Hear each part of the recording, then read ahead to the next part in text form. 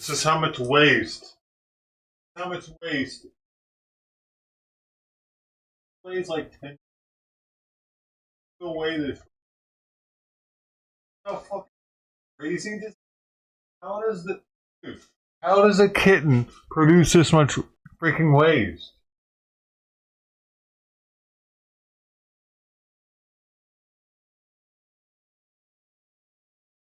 Dang.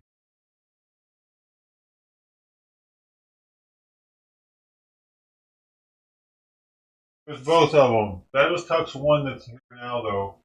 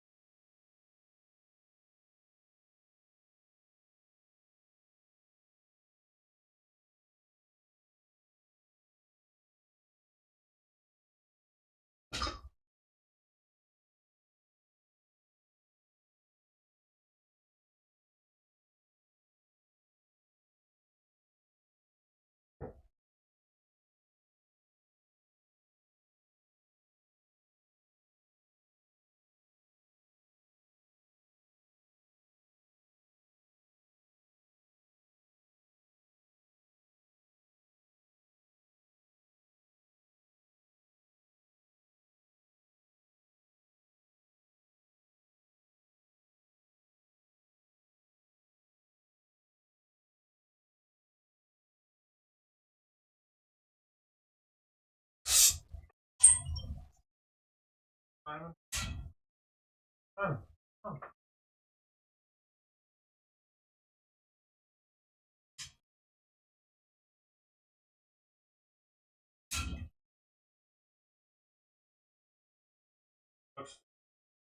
Tux isn't eating, man. I don't know what this problem is. That's the other one.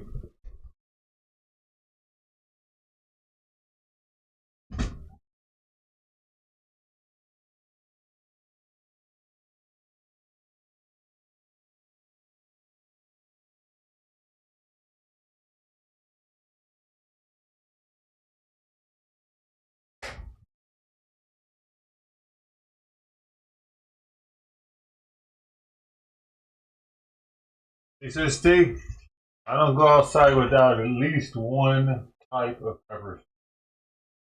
Take these out with me sometimes. A little baby, little crickets.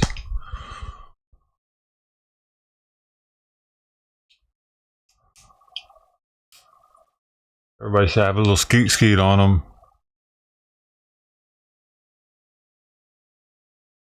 It's pretty small. It fits on your keychain really easily.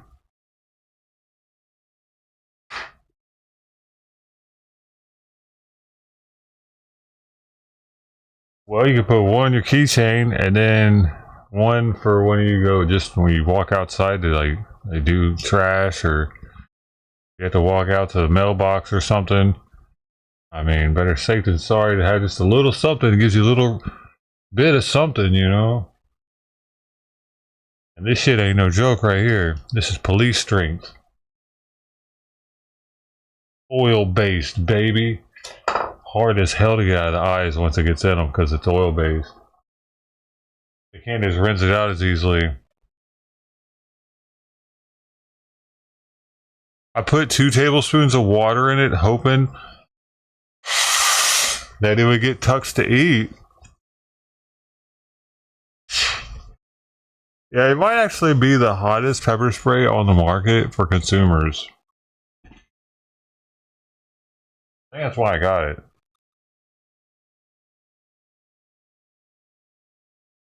Remember when I got all of them? I was gonna give them out for like presents or prizes to viewers, but then I realized like it's kind of a liability. Me just sending pepper. I gotta be careful because I can't be sending them to kids and shit. What is she? What is he looking at?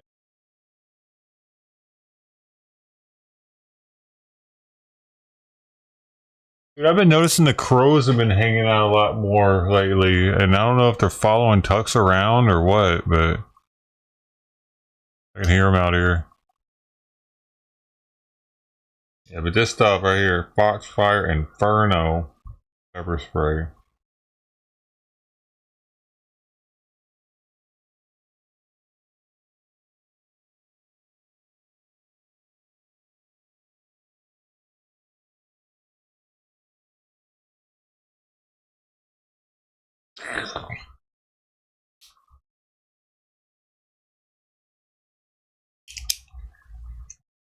Yeah, shake it every now and then because they've been sitting around a while.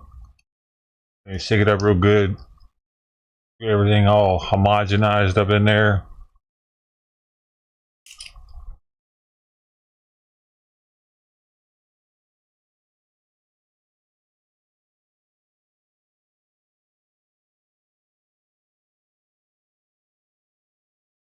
I think I bought like $200 worth of these when I got them. Like that, $100 something worth of pepper spray. And Sister T was the first recipient.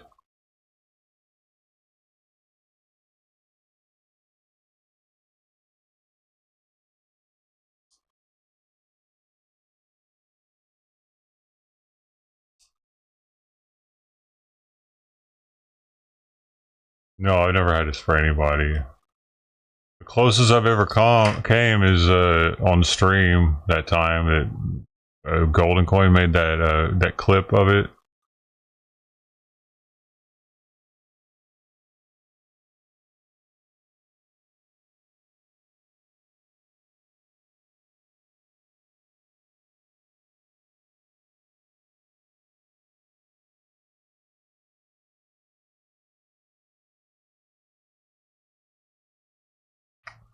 Man, Tux isn't eating.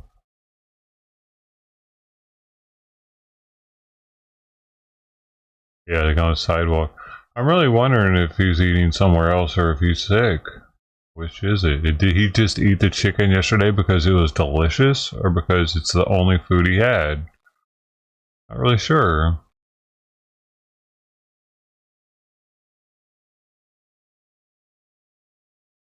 Yeah, Toke showed up and left. He was the first one at the plate. This one showed up too, though, very eager. While I was still out there, I could have petted it.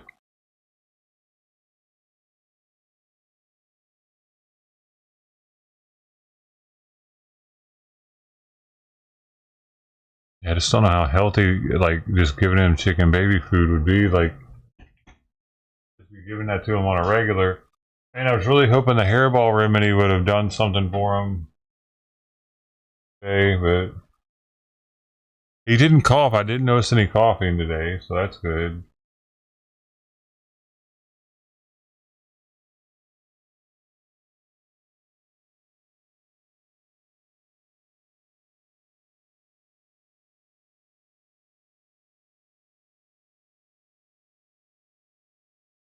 Dude, they still haven't received my ballot.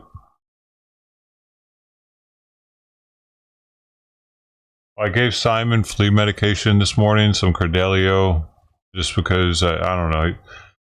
I'm getting kind of desperate to get him feeling better, whatever's going on with him. Figure it won't hurt to give him another month's worth of it and see if the hair starts coming back on his back of his legs and stuff.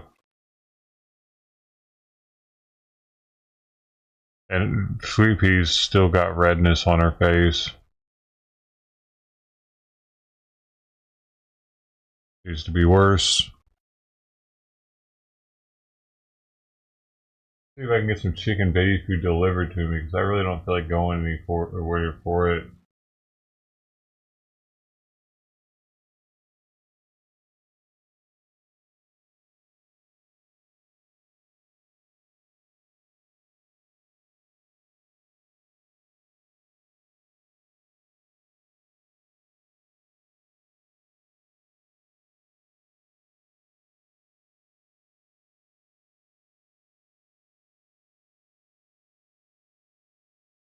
Ruruva makes an awesome belly chicken and veggies easy digestion meal, but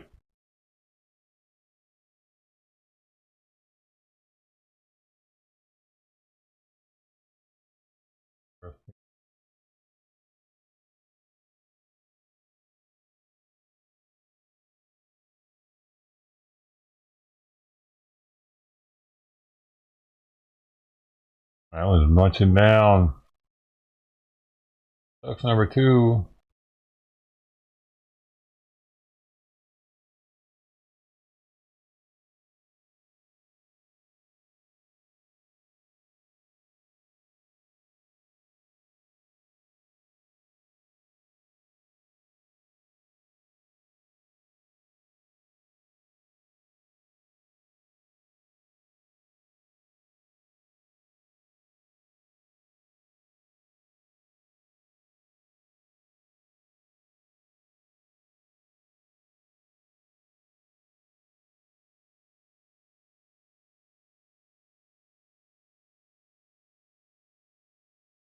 Most of the tuxedos have this deal with pushing the plate with their tongue.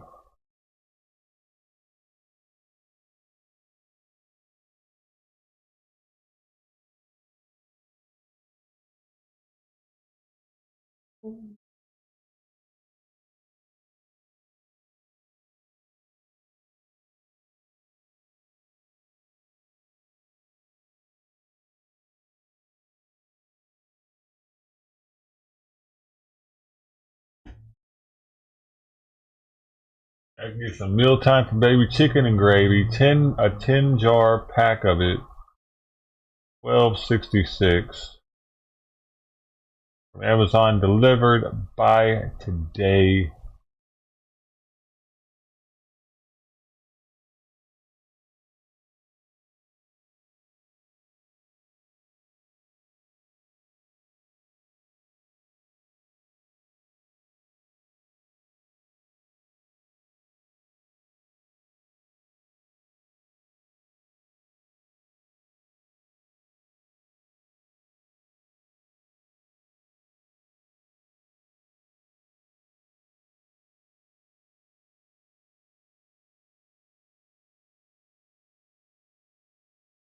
Like you get a 12 pack with a little variety in it.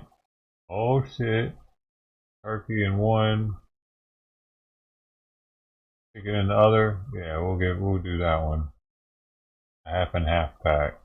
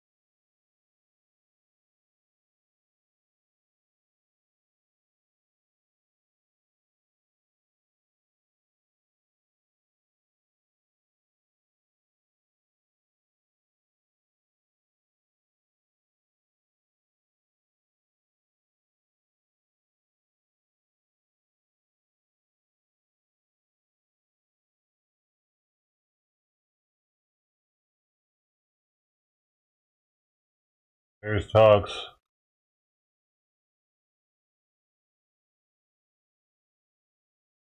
I'm gonna put another plate of that out again with some bent, yeast in it. See if he'll eat it.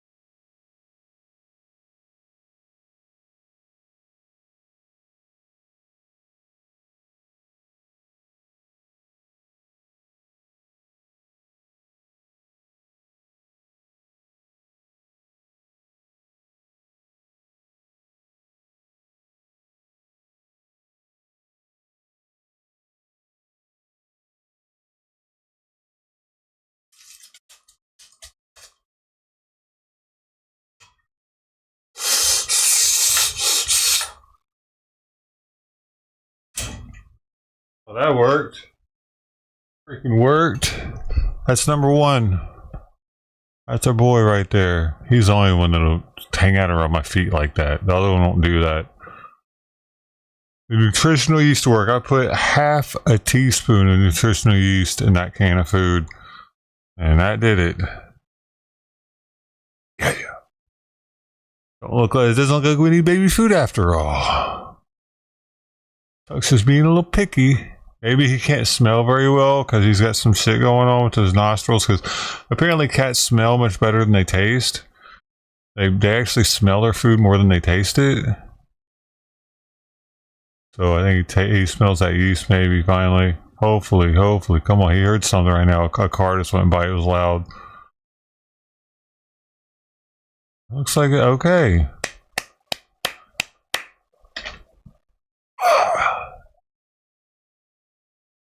I did something. I did it. I figured it out.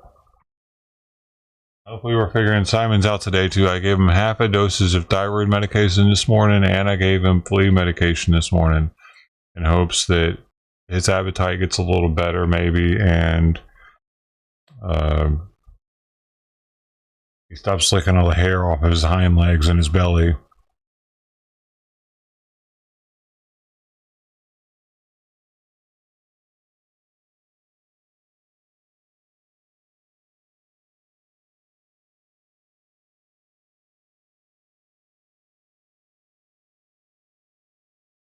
Oh, that's awesome, man.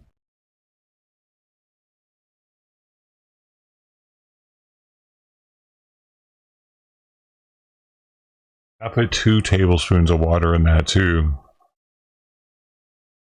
It's super soupy. So he's gonna get his full day's worth of.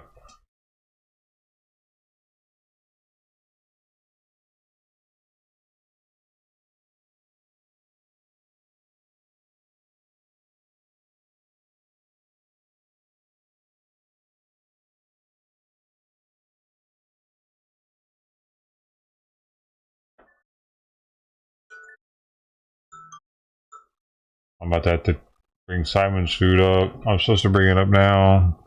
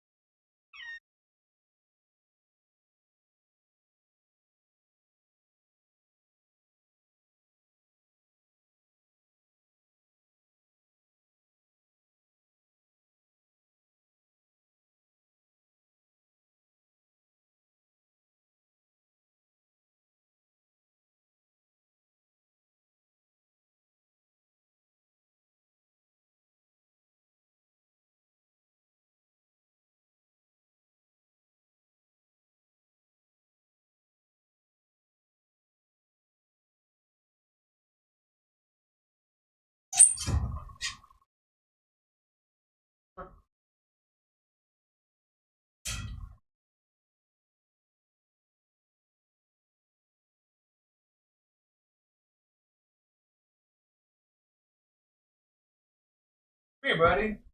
Come here.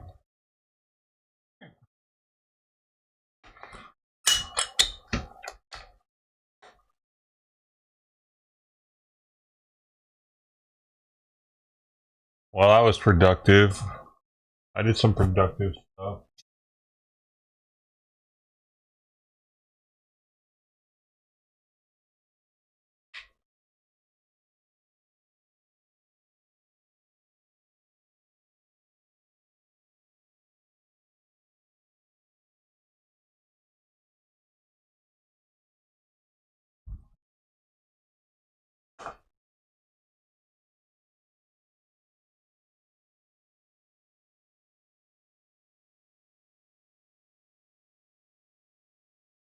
All of it.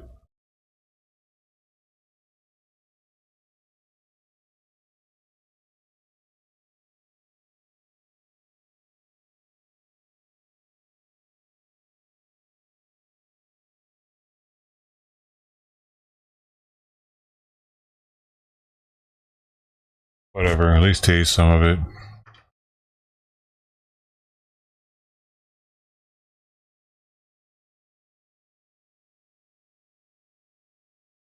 Odd though, he's acting very hungry. Whatever, he ate some of it. Playing around.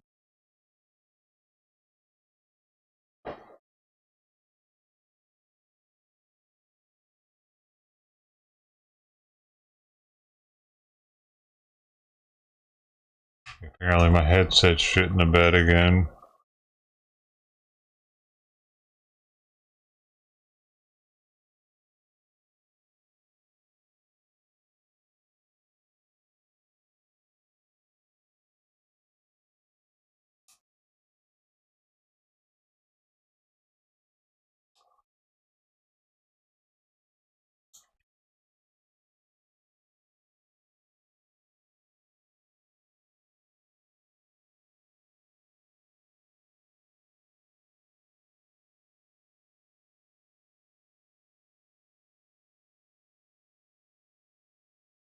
Hey, Mama, finish it up.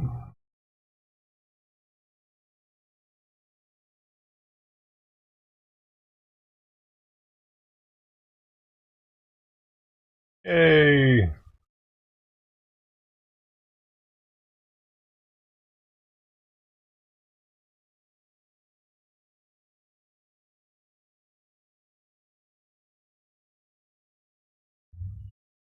And she's like, whoa, what is this? He smells like yeast too.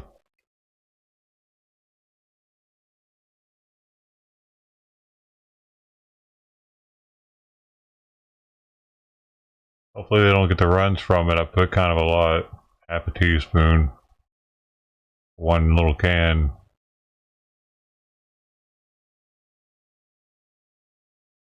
Drastic measures were called for.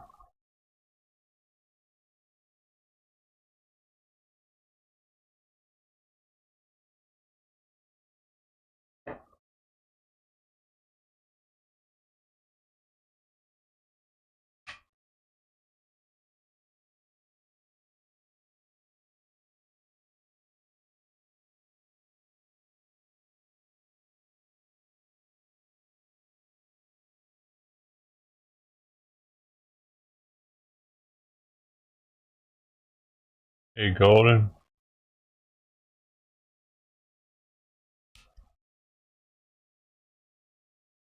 Why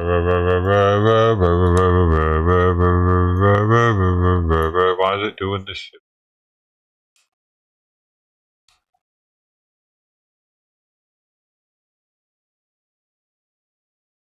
Oh.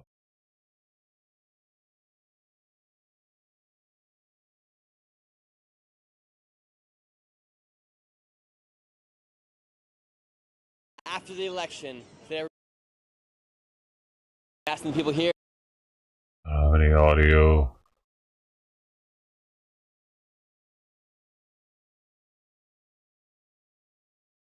Again.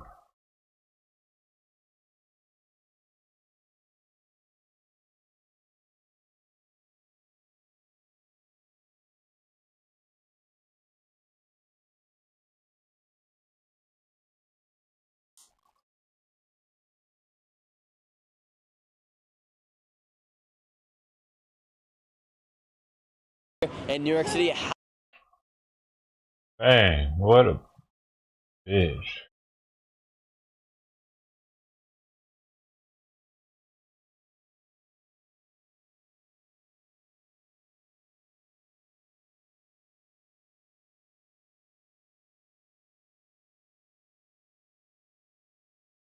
how they feel. Nope. There.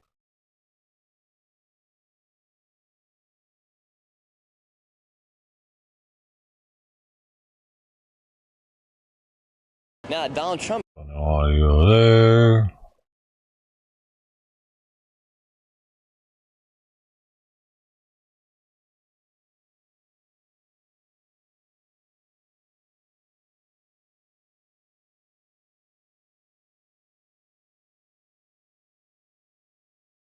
is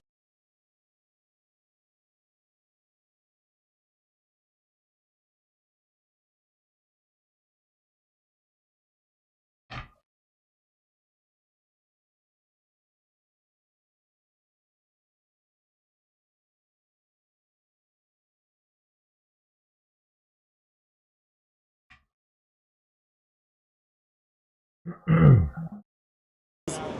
we go.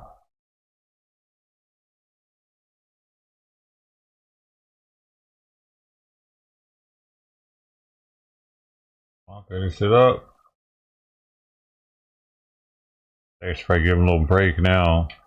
Give myself a little break. Jeez, they've done finished up 2 cans, 8 tablespoons of, 4 tablespoons of water, heaping in 2 cans. They all gotta go pee now.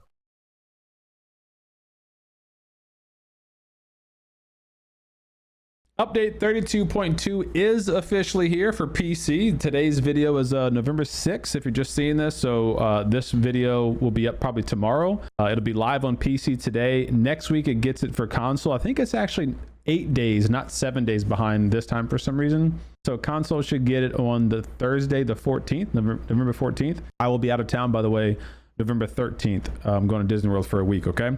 Or a little less than a week. But anywho, so update 32.2 is here. That brings a number of different things in the patch notes. We've already done a video to keep you guys informed of everything you need to know about that. So go check that video if you haven't. This guy is my go-to when it comes to anything that's going on with PUBG. He's the best with it.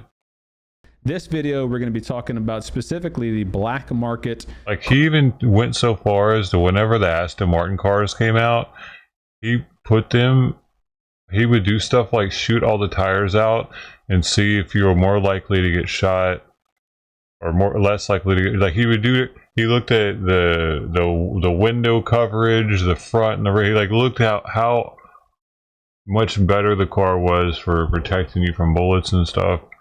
Pretty neat. Crafter Pass for 2024, the new store items, the new skins, the 4 progressive items, the new chroma skin items that are available. We're going to break this all down, go over the 2 different types of passes you could buy. There's a $12 and a $38 version. We'll go over what you get inside of those. Dude, they're charging $38 for the upgraded pass this time. Dang, dude, it was like $14 the last time.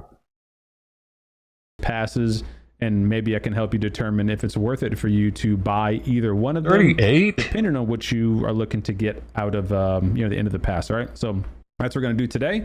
Let's break it down and start with the basics. I'm so tired of fucking PUBG cash grabbing. Real quick, we'll go over the free stuff first, right? So at the top of your screen, there's always going to be, or not always, but usually some kind of in-game events you guys can get access to, and make sure you're taking advantage of this. So you get this little circle jerky box here. You get a daily login, so you do all these, get your supply caches. These are going to be for the workshop. These are going to be useful crafting, okay? Daily attendance rewards. So if you just literally log in each day, you're going to get these new rewards. The level 1 reward is 2 of these loot cache fragments. You need 10 of these fragments to get 1 loot cache. So nothing crazy here. You get a spray. Man, dude, they're so fucking whack with that type of shit, dude. And we didn't see him pull these things. You don't get very good stuff out of them. Even if you and a workshop chest. Have a prime one. These. Like I said, you need 10 of these fragments to get just 1. They treat us like children, but they charge adult prices for everything. That's what I don't understand. Loot cache. So this isn't anything crazy at all. So you need basically 4 days of check-in for 1 small crate. Yeah. And then you get day 5, another 5, and then you get 10. You get some credits, and then you actually do get some polymers and contraband coupons for day 6 and 7. So definitely make sure you're logging in up to 7 days not in a row, but just 7 days total out of the 12 available, so that you can at least get your free coupons, your free polymer, and your workshop chests, which are going to be used in the workshop. Then there is a clan event. Earn 800 clan XP, so that's by just playing with members of your own clan, and you can get 2 hunters chests for doing so. If you open 1 clan loot cache of any class, you also get 20 contraband coupons. Those clan loot caches are these little guys. Those are these little guys right here. So these are your clan loot caches. And I just did a video like a week ago on all the clan loot caches. So if you don't know what I'm talking about, go check that video like 4 days ago, 5 days ago. We uploaded it, going over all the clan updates and details and stuff that you can earn. Just let's look at the actual pass. So PUBG did give me the pass. So I am a PUBG partner. They give me what, 15,000 G coin every month, and they also usually will give me the Survivor Pass or Crafter Pass or whatever. So they gave me the advanced Survivor Pass. Damn, they gave him the fucking $38 one for free. Wish I could be a PUBG partner. Obviously, you guys aren't going to be gifted that item. You have to go to the store to purchase it. So this is where you can purchase those items. The pass will come in two forms: a $12 pass and a $38 pass. Now, if you remember from about 11 months ago, they usually do this black market event once a year. And in the past, you could buy these crafter passes with the G coin. That has not been a thing for about a year. They changed their whatever model for doing that. You have to use actual money to buy crafter passes. That's why. And then they give you G coin every chance they get, the crafter dude. passes. So that is still the story here.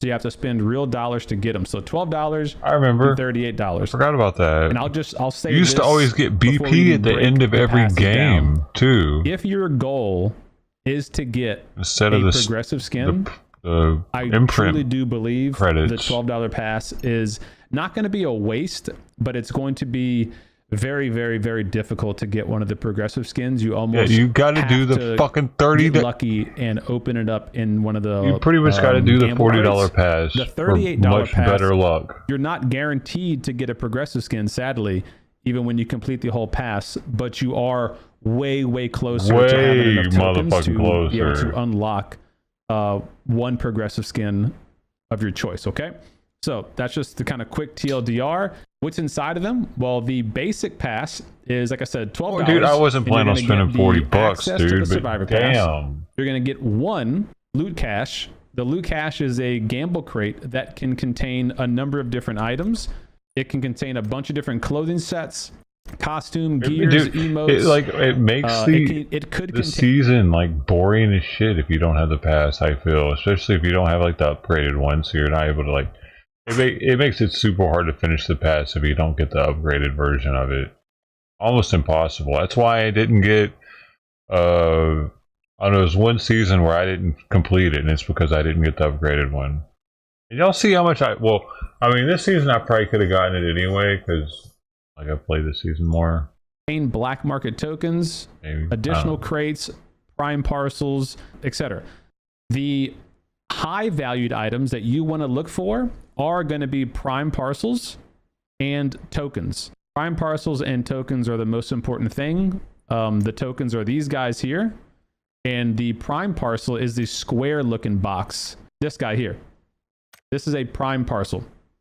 If you can get access to these either by getting lucky and opening one up in one of the crates or by buying one directly, they give him over 100 and these have a chance $30 worth of G coin or progressive skins. All right, so that's just again basic TLDR. What's in the pass? You also get 100 tokens just by buying the pass. The advanced pass is, like I said, $38. It comes with 5 of the smaller crates. 10 plus level up coupons, so you immediately jump to level 10 of the Survivor Pass, which is going to be very important when you're talking about getting as many tokens as possible. And you get an additional 300 tokens just for buying the more expensive pass. Okay, so that's why I said this is the one I really do think you want to buy if your main goal is to get a progressive skin or a chroma skin. If that's not your main goal, if you just enjoy, grinding your missions and earning some stuff along the way, the regular pass I think is plenty good enough. You still get 500 G coin back, and you still get a lot of other extra stuff thrown inside the pass. Okay, so that's basic top down. What's involved in each pass? Now let's jump over to the pass itself. We'll go ahead and open mine up, and then we'll go through each of the levels, and you guys can see what's all in there. All right, so I got my 1, 2, 3, 4, 5. I forgot to tell you, you also get this little nameplate, animated nameplate thing for the secret stash. Next, achieve level 11. Great. Okay, so we go to pass, and since I have the premium pass, it jumps me up 10 levels automatically, right? So I can claim all of my rewards, and I'm going to get all the tokens, the schematics, blah, blah, blah. So what's in it for you, all right?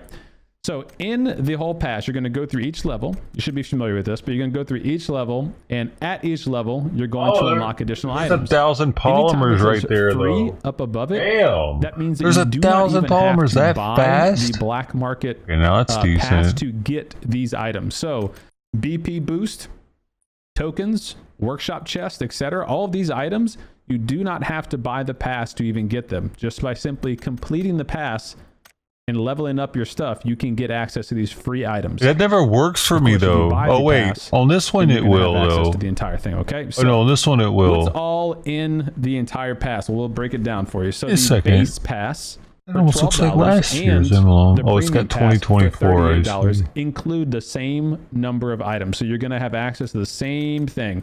This thing goes all the way up to level 40. Then you can go up to level 70 after you reach level 40 to continue earning additional tokens, okay?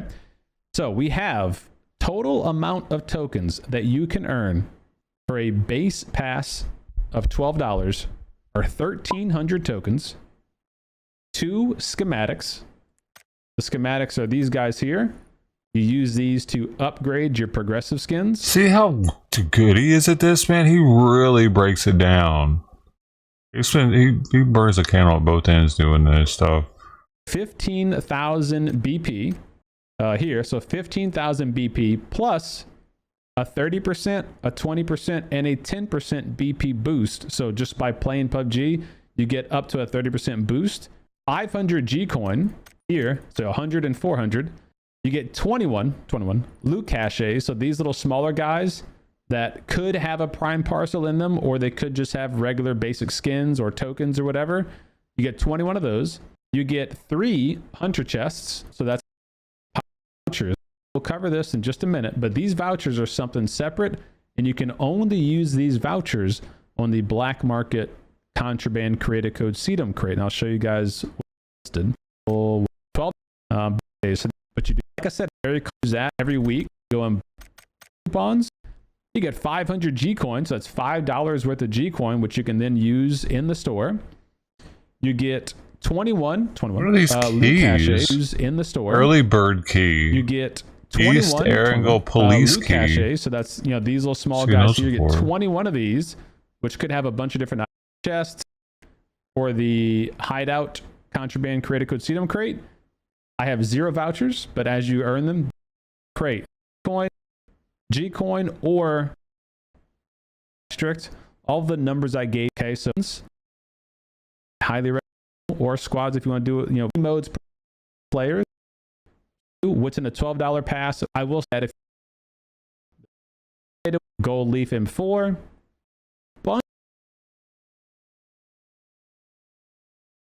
1,900 tokens at level 7. Mind, for the base pass, 25 of them for the premium token. 195 tokens. Which, hey, maybe that's good for you. Maybe it's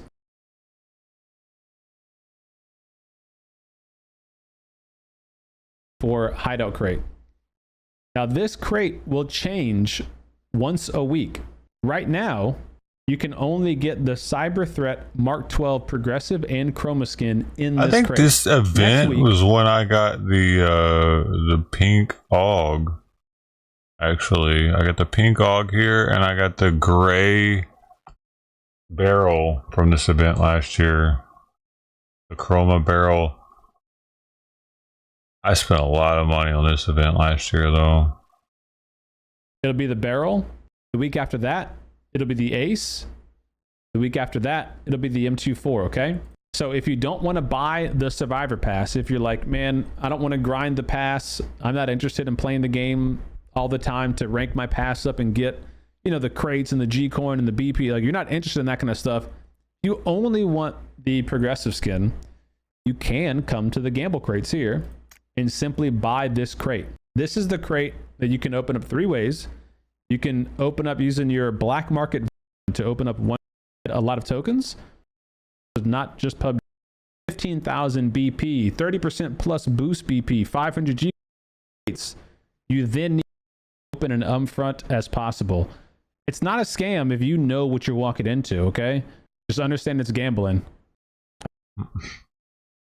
Yup.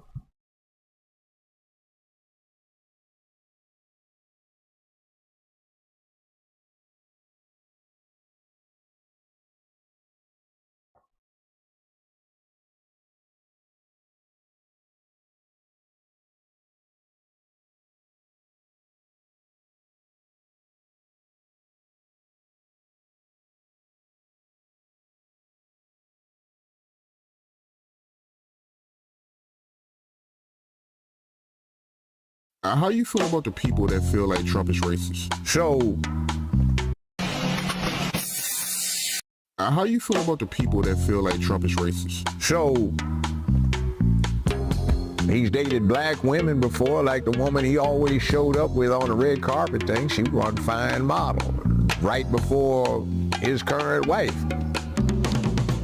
Yeah, let's see, I can remember one time I went on to a conference in New York, and some people I knew were there, and they said, hey, let's go check out some of the clubs. I said, okay, I hadn't been to a New York club, you know, and damn. So we go. So there's this tall white guy coming in, and all the brothers hanging around with him, but he doesn't have a bodyguard. He just walks in on his own, you know, and he sits down and, you know, he's glad-handing and in the animated conversation with everybody. So who the hell is that? Oh, he's a billionaire we got around here. Dude's name is Trump. You know, Trump Towers. Oh, yeah, that's the dude that owns it. Oh, he hanging with the homeboys. How you feel about...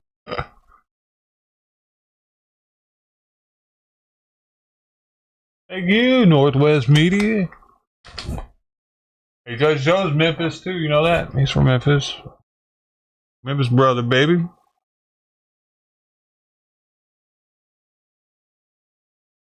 I think Judge Joe Brown from Memphis. Oh, he's former Shelby County, Tennessee criminal court judge and former arbiter of the arbitration-based reality court. But he was, I think maybe he wasn't born there. Maybe he just lived there. Oh no, he was born in D.C. But he lived in Tennessee for a while, though, I think. After graduating from law school, Brown moved to Memphis, Tennessee to work as an attorney. He would later open his own law practice in 1990.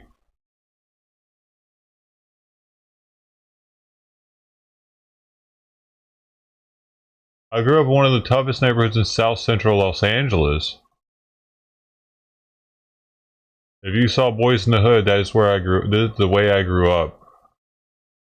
I watched my parents tough it out on a daily basis, and I saw that what really kept him going was making a difference to others.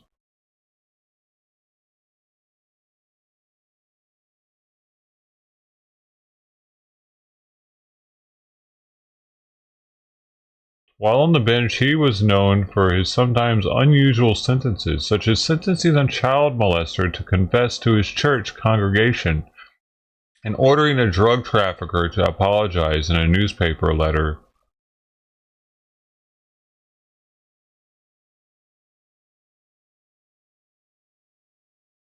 Oh, Brown was thrust into the national spotlight while presiding over James Earl Ray's last appeal of his conviction for the assassination of Martin Luther King Jr. Brown was removed from the reopened investigation of King's murder due to alleged bias. It was during this time that Brown caught the attention of the producers of Judge Judy.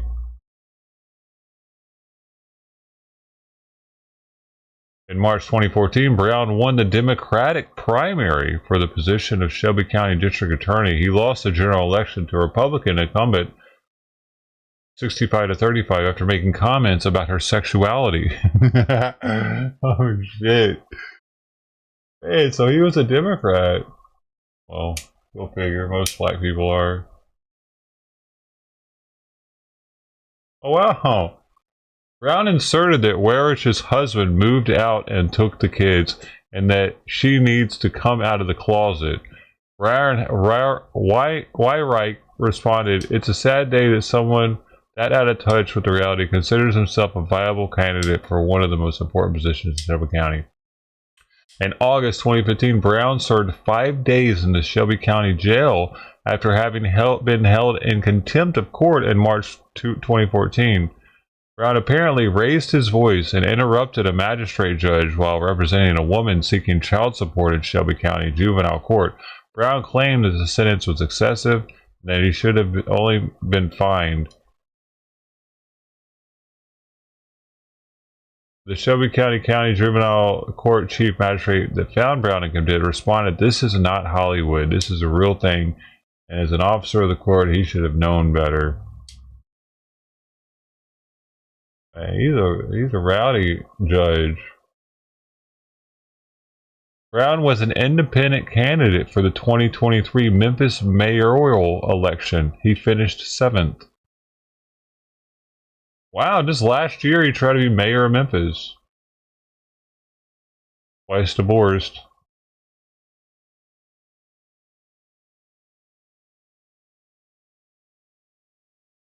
He's a judge that gets held in contempt. That's pretty wild. It says he was arrested with 5 counts of contempt of court, getting verbally abusive during a child support case.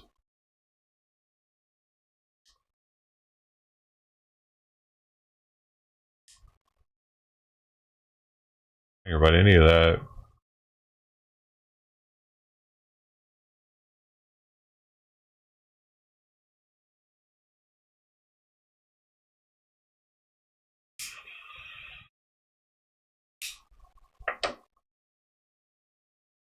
Yeah, you kept doing it apparently.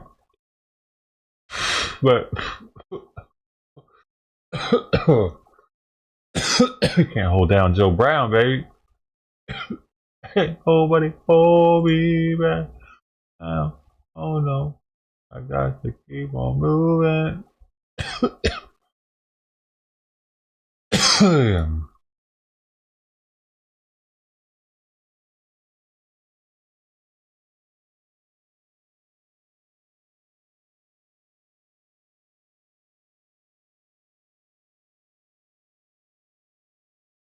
I think I should start doing my gaming streams on the other YouTube channel. On the Doe channel. Wonder. Early and Oh, is this just now starting? Oh shit. Let's see if it's any good. This is just now premiering. I can't even fast forward it. This channel is a group of investigative journalists who make educational documentaries showcasing and educating society, especially parents and legal guardians, about potential scenarios that result in people adults conversating online if left unchecked. We conduct interviews with adults in an attempt to understand their perspective on why they partake in these conversations online with people that are not of age. The goal of the interviews, these videos, and the themselves is to gain an understanding of the perspective of the individual being interviewed. Parents of our society be educated and aware of potential thought processes and desires of adults online to unsupervised persons not of age. These videos are not cyberbullying, harass, degrade, accuse, or threaten any individuals partaking in the interview process or in the video itself. We do not condone any of these actions. These videos are strictly educational, and we grant full permission for academia, which is any classroom setting or in scholarly papers, to show or cite our videos. To ensure that these videos are strictly used for educational purposes, we strictly adhere to YouTube's community guidelines, such as not revealing someone's personally identifiable information, in other words, PII. YouTube defines personally identifiable information as their home address, email addresses, signing credentials, phone numbers, passport number, medical records, or bank account information. We thoroughly look at and edit our videos to ensure that none of this information about any individual is shown in our videos. To ensure extra privacy for each person that is a subject of an interview in any of our videos, as of September 1st, 2022, to thoroughly comply with YouTube's harassment and bullying policy, there will be no mention or information about the last name or first name of any person interviewed in our videos. Due to potentially illegal activities discussed in our videos, law enforcement in the respective jurisdiction we conduct these interviews in is notified of each interview and video filmed by us. We are not accusing any individual interviewed of being guilty or committing a crime. That is the job of law enforcement. We are not vigilantes, and we do not condone vigilantism or vigilante behavior, such as taking the law into your own hand or not notifying law enforcement when a suspected crime takes place. We are investigative journalists. Trigger warning. Some of what can be discussed in these videos can be sensitive to some, emotional, or stressful. The only goal of these videos is to educate the public. At the end of each video, as of September 1st, 2022, there will be an educational portion at the end to discuss what was talked about in the video and to discuss what people can take from that video and learn from and tell others about. Our goal here is to bring awareness and educate the public. Now the video will start. Sweet Pea? I don't know, she's licking her paw. You see her? Keeps licking her paw. Why are you licking your paw so much? Do I need to click some of these? I think I need to clip some of them, Sweet Pea. Are you gonna give me a hard time?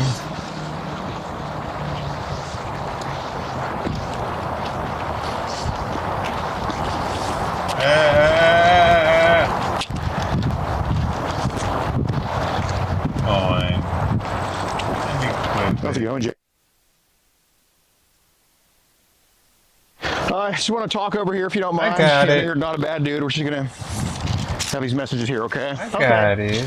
Do you mind if I light a cigarette? Please, are you going to reach for your card or anything? No, I just like cigarette. Okay. Mind if I'm like right next to you just for safety? That's fine. Thank you. Yeah. Beautiful car, man. I love Volkswagens. Yeah. Well, I got one. I got one now. Only 19 more to go. There you go. Yeah. Okay. Let's just, for safety, let's just go by the playground. If anybody comes along, we'll change the subject of what Her we're talking about. face doesn't okay? look better, by the way. It does not. It looks a little worse. Terry to So talk to me, but I I have a think we should feeling be we're doing going to be a lot going of to the things vet on Monday Talk with to you her about it, looking Sure. pretty bad. Hopefully not. Here, let me just tap that out there. The vet's closed on the weekend. Yeah, okay. All right. Yes, sir. I'm just putting it up while we talk, please. Sorry. Can you put the phone up while we talk? Put the phone Okay. All right. Hey, man. Can you just put the phone up, please? out. Yeah, just put it up. Yeah. Okay. All right. Well, my name's Gordon. Yeah, Sorry hi, to meet you Gordon. like this. Yeah, I know. What do you do for work? I'm just curious. I work for a paint manufacturing company. Okay. Well, thanks for what you do. You know, You've my got mom's good actually an audio. art major. Yeah. So Okay. I guess that's kind of similar. Are you artistic at all, or no? You just work for. How long you been working there for? Not even a year yet. Okay. Fair Yeah. enough. Just kind of go from job to job. Well, I try not to. Yeah, I it try kinda to. happens. I try to stay. No, it's tough nowadays. I Yeah. get it. I get it. Yeah. Do you live with anybody, or you Just myself. Okay. How long you been up in MSP for? Are you from here? I am. Okay. Okay. Yeah, I am. Yeah, I'm kind of new to the area. I've only been here a couple of years. You can tell I'm probably not from here from, you know, how I talk, but I Yeah. love it up here. I love the weather. People are super nice too. And great Yeah. food and great Yeah. ethnicities and all that stuff. Yeah. But I do want to kind of talk about Julie and all that stuff. I know you're a good dude, and you know, I just want to get it settled You're here. such a I'm not great trying to do dude. anything here. I'm the happy to best just dude go. I've I don't ever want to be met. in any trouble here. Oh no, I'm not here for that. But I think with a good conversation, we can get it resolved. Let's just Okay. talk. Okay. Let's just see how honest we are before anything. How old is Julie? She told me she was 12. Okay. Well, thanks for your honesty. I think Yeah. this will go pretty well. Okay. Do you kind of know like what I'd be here to talk about with her? I do kind of know what you're gonna be here to talk about. Man, it just doesn't Like I make said, any I don't want sense to any me, trouble. This is dude. like a one-off How deal dudes for are me, like and this. I don't want to. I really don't want to pursue this. No, mean- I get it. Even like, even if it were like a 14 or Yeah, no, 15-year-old, I don't get That's why I it. just took the time to actually just talk to 'Cause- you about it rather than, you know, try to take a poop on you or anything like that. You know what I mean? Like, they live in a different How long world have you when and they're Julie that been age. talking for? Just not very long. Really? Yeah. No. Okay. No, not very long at all. Like Fair maybe enough. 3 weeks or something. What apps did y'all kind of talk on, or did she talk to you on? Instagram. Instagram? Yeah. Any others? Or No. No. I don't. Well, no. I think we texted a couple times on like Telegram or something, but nothing. It was just like text Okay. stuff. So, Yeah. you know. Fair. Yeah. So, I mean, you seem honest enough. I think we can kind of cut through all this. Like, I mean, I have the chats here and everything, but I'll be willing to put these away since you're being honest with it. Yeah. I don't think a lot of people would kind of be as honest as you are and be willing to get this addressed like you do. So I do appreciate that, man. You are a good person. I can tell. Yeah. I try to be. Do you have any kids of your own? Or? Well, I do, but I don't live with them, and they're So- older. No, I wasn't asking. I was just curious about that. Alien Yeah, they're labs. older. You divorced? I'm actually a grandparent. Oh, nice. Well, congrats. Yeah. Grandparent as of when? 8 or 9 years ago. Really? I don't really talk to my daughter all that much. Fair enough. Yeah, Fair because enough. I don't get along with that side of the family. Why's that? The mom and I, and Kind of had a bad the rift. parents, yeah, yeah, the which- divorce and all that stuff. Devastating. Video. Yeah. Good. Yeah. Yeah, What? I mean, dude, you seem like a very nice, agreeable guy. Why would a divorce happen with you? I didn't get along with her. She was Really? like having sex with all my friends and Oh, all this well, stuff. okay. and You Want I, to smoke some I weed, couldn't babe? live with that, you know. So Yeah. I'm divorced twice, actually. I was married not too long ago, actually, to Jenny, but I divorced her too. So, you know, that was back in 2012. Okay. Yeah. Got it. So So you got the rock star attitude, bunch of wives, earrings, but just not the rock star job. I divorced. Yeah, I divorced her in 2014. What Jeez, a so you fucking just kinda been flip single since this, then? dude. Yeah, I am. What brought you to Or- Instagram? I don't know, man. Just kind of messing around, you know. Yeah, I mean, just bored and just shit. bored and Yeah, shit, yeah, you yeah. know. I mean, because I don't really go out and do much, you Right, know? So, I mean, I don't know. Well, I gotta ask, like, how the conversation, you know, I'm a college dropout, I'm sure, as you probably are too. I mean, I never went to college. I'm a high school dropout. Okay, I well. got my GED, but I went to Minneapolis Community College for a couple of years. So you I wasted could even less flip time than I did in vertically school. there, right? but So, not I mean, flip horizontally. it's all a scam. But I don't like to read too much. I mean, obviously I got the whole gist. Like I obviously saw she was 12. I saw some shit was said, but I didn't read the whole thing. How'd the conversation kind of go with her? I don't know. It just kind of went on, you know. I mean, I don't really know, you know. It just kind of happened. Yeah, it's kind of spontaneous. And then she kind of said, "Oh, do you want to come over? My mom's gonna be gone." And I said, "Okay, I'll come over." You know. I mean, what did what did she kind of talk about with you and all that stuff? She just talked about how much she liked me and stuff, you know. Really? And yeah, you know. And I was like, "Well, I like you too," you know. We were telling each other we loved each other, and I do love her. I mean, that's she's a nice weird. girl. Yeah. From what I got from the conversations and everything. Bro, it And definitely didn't seem like my intentions were. Like, I didn't tell another female that I loved them until 8th grade, I think. 8th grade. Yeah, we were both in 8th grade, though. It was a little, like, a 12-year-old. What grade is that? Like 5th grade or something? Oh, that's weird.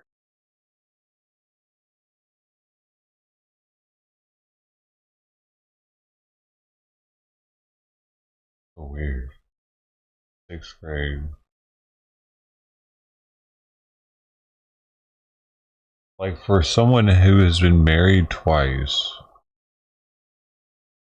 to think that a 12-year-old can even, like, understand.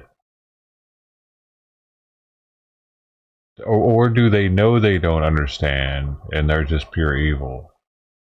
Or are they that fucking retarded that they really don't know, that they don't understand, like, the same way that they do, and why we have statutory laws?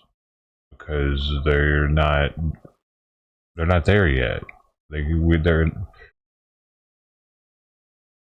not expected to understand everything yet.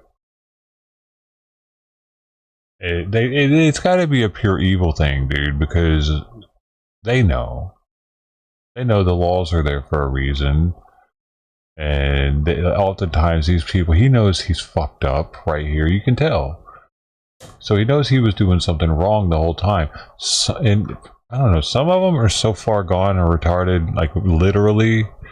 It seems like they might not totally understand what they're doing is wrong. So there are different types of these people. I feel like there are different levels or types. There are different types of this illness, possibly. Some of them manifesting due to lack of IQ and them remaining in a childlike state for a long time, or there's this more evil. He knows. He's had an adult life. A lot of the mildly retarded ones haven't. They live with their mom still. The mom's like, yeah, he's kind of retarded. You know, he lives in the basement with me. I have to slingshot his food to him. You know what I mean? Like, you can tell that the kid's never had a normal life, and he's bred. But this dude has. They're like, it's really easy to look at both of them as being just as evil. But for me, I have a little bit of compassion for the retarded ones. I don't know. Because I mean, they're fucking retarded, dude. Like, they might not actually truly understand totally. And then when I see them getting their asses beat, it's kind of like, is that one of the evil ones, though? Or is that one just not totally understanding what's right and what's wrong? Like, I've seen that over these videos, those two different types. And then there's like the business dude Like this dude looks like he might actually live in a shitty apartment or something. But then you got the richer people, and they're like the ultra evil because they know way better. They're the ones that are getting away with it the most too. The Epstein's Island type shits, like they're the most evil out of all of them. Because they have been extremely successful in life, and they only want that type of shit because it's like the thing that they can't have. They can have everything else but that. You know, they just want everything in the world. That's straight demonic.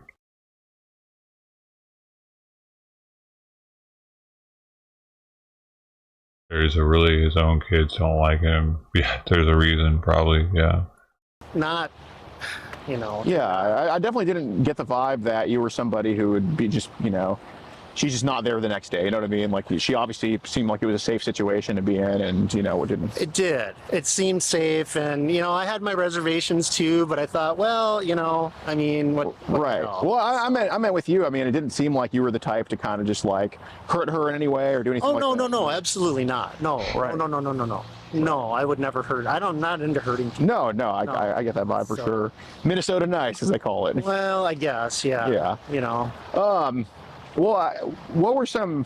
Did the chat ever get like? I mean, I know saying I love you's pretty flirtatious, but did it ever get like kind of risky at all or anything? Well, I mean, I guess it did. I mean, you know, we talked about she wanted to kiss and stuff, you know, and I'm like, yeah, I would like to kiss, you know. That's I fair. mean, whatever. Can't blame you. Shit. I mean, you know, whatever. But I don't think it would have ever come to that, though. Bro. You know, honestly, to be honest. Bro, I get cringed out just thinking about a girl that age like randomly give me a hug or something. That would freak me out, dude. I'd be like, what the fuck is going on right now? You know what I mean? Because I don't hang out with kids like that, for one, so kids kind of freak me out just a little bit because they're so honest, and I'm scared of what they're gonna say and make me fucking embarrassed in public a little bit. Mommy. I try not to even make eye contact with them. This guy's like, he's the opposite probably when he's in the store. He's like looking at all the kids like, hey, how you doing? Every now and then I'll try to make myself be friendly to the kid by like, if I notice one staring at me, I'll look back at it and be like, you know, wave at it or something. But I really have to force myself to do it though, because I'm like, I don't know, man. Kids make me nervous for some reason. It's weird. I think because they're so honest. I remember my childhood, and it was a little brutal. What else did she kind of talk about, like kissing and? I don't really, you know, I don't really remember. Sure.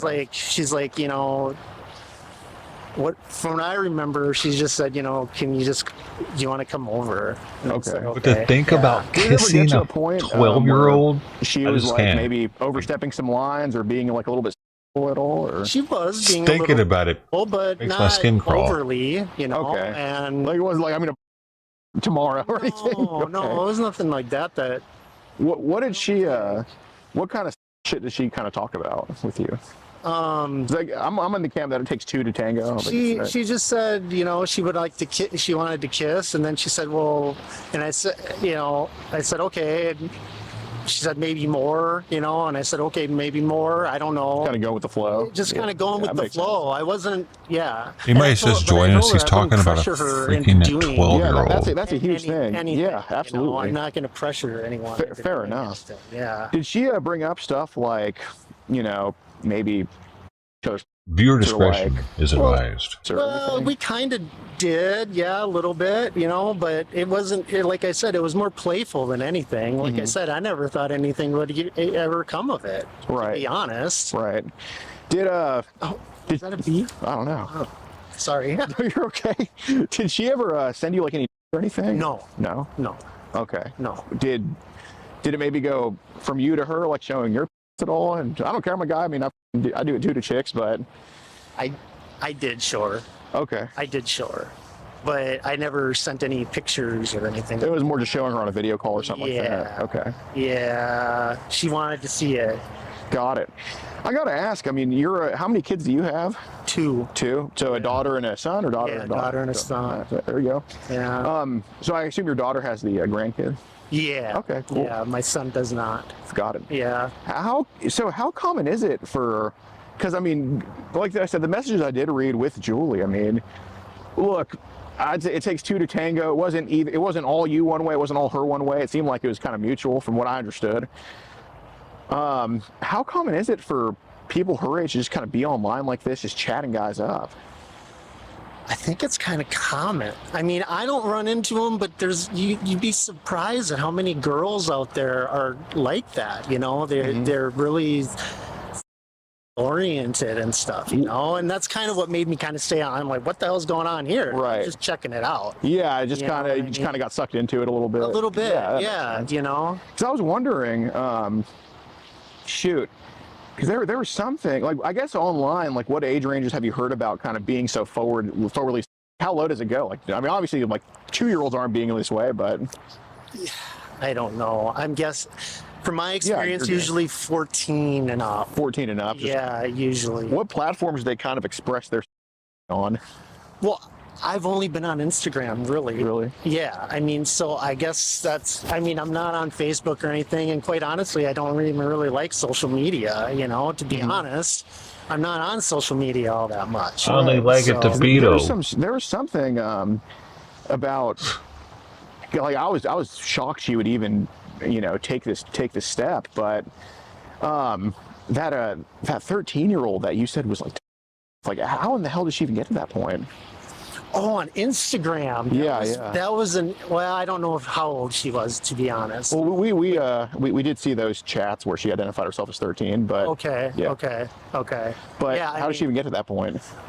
I don't even know. She just did it, I guess. I don't know. I mean, so she sent you and again, like, it doesn't matter. I mean, obviously you didn't have a gun to her head or anything. Like, you weren't like blackmailing or that's it. No. But yeah, I was just more taken aback about how, like, a girl would be so brazen to even entertain this stuff. Yeah, I mean, I get they're out there. Yeah. How did this 13-year-old get to a point where she was just kind of herself for you? Like, I mean, I don't know if she did it for me. Or if she just did it and then just sent videos out to people. Right. It wasn't necessarily for me. Oh, like, she wasn't like saying her name in the video or anything like that? No. She just kind of did it, you know? What was the contact? Like, did she tell you this is wrong, man? Oh, you're good, man. Did she tell you, like, this is for you only, or did she just kind of send it, or? No, nothing like that. From what I remember, she just kind of sent it. Jesus. Yeah. Okay. Yeah, and I didn't ever see her face or anything. I don't even know if it was really her. It could have been just someone random that she had a video of or something. I mean, I'm talking about the video that was sent to Julie, like, of that 13-year-old. Like, I mean, I think that was sent on that Telegard. Yeah. When did you hear? Because that's when she sent it to me. Because she told me, "Do you have Telegard?" She goes, really? I'll talk to you on Telegard. That's how I found it. Who introduced you to Telegard? She did. Oh, really? Yeah. So it wasn't even like you. It was like you found out about this from somebody that young. Yeah. What the fuck? Yeah. Where are her parents? I don't know. She said she was in the UK. Oh, really? Yeah. What was her name? I don't even know. I'd have to go back in the chats and check. I don't even know. So she was just, she just kind of skipped all the,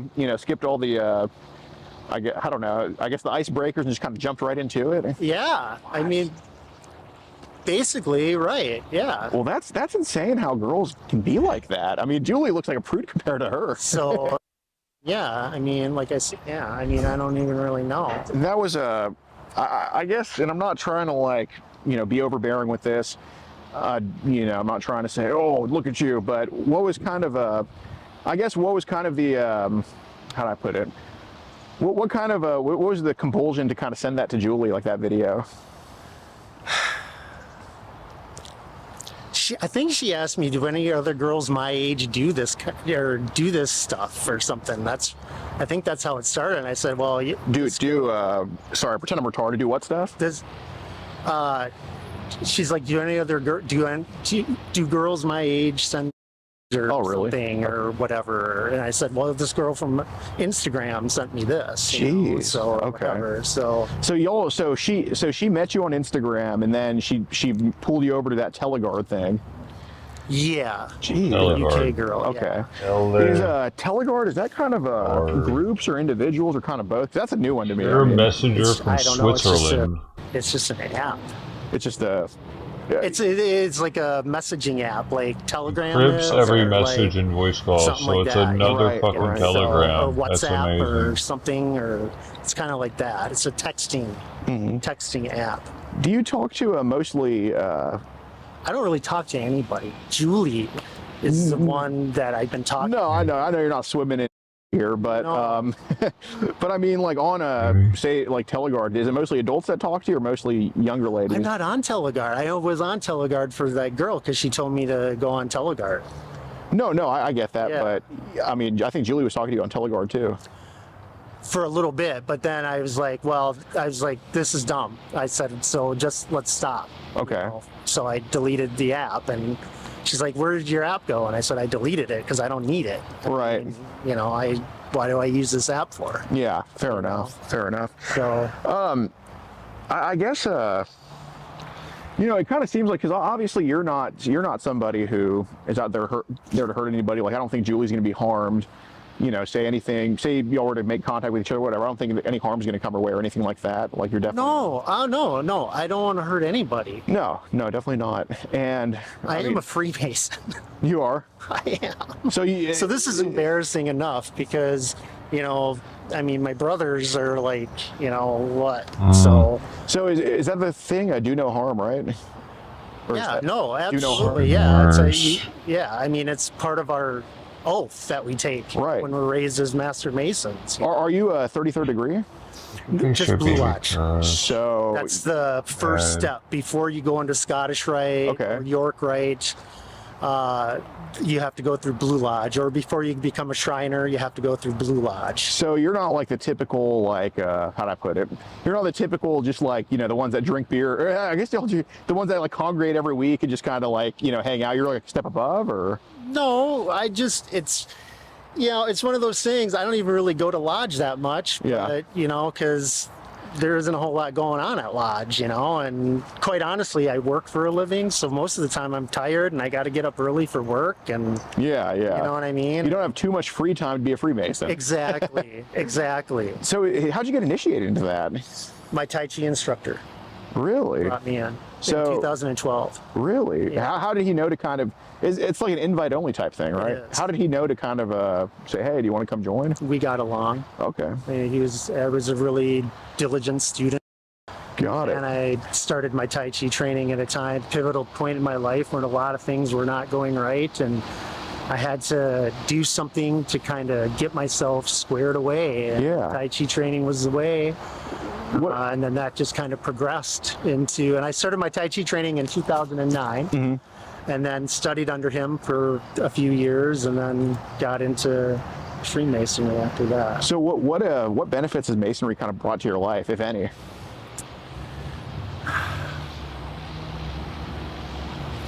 You know, self-satisfaction is one of them, I guess. An opportunity for growth if I want to grow Yeah, and yeah. go deeper into the fraternity, you know. I mean, but other than that, it doesn't, you know, I pay my dues annually, Sure. and that's really, you get the camaraderie, so you Yeah. get people, it's a brothership, it's Yeah, a of course. fraternity, so Have you ever got like a job opportunities because of like fellow Masons? wish I had. Really? But no, I never have, no. Oh man, dude. No, I know. So yeah, Well, so you got to pay dues every year for Annually. it. How, I got to ask, how much is it? a lot. Now $150 a year. When I joined, it was $75 a year. Ah, well, So Freemasonry ain't free. no, it's not. No, it's not. Got to Interesting. pay your dues. So who's like the biggest Mason you know? Like Probably my Tai Chi instructor, Ray, no, I mean like the because he was when he brought me into Masonry, he was Grand Commander of the Knights Templar, oh wow. and so he's like the guy. Were any like I guess local politicians here like Masons or anything that show up or? Not that I've met. Oh, interesting. Yeah, All right. not that I've met. I think if I'm not mistaken, I think Donald Trump is like a Scottish Rite or 33rd degree or something like that. He may be, but I'm not sure. Yeah, I guess they wouldn't like tell you guys if he was. You don't really. It's not something we really talk about. Right. At least not me. Yeah. You know, I don't go around telling people I'm a Freemason. Right. You know what I mean? Right. So. Because you either get like a pat on the shoulder or like a slap in the face. It's either or. You know, I mean, yeah. But there's good people there. Yeah, absolutely. And then, but on the other side of that, people are people. Yeah. No, there's bad actors that infiltrate like everything. Like, you know, it could Right. be, I mean, you hear about like hospitals, like the nurses who save lives end up like, you know, patients. And, you know, so yeah, I think to just kind of loop all one group as into, oh, they're all this or they're all that, just kind of not fair at all. Yeah. But, well, that's interesting. That's cool. I know you are a do-gooder then, man. That's awesome. I do my best. Yeah. I really do. And, you know, kind of my thing is, you know, everybody makes mistakes, and, you know, I make mistakes. You could probably have papers and talk to me about stuff, vice versa. We're just here in this situation right now, but it's how we address the mistakes that separate us. You know what I mean? It's not just like, you know, because you know, everybody here has made mistakes, but, you know, not everybody here kind of takes accountability for them and, you know, takes that step.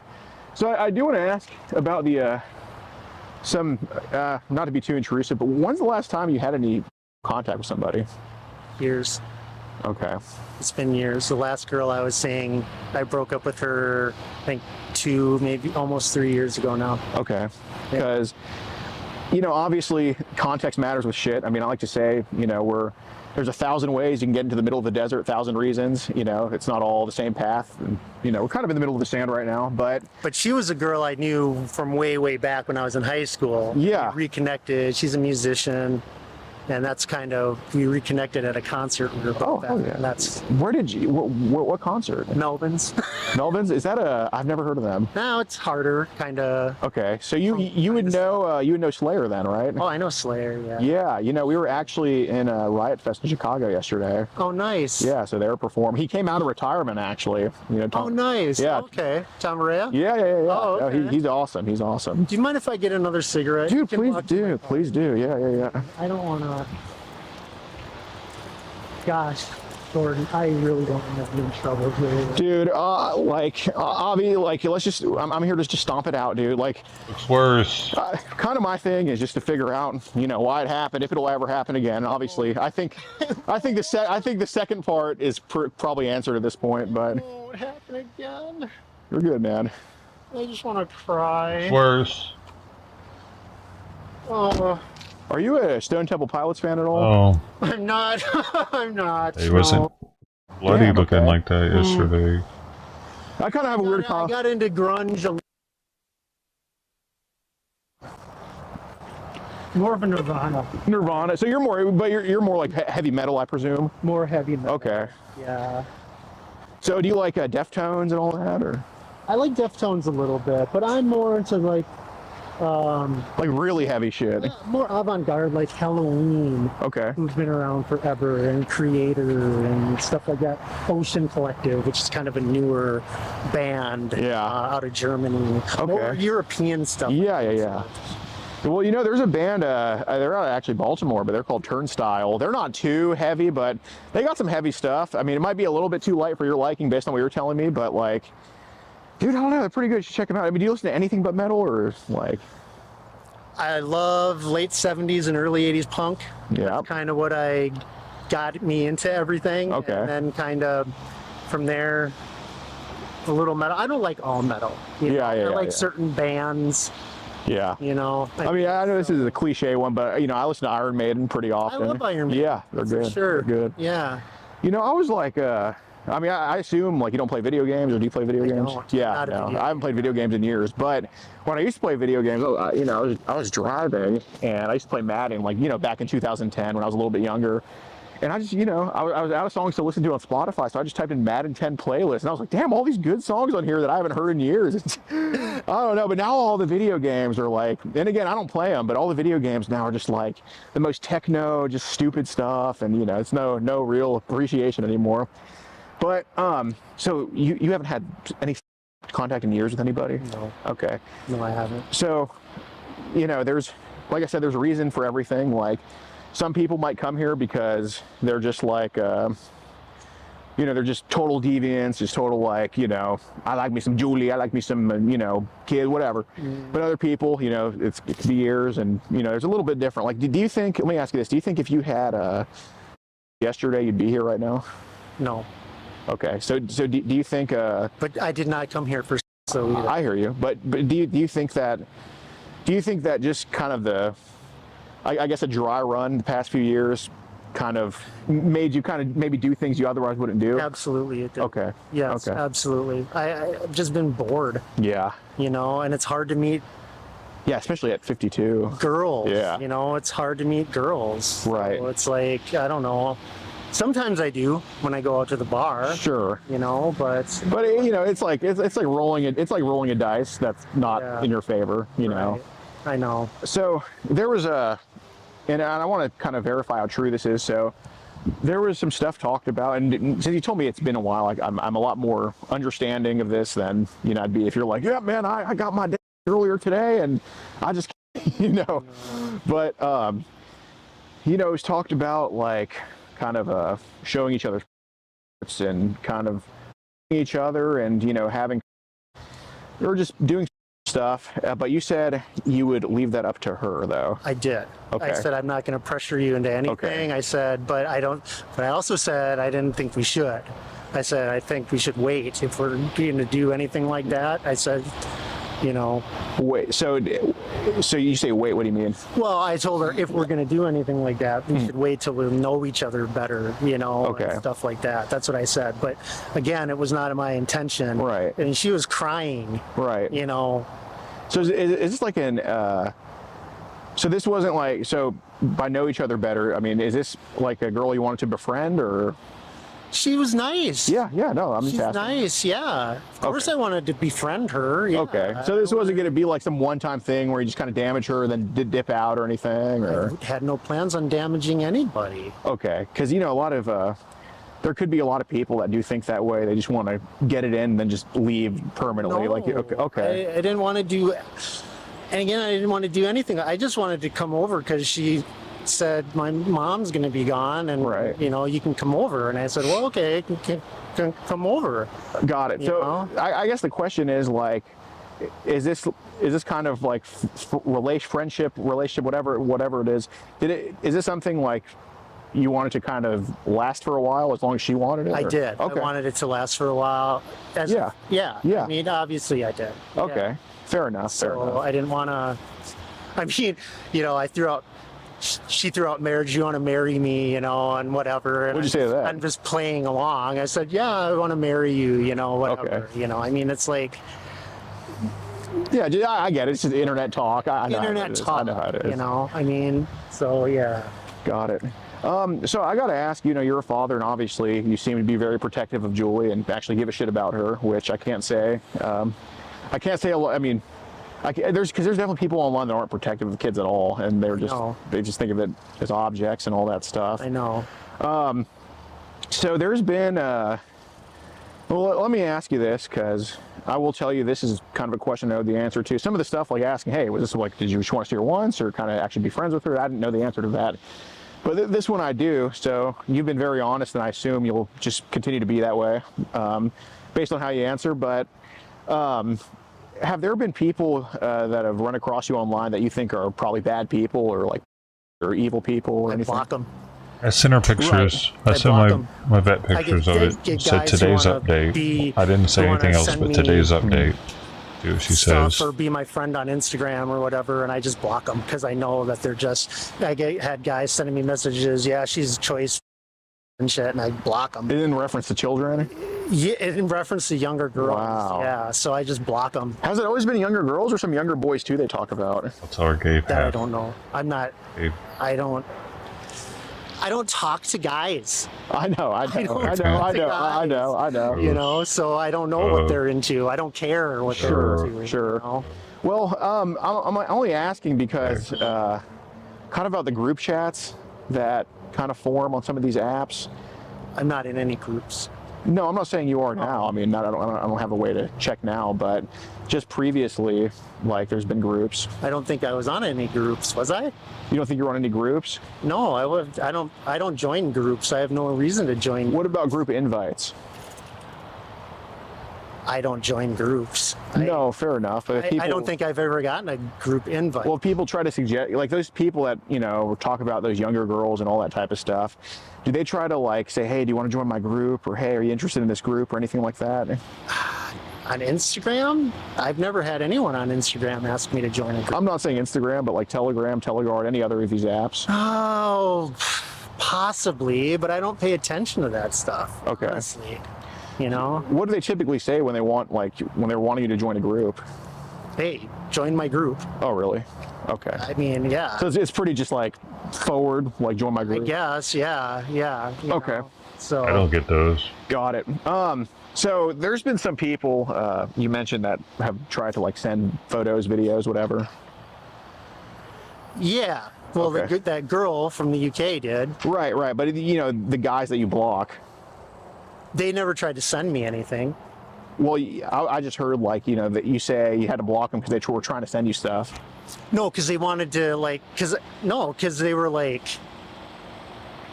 I could tell they were just jerks. Okay. You know what I mean? Well, just to call, because you said calling like young girls, et cetera, et cetera. Yeah, and I like this guy B Glock or something his name is. Yeah, he sent me a message like that once, and I blocked him. Which girl was he talking about? This girl, I don't know, even Star or something on Instagram. Okay. I don't know her name. And he just, I've never talked to her. He just said She was on live. She was doing a live video once. Okay. And he was on, and we were watching her live video. Yeah. I ended it, and he sent me a message. Okay. And then I blocked him. Basically just saying, hey, you still a girl over there. And I Okay. blocked him. Okay. Because I'm like, yeah, I don't care. Got it. I do have to ask though, because, you know, obviously I don't think any of these pictures or videos belong to you. Like, I don't think you're the one behind the camera. That'd be a whole other thing, right? Yeah. But, you know, the reason I'm asking this is because, and hey, you know, you don't know until they send, right? It's not like, you know, it doesn't appear like you're begging for anything or, you know, but have you had to basically kind of block people who have sent you things? Try to get rid of them, or just be like, hey, why'd you send me this? Let me pull out of here. I guess I really haven't, but I stopped talking to people. You know? Right. I mean, like the person who sent me that video, I stopped talking to her, you know, so. Well, this is the thing. I I think so far you've been 95% honest, And and here- 5% is because I don't think this is a subject that you condone or like. I really don't think. There's some of it I just don't remember because honestly, it's kind of a fly-by thing. Right, You know. right. I mean, I don't really pay all that much attention. For sure. But, you know, if we have Teleguard, Telegram, Instagram, I mean, these are all pretty common apps that some of these, I guess you could say, bad actors use for some of this stuff. How often do people hit you up asking you to trade? Well, I don't. No, it's not zero. I'm just asking how many people hit you up asking that, or how often, I guess, does it happen?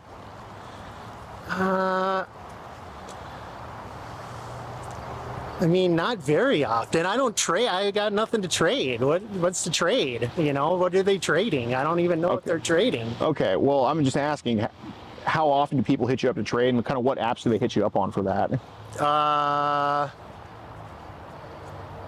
On Instagram, no one's that I remember has hit me up to trade anything. Okay, well, where has it happened? Because it's not zero. On there's this app, Anonymous Chat. Okay. On that app, Okay. you know, and I just keep going. You know, if I'm on there. Yep. you Fair know, enough. So You do have an Android, right? I do. Okay. So here's the thing. Kind of some of the questions I asked you were to see, like, if there was any chance that you'd be behind the camera on any of these photos. God, no. And no. Okay. Yeah. Oh, well, God. that I think that just told me enough. Obviously not. That's not. And from that, I don't think you condone any of it either. Like you're. No, I mean, no. Right. I mean, it's not a, no. That's not something you're interested not a in. thing. Yeah, of course. But What I'm trying to look for is, and this is why I took the actual time to talk to you, because you were very sweet to Julie. Some people might look at it as like, oh man, why would he say this? Whatever. I mean, dude, it's been so long since you've actually had a female to talk to. I get it. Like, it's not like you wouldn't be here if you had a girlfriend. I mean, I totally understand that. Right. But what I'm looking for is actual bad people online. You're not one of them. I wouldn't talk to someone face to face who I think's bad, or face to face with someone who's like, you know, out to hurt people. I just wouldn't even take the time for that. But I mean, I'm just going to tell you straight up, like, a lot of these people have sent things your way. I'm not saying you asked for it. You know, I don't see any proof of that or anything. But they have sent things your way on a multitude of these apps. And the reason because Androids suck at protecting anything. Like, it's not, if you had like an Apple themed Nokia or something, maybe I wouldn't know, but Androids are pretty, you know, it's pretty wide open, right? Like, imagine Androids like me shirtless, just letting the sun, you know, burn my white ass, you know what I'm saying? Yeah. So I'm not, one, I get it, wrong place, wrong time. Like, I've been in situations where I just open up something one day, I'm like, what the f is that? Why did you send me that? Who is this guy? So I get it. The only thing I'm kind of bringing up with you is it's kind of been happening for at least a good while, and I don't think it's something that you ever wanted to stumble into or kind of, you know, are looking for, anything like that. But when about did people start kind of either spamming you or just sending you images and pics of kind of younger kids like this? Because it's been happening for quite a bit, but it's not. I mean, just periodically, I guess. I mean, well, I guess, did it start in like the year 1970? Like, that's what you're right. Duh. Maybe a year or two ago. A year or two ago. A couple of years ago, maybe. Okay. No, I don't know. Which app would you say is like the worst for these people doing this type of stuff? Or the most severe, I guess? Well, so like Teleguard and Telegram, it's not really, it's like that's where people direct you to. Okay. You know, so since I've really only been on Instagram, I guess, you know, it's kind of like where it kind of all happens, you know. I mean, so would you say these people, would you say they're mostly Americans or foreigners? to be honest, I don't know. I don't know where they're from. It seems like a lot of people are from Europe. Okay. You know? Are they like, like, I'm not saying there's a right answer to this, but how would you know they're European, or how would you come to that? Just because I feel like a lot of people that I've ran into on like Instagram and stuff have been from the UK or from Germany. Oh, okay. Something like that. Just kind of where it's a little bit more loose over there or something like that. Yeah, that makes sense. That makes sense. Yeah. So have they usually sent like pictures, videos, or kind of, I mean, obviously I know the video that was sent from that one girl, but I'm talking about like more of the traders and stuff. They usually send like pictures, videos, or both, or?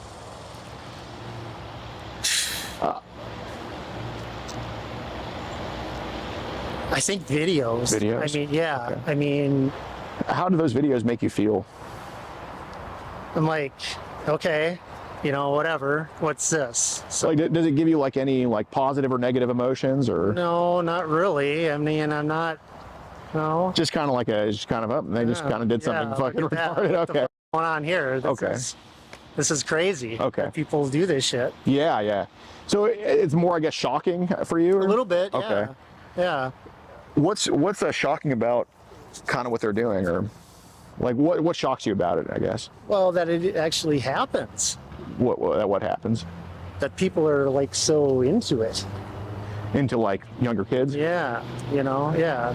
So, I mean, I know like if Julie was 5, you wouldn't be here, obviously. I think even your, I know, I'm not trying to shame you about that. I'm just kind of comparing things, you know what I mean? Like, I don't think I'm trying to shame you. Obviously, if I was here to shame you, I'd be talking like a little bit louder and be a little bit more, you know what I mean? Yeah. But like, I'm not here to judge somebody who just stepped in the wrong sand one time, dude. I mean, what am I supposed? I can't be doing that stuff. But I want another cigarette.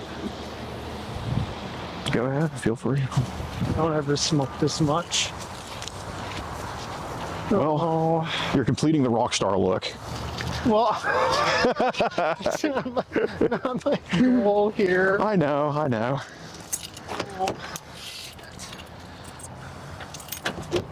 Alright. Just bought this car. Yeah, don't smoke it in the car. I don't smoke in the car. There you go. I just bought this car. Is it new or I don't used? smoke in Or? my apartment either. There you go. Because I shouldn't even really be smoking, so. Definitely. How long have you been smoking for? I quit for many years, but my last job, I was doing foil stamping on. God, I'd probably just, you're more disciplined than me to probably that place. It sounds so boring. This OCD thing, so it was really good for my OCD, and I'm pretty artistic, so I was really good at it. But it was a real high stress kind of job. Well, did you like custom make the book binders, or was it like you're just in an assembly line just kind of putting stuff, or? No, the book covers are made usually, and then they come my way, and then I set up dies and set up foil. Okay. And then run them through the machine. Yeah. Yeah. Interesting. So you kind of did design them a little bit. Well, the customer sends the design. Oh, I see. They send the artwork out to have dies made. Yeah. And you have to place the die. So you're like a tattoo artist for books. Kind of. Okay. I was. Yeah, that's cool. Yeah. Whoa. I guess high stress because it was so tedious, or? No, the management there. Oh, really? Yeah. What were they like? Well, my manager there threatened me a few times and almost physically? Yeah, and almost hit me a few times. Why the f would he do that? Because he was crazy. Okay, that's a good answer. So I quit. That's why I quit, because I couldn't take it anymore. I said, I'm out. Got it. My hours got reduced, and then I was still being treated like crap, and I said, I'm out. Do you make decent money now at the painting job? No, I make less. But, okay. But it's steady work. It's 40 hours a week. Oh, there you go. Do you get benefits and all that? I do. There you go. Yeah, that's good. I do get benefits. There you go. That's good. Yeah. God, do you get along with the people there? Mostly. Nice. Yeah. Do you work alongside somebody, or are you kind of solo, or? There's 3 of us in the warehouse. Damn. Is that like pretty empty, or is it a small warehouse? It's a big warehouse, but 3 of us can handle it. There's 2 drivers and then 3 people in the warehouse, and 2 of us are kind of backup drivers. Right. Oh, so you do the forklifts? I drive forklifts, and trucks, and all that kind of stuff. Yeah. Yeah. I actually, when I was a kid, I worked at my uncle's warehouse. He has a lighting store, and so the warehouse manager, he taught me how to drive a forklift when I was like probably maybe like 15, 16 or something like that, and it pissed my uncle off, but it was really fun. But it's so hard to drive. Like, you got to factor in the back wheels and all that stuff. But hey, I had the time of my life doing it, though. It was fun as shit. Well, I don't mind. Yeah, I mean, it's a pretty lax job. It's not as stressful as my last one. Like I said, it's guaranteed hours. There you go. May I ask how much you get paid an hour? Or? Well, I get paid $18.75 an hour.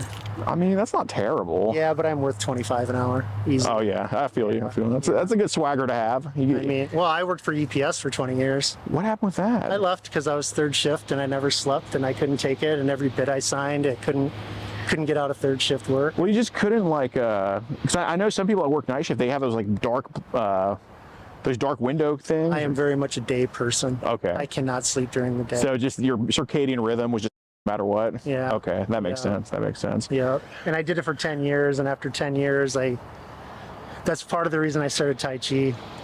For more... Because I was never sleeping, and I was miserable, and I needed something to kind of refocus on. So what exactly is Tai Chi? It's not like Taekwondo, is it? No, it's they call it moving meditation. Okay. Swimming in air. Okay. Yeah, but it's a martial art. Right. I mean, I guess you need a factor of everything to be effective. Like, if you don't have any discipline or just like self-looseness, then you're not gonna. It doesn't really matter how hard you can like punch or anything. It wasn't really like that for me. It was more about the health aspect than the mental aspect. So, do you think it's improved for you? Taoist meditation and stuff like this. There you go. Yeah, absolutely, it has. It changed my attitude considerably. Like more positive and all that. Absolutely. Nice. Yeah. Nice. That's awesome. Yeah. Well, that's very admirable. Hate to jump back to a dark subject here, but so obviously it seems like we're on the same team versus these people that kind of send this type of crap. So how depraved are they? Like, how low are the videos that they send? Like, if you had to guess an age. I'd guess all the way down to 10 years old. 10 years old? Yeah. Okay. Are these videos like with, is it just the kids themselves or some with adults or kind of both, or? Just kids themselves. No stuff. What would a 10-year-old be doing in the video?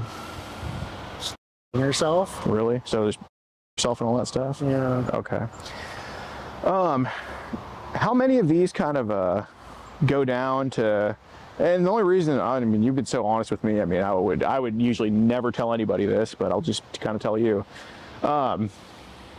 So we have like a thing that kind of monitors. So if you got a picture of a 16-year-old, you would just have to tell me. I wouldn't be able to tell, because, you know, some 16-year-olds can look 20, some 20-year-olds can look 16. Yeah. So what's even the bother with that, right? But when it goes from 12 to 15, there's kind of a yellow light in our system, and when it goes from 9 to 12, there's an orange light in our system. When it goes from 5 to 9, there's a red light in our system. When it goes from 0 to 5, there's a dark red light in our system. You can clearly see why it gets darker and redder when it goes down, right? Sure. So I can prove in many ways that these people, because we're talking Europeans, man, we're not talking people who have a line like, you know, like I told you earlier, if Julie was 5, you wouldn't be here right now, because you actually have a line. But these people on Teleguard and Telegram don't have any lines, you know that. And, you know, so I could prove that it's gone down to people sending babies and toddlers just from you being on Teleguard and Telegram, because that is like the pristine place to be at the wrong place, wrong time. It's like, yeah, I'm a Japanese citizen in World War II, and I'm just going to step right into Hiroshima and hope for the best. That's kind of what being on Telegram and Teleguard is like, you know what I'm saying? And of course, you know, the system, which has never lied to me, it's shown a lot of, how'd I put it, dark red ones and all that. And I'm not saying it's most of them, and, you know, I'm not saying you're asking for that type of stuff. It seems like, you know, if you have a thing for older teenagers, and who gives a what guy doesn't? But, you know, obviously the Europeans and people talking to you don't have a line at all, I'm sure, as you've seen. So I'm just going to ask you this straight up, because I wouldn't ask you a question you don't know the answer to. I'm not unfair. I mean, I hope you can see I'm not unfair, like I'm very fair and understanding. How often do they send shit of like babies and toddlers? Because I know they do. How often is it? If they have, honestly, okay. I'm asking you how often it's been sent, because I'm not saying you've asked for it. I'm just saying I know how Teleguard and Telegram are. Babies and toddlers, I don't even think I've seen anything with babies and toddlers, to be honest. Could there a chance, I'm trying to figure out what these red lights would be saying. Is there a chance maybe they were 5 or 6, maybe a little bit older than toddlers? There's a chance, I guess, but I don't really pay that much attention, to be honest. I mean, okay. Well, do they usually send this stuff? Like, do they usually send it like in the chat straight up, or is it kind of like on mega links, or how do they usually do this kind of stuff? Usually in the chat straight up. Yeah, because I'm not on. I know what Mega is. I'm not on Mega, so have they sent like mega links you just haven't opened? Yeah, I think they have. Yeah, but dude, I just drilled a coconut. So I don't open that kind of stuff. Emptied out all the How often milk, do you think they send mega links? the juice. I think I've been sent a couple. Coconut water. I guess. What's the layout of one kind of like? Decent amount. I don't even really know. I mean, I don't think they let you. I don't even think you can access it without a Mega account. Okay. I think so. I think there's been like a couple I've tried to open, and I couldn't even open them because I don't even have a Mega account. Okay. You know, So look, man. Again, I totally understand the reservation of why I'm not hearing, and I actually appreciate that I'm not hearing the whole thing, because it's obviously you don't like this stuff. Okay, I'm not saying you do, but if you've tried to open up a Mega link by clicking on it, you don't need a Mega account to open up a Mega link. Oh, you don't? Ever. Oh, see. Well, no, just so there's no need to kind of. There's no need to beat around the bush with that. Like, obviously, if these aren't your mega links that you put together, I care more about what they're doing. You know, you're more of my eyes on the inside with this type of stuff. Okay. I think at this point, I hope you can see that. All right. Okay. So, just what's kind of the layout of a mega link like? Don't beat around the bush. It's all right. I think it pops up and it just like is a series of like squares or something of like pictures or videos. I think that's what it basically is. Okay, so what's the most that one of these bozos is sent on a mega link, you think? And I know you didn't count like 1, 2, 3, 4, 5, but you know, you're just looking at it. What do you think that number could be? Oh God, I don't know. It could be up to 50 maybe. 50? I guess. Okay. Yeah, you know. Was it when they said mega links, was it like a set of one girl, or was it just like random shit put in there? Or? Just random shit put in there. Yeah. Okay. So part of the reason I ask about the babies and toddlers is because those are the most vulnerable. Like, you gave Julie the option to say no, and she could say no, and I think you would not pursue if she said no. That's just the vibe I get from you. But the reason I ask about babies and toddlers is because they can't say no. There's just there's no excuse. Like, I'm not about to hear, oh, I haven't had in 5 years, so I'm here to meet this 2-year-old. That's not an excuse, right? You know what I mean? Yeah. So that's why I'm asking about them, and I hopefully want to identify some of them. And so if we're opening up mega links, if we're kind of on Telegram, Teleguard, look, my opinion of you isn't going to change just because you're going to tell me like what baby videos they sent your way. Okay, my opinion of you isn't going to change. I already know you're not into that stuff. What I think would indicate you were into it is if you just told me straight up and like seemed to like talking about it. That'd be kind of something, right? So the fact that you didn't even tell me that they send that type of shit means that I know you don't like it, right? Yeah. So I just want to ask, because if we're talking mega links, we're talking Teleguard, you would be the first person in history to open up a mega links and have Teleguard that has not been sent baby videos. And you know that, because it's not, and you're not the first person in history because you were sent that stuff. So in the past, and I've said, there was a girl in Australia. Okay. I remember I was talking to. Okay. And she sent me stuff like that, and I said, don't send me stuff like that. Stuff of like what? Babies and toddlers. I said, okay. Don't send me stuff like that. I don't want to see that. Let's lower the voice. Small.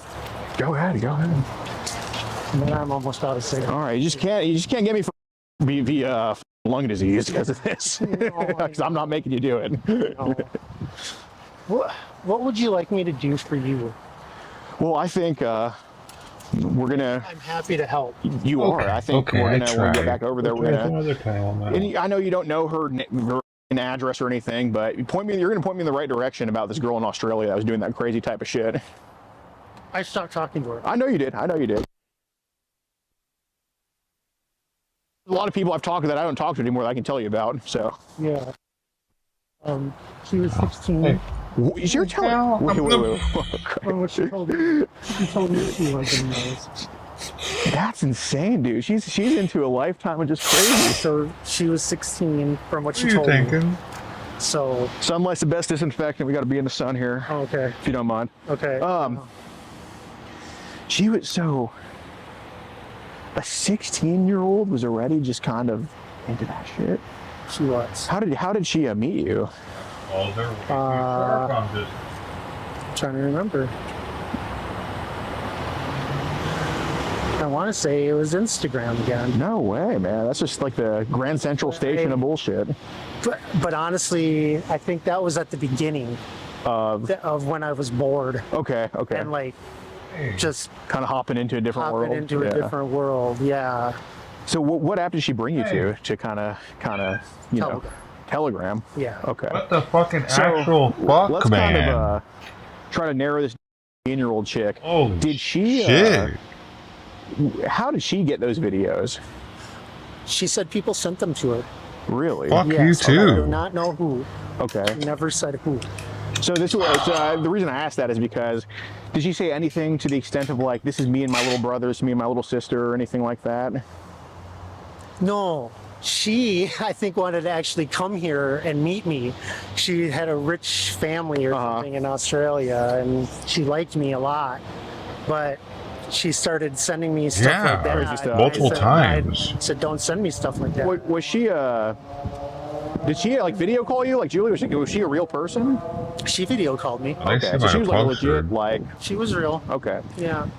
Did she ever send you herself? Did she just get crazy and frisky? She did send. Damn. She did. How'd you pull like some? How'd you pull some fine piece of kiwi like that? I don't know. I was just messing around. It just kind of happened. Yeah. Okay. I was just messing around. Okay. Interesting. I need to clip her front nails. She doesn't let me. Did she send those baby videos like on a mega link, or was it kind of just in the chat, or? She sent a mega link. Okay. Yes, she did. So, yes, thank you. She did. Okay. How long were these videos of the babies? I didn't watch it. The first one I opened, she said, you might like this. And I opened it. Yeah.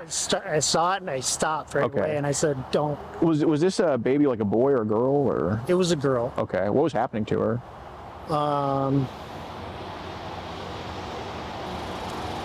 I think there's another guy.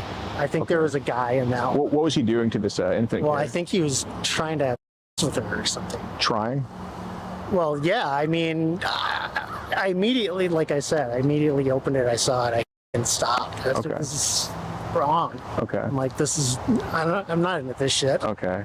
No, I don't think you are, but kind of another thing about the flagging system. And is that's that, crazy, yo. That's a thing, You know, dude. it only gets flagged if it's viewed. Like not. What does by that viewed, do I to mean those viewed kids? for over 30 seconds or whatever. It may have been over 30 Okay. seconds. I mean, yeah, but I'm like shocked. Right. Because You know? obviously. I could bluff you and say, oh, we could see your facial expression through the phone, but that wouldn't really. I wouldn't I lie was to just you. shocked. Okay, so what was kind of like the start of the video, the middle of the video, the end of it? Because I never got to the end of it. okay, what could you see him trying to do in the video? Put his in there. In an infant? Yeah. Okay. Yeah. And I'm like, what the Yeah. No, know? definitely unpleasant shit. Yeah. For sure. Yeah. It made me really uncomfortable. And Especially having kids of my own that right. that I raised partially Yeah. half their lives. You Yeah. know what I mean? I'm like, what the Yeah, absolutely. So, yeah. I mean, So when did and again, like, coming here, I could have thought like, oh my God, he saw videos of babies. What is he not into? But since he told me that, hey, this is some crazy chick in Australia, she just sent this to me. I saw what it was. I was shocked. Didn't want to see it. Didn't want a part of it. Like that explains a lot more than just like it was just sent to you. You know what I'm saying? right. So maybe we can do it with this too. When people ask you to trade and all this stuff, and look, I mean, have you traded images of kids? Those videos, yeah, you have, straight up. There's no beating around the bush. There's no saying, oh, well, this or that. No, I mean, it just happened. So when did and I'm just going to ask you why.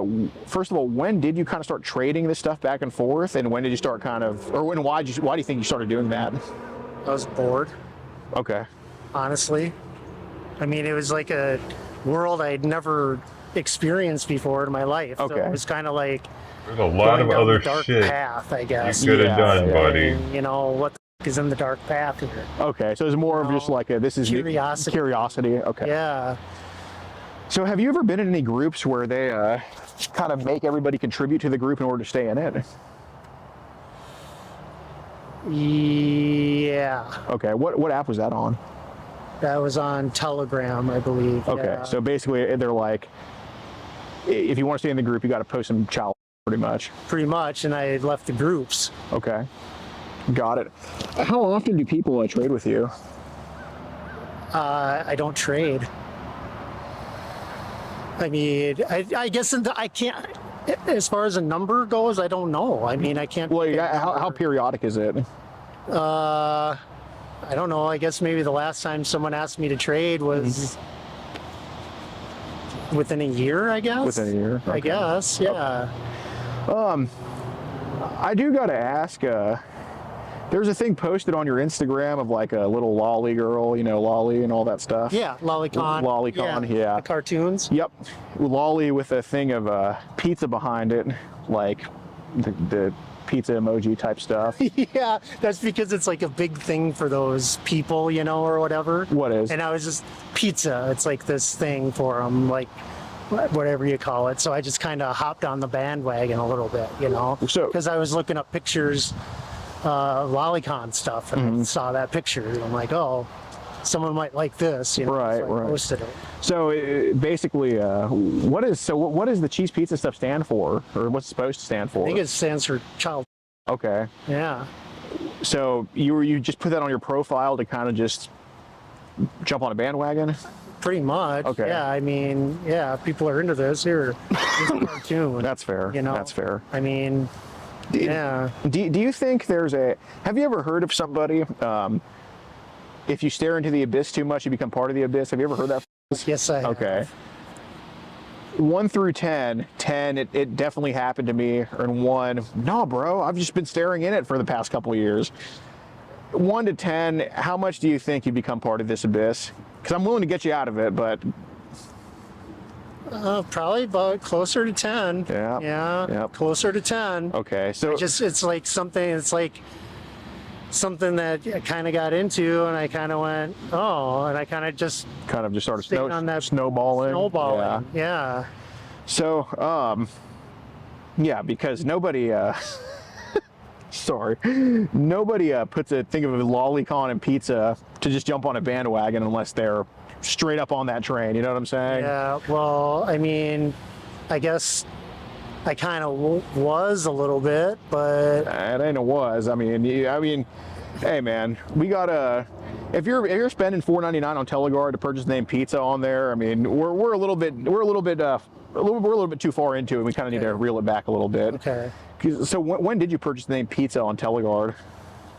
Pizza on Teleguard? Yeah. I never purchased anything on Teleguard. Really? I never bought. Okay. I never bought anything. Well, your name on there was okay. So no, you just took the name pizza. Yeah. Okay. I did. I don't even know if I used. Did I use a name pizza on something pizza on Teleguard?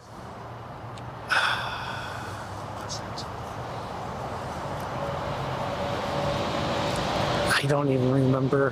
Because I changed my name all the time. Yeah. I mean, one way or the other, it's not, I guess, the most relevant or important thing. I mean, I just change my name all the time. Okay. You know, so I don't know. Well, let's kind of reel back from Set Abyss that we're in. You know, would you say there were some fantasies about Julie? There were some, sure. Okay. Of course there were, but I haven't had in a while. Yeah, hey, there you go. There you go. I know. So, yeah, but... Okay. So, I want to... do you think there's a chance that kind of staring into the abyss this long, seeing this abyss kind of suck you in, do you think it's started to develop to a point where... Done now. Well, yeah, no, I believe that. I believe that. It's not going to be easy, but it's going to happen. I mean, we're going to go on the right path. But do you think there's a chance that kind of seeing all this stuff online has kind of just put stuff into your brain to want to potentially try this with somebody that age? I won't. I'm not saying you will or won't. I'm just saying, do you think it's put that in your fantasy. Mind? It was all just fantasizing, like, what if? Like, wow, what would that be like? Okay. Kind of deal. So it has put in some fantasies, you think? Yeah, that makes but sense. Nothing, yeah, I mean, I don't know. I get it. So I do have, I'm not going to, obviously I don't want to embarrass you. I mean, you've been tremendous, and, you know, I do work with honest people. I could use some fucking fried pickle. Do you go to Texas Roadhouse at all? He's just now asking for the clubs. I'm mostly vegetarians. Oh, really? Yeah. Okay. Well, I don't eat a lot of meat. Well, do you like fried pickles? Never had it. Gotta try it, man. I love fried pickles. Dude, their jars are pretty sweet looking with their art. This is it right Alien Labs. Whatever for pizza something, the Teleguard name. Oh, that's just something that I don't pick that. Really? No, they just sent me that. Really? As when I created my account. That's just the link they sent me. I didn't ask for that. So that was just a crazy coincidence then. Yeah, no, that's okay. I didn't create that. Oh. They did. Okay, that's kind of. Yeah, no. Ever been on sessions before? I have been on sessions before. Okay. Yeah. Do we have to pick out what happened on there, or can we just say that people sent some pretty up shit on there? People sent some pretty up shit on there. Okay. I'm not on session. Okay. How low has it gone on sessions? Session's pretty up. Really? It is. Would you say what's more up in your experience, Teleguard or sessions? Sessions. Really? Yeah. How often does sessions go down to all like these babies, toddlers, apps I've like never that? heard That's about. When I stopped. Because I'm like. Because it did go down to that point. Yeah. People on there are freaks. I'm like, I don't want nothing to do with kids you people. aren't even actually on them. It's than just like the adults teens, preteens on there. Or... It can be, yeah, Okay. but I don't want anything. I didn't want anything to do with it. Yeah. That's why I'm not on session. Okay. Like, you guys are up. Yeah. You know. Well, that's another one where they have groups, and then they say you contribute. And you have to contribute, and I said, well, Yeah. So I was going to ask There's that. There's that many of these people that they have all these different apps that they use. Okay. Yeah. Crazy. How many times have you contributed to one of these groups? To kind They're of everywhere. You probably know one person. I mean, Maybe once or twice if Okay. somebody sent me something Hey, that I had, Okay. you know, and I said, oh, here's Yeah, just kind of forward what they put in the group. right, Okay. you know. I mean, but Man, I know yeah. about Telegram, but I used it for crypto. There were crypto So I groups listened on to there. y'all's phone call last night, and y'all talked about, you know, because look, I fully understand. You know, I'm a guy too, and you know, if I go I didn't without even it know for there too were long, it's these not, groups it's not on there. pretty. That's for sure. yeah. All right. I'm not going to pull these messages out. You know, I think you're just going to be honest about it. I don't feel the need to just say exactly what was said in the messages. But I was listening to the phone call, and I didn't really know why know, Telegram let me really just- existed let me just give you two things that I think. Okay. One of them until I got is, scammed from do I it. think that Julie is just going to be forced to do anything at all? No, I don't think that And at I all. just thought don't it was even for ask if scammers. you're going to force her to do that. But do I think a guy who has not had any contact with any female in years, and who obviously has feelings for this girl, do I think that nothing would happen? Obviously, I don't think that either. I mean, Okay, so I mean, there was a possibility, obviously. Possibility of something that's happening, like kissing or something. Kissing, like that, okay. Right, but I'm gonna be real honest with you here. If that had happened, most likely, probably 99% chance I would have stopped and said, "This isn't right." Stop that kissing? Yeah. Okay. And said, "This isn't right. I can't do this." okay, because You know, on the phone last night it was said that you know, we're gonna kiss and then we're gonna see like Maybe kind of more. maybe Yes, more. I So can say that, but I was again, I was playing. Well, I mean, I get it, but hey, man, we're guys, and sometimes like, trust me, I don't like to just kiss. You know what I'm saying? Yeah. You know, I'm not saying every contact with a female I have ends up in, but you know, I'll say rarely just kissing. That's for sure. Yeah. And But something happened to you the know, stream just okay, now. so let's just make this as fair as possible. Over the past When we say 8 kissing minutes, we possibly went from more, 6 just be honest, viewers okay? to You know, I'm not expecting you to 0. tell me, well, Or you know, to tying her up between her 30. feet and just throwing her, you know, well, I'm not expecting you to do all that, right? I don't So think that's 0 enough. now. But maybe We're more. on What is some of that more stuff that could possibly happen? Not guaranteed, just possibly. You know, possibly. I mean, where could it progress? You're a guy. It could progress. It could progress to possibly. Okay. You know, but again, I'm just gonna say this. So let me get this straight. Is it so basically? It wasn't on the table, but it also wasn't off the table. It was more of just if it happens, it happens. More or less, Okay. yeah. But again, Well, I do want to ask about. I do want to ask about, you know, if that were to happen, like what would Julie have? What would Julie have to show for that to happen? Like, would she have just have to say yes, or do we have to filter out first? Like, how would that have possibly gone down? I have no idea. Okay. I really don't. I didn't think about it that much. Okay. honestly. Well, what about what chance would there be of any force happening with her? None. Okay. Okay. So the general, or that's just kind of vague, could or could not It be, would have but been left up to her. okay, completely. I appreciate that. Like seriously. Okay. But any force is completely off the table. God, no. Okay. Okay. No, I don't force anybody to do anything. Okay. So the most that could have happened then is just possibly consensual if the stars align or something. If the stars align. Okay. That's fair. That's fair. Honestly. Yeah. Yeah. I believe that. Okay. Ow! Did your Get out of here! does your ex-wife ever make false assumptions about you? She might. I don't talk to her. Bit my Does she ever like ankle, refer to you as dude. like, you know, creep or Like literally. Not that I'm aware of. She thought I was. Okay. You She. Yeah, we got into fights, like physical? like yelling fights. Oh, and okay. stuff. Yeah. I'm shocked. Well, I was. Did y'all see her bite my She ankle married just someone from Minnesota. then? What would she expect? And so, you know, booze took control of my life for many, many years. Then you became a Mason. Well, this is part of it. So, part of my story is in 2008, I woke up from a bender Like one morning. Like I was on a party bender. that. No, I was partying. Oh, okay. Days Okay. straight. Okay. Okay. And I woke up in my bed and I was staring at my ceiling and I said, I can't do this anymore. Something's got to change. Yeah. So I talked to my friend who was studying Tai Chi at the time. Nice. And I said, yeah. So he introduced me to Ray. Mm-hmm. And Ray said, yeah, come in and join our class. And I said, okay, give me a year. I want to be sober for a year. Tai Chi, before I the commit to anything, martial because I wanna arts see for if I can Beanos. commit. Does Tai Chi like preach sobriety and all that stuff? No, not at all. Okay. And in fact, after I started Tai Chi, you know, it was like, you know, you don't, I was like, well, I don't drink anymore or anything. And he's like, well, why? Oh, really? And I said, well, because I had a problem. He goes, just control it. Yeah. Just control it. Yeah. And so I said, okay.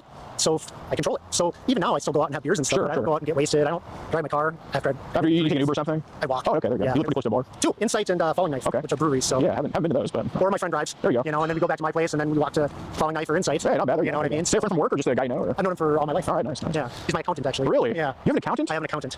Does he like save you from some taxes? He helps me. He gives me ins and stuff because I'm a big record collector. So I sell records online and stuff. Yeah, yeah. And so he helps me with that. Oh, okay. So you have like a side business and all that? Yeah, Okay. yeah. Is it like the records, like playing the record player? Or? Yeah, Oh, shit, absolutely. Nice. So how much, is that like a good chunk of income or is it just like Not anymore. Not anymore. Oh, yeah, that makes sense. That makes sense. That makes sense. Anymore. Makes sense. Online sales, I went downhill. Oh, damn, so I okay. kinda like, and I kind of ran out of records to sell. Like, everything I have now, I want to keep. Right. You know, mostly. Right. So, Fair enough. yeah. So I want to kind of touch back on that 13-year-old. Is there? So obviously you want to get kids out of situations. I'm sure we're both on board with that. Yes, okay. But did she? Because I like, yeah, I mean, I'm sure she sent the video unsolicited, but you know, she just opened up her first message and it was that video. Some shit had to be said before that. What did she talk to you about? It's kind of like, well, I gotta remember. So give me a minute, because Let's put on to a test. it was kind of like she messaged me I think first on Instagram, and I was kind of like, oh hey, you know, where are you from or whatever, and she's like, oh, I'm from UK, whatever, and kind of just talking. I'm like, she's like, do you want to talk more on Teleguard or something? And I said, sure. When did she tell you she was 13? I think it was on Teleguard. Okay. She told me she was 13. Okay. But then she said she was banned from Instagram. Oh, no, this is what happened. Okay. She posted a note that said she had been banned from live Instagram. So I asked her why. Yeah. And she goes, oh, because I was showing a video of me having sex with my teacher or something like that. And I said, what?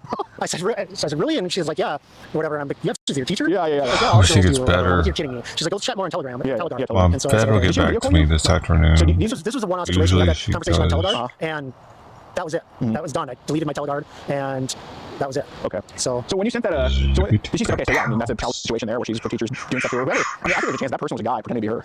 wow, that could be. Because you know, the chick in Australia, that's why she video called you. Because She was real. She was real. She was Okay. real. And Haley, I think her name was, if I remember right. Okay. Her name was Haley. Got it. But yeah, I mean, this could easily be just like a trader just has these pics of this girl. You know what I'm saying? It could be. Yeah. I guess. And I never really thought about it. Right. Kind of like, Right. you know, this is boring. Pretty much I said this is boring. And so that's Kind of end of the conversation. I did it. Yeah, makes sense. Interesting. There's So shit she didn't make any floating indication like in that here. this is a video only for you and this and that? No. Okay. No indication. When did she send you that video? Like how long ago was the conversation on Telegram? This is probably, I don't know, 3 months ago or something. 3 months ago? Something Okay. like that. Oh, I'm gonna be all right. So when that video was sent to Julie, so it wasn't forwarded then. It had to. Where'd you send that video from? Teleguard. No, I know, but you know, if the chat was wiped and everything, if the chat was wiped and everything, like where was that video sent from? Like where did you get that video to send it to Julie? She sent it to me on Telegram. Or that person. No, That person was. I guess I don't understand. Sure, but basically to send that video to Julie, and again, like we can take care of this, but it had to get saved to your phone in order to send it to Julie because No, you can forward stuff directly from Teleguard, I think. no, Yeah. no, I mean I'm sure you could, but basically it was sent to Julie not too long ago. Like we're talking like a week or some days or whatever. Oh, maybe it wasn't a few months ago then. Okay. You know, I mean, like I said, this time thing. Yeah. I'm not into time. Right. I get it. You know? But you know, when we talk about the abyss, you know, kind of the abyss can cause kind of irrational decisions. Like I don't think you're sitting at home with like a whole terabyte of just stupid stuff. But do I think irrational decisions might have been made? Yeah, of course. Do you? How often have you gone on the dark web, like a Tor browser, or any browser, shit like that? I've been on there. Okay. Because I heard about it from Ow. Haley or whatever. Hey, You no. know, cigarettes. What are you doing? Stop it. Stop it. Why are you biting me? When I've gone on there, it's been just browsing like for stuff like what's on here. What Stop kind of shit biting me, is on this thing, dude. you know what I mean? Well, but basically with the dark web, did you find the child find you? No, I look for it. Oh, you look for child there? Well, I look for. No, I'm not judging. I'm just I asking. look for because I'm like, what kind of stuff like this is on? How crazy can it go? crazy Yeah. can it go? Yeah. Okay. Yeah. What's that? You just type that in. Child, we just type in child. Drop straight up. Didn't know it was that simple. A shitload of it. Actually. Shitload of it. I mean, what's that? You just type that in. Child, we just type in child. Okay. Pop straight up. Didn't know it was that simple. A shitload of it. Actually. Shitload of it. I mean, there's tons of websites like that. Really? Yeah. Just that easy. But most of them are pay. You got to Okay. pay. They want you to pay Bitcoin, and How many times have you paid for something like I don't that? pay for shit. Never? No. Okay. Not ever.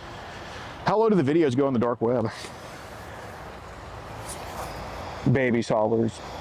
Absolutely. Okay. Yeah, I mean the websites that you see listed on there states specifically, you know what it is. Oh, really? They do. So there's been websites that we've kind of jumped into that have been just straight up websites for babies and toddlers. I mean, I guess pretty much. Okay. Yeah. What are they typically called? Like,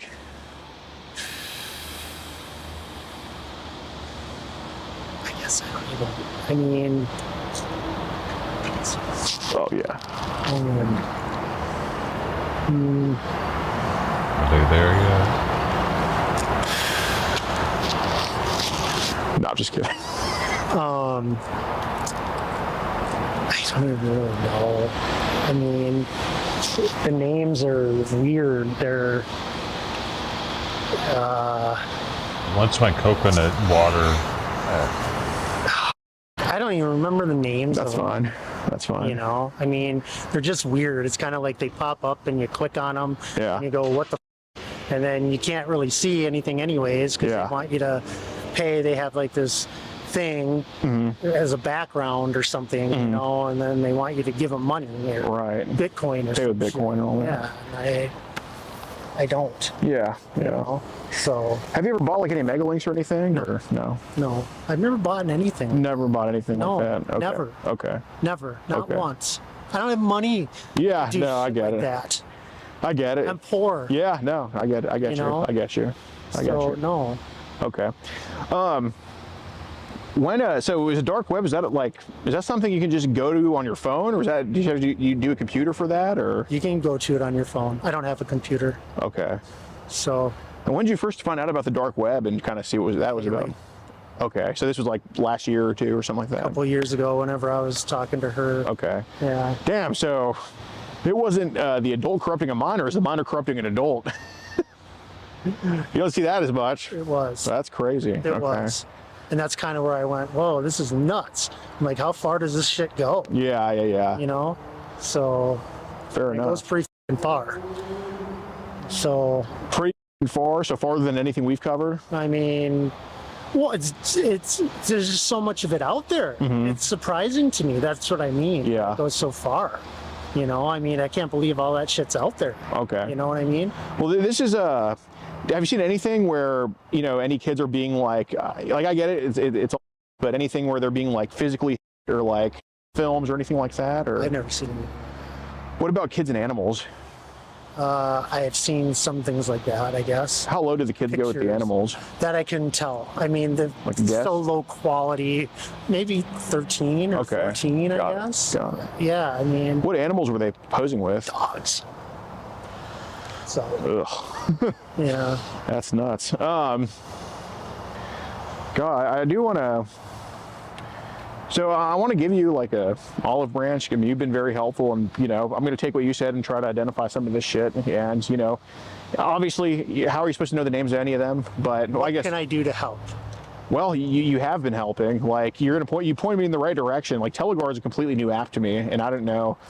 You know, it was like that. And Sessions, yeah, I've heard about it fleetingly, but I've never had any concrete proof that it was like, you know, these people do this shit on there and all that. Like, you know, obviously we know Instagram, Telegram, and so those are the basic ones. But do you think people are kind of traders are flocking more off Telegram and onto the other shit?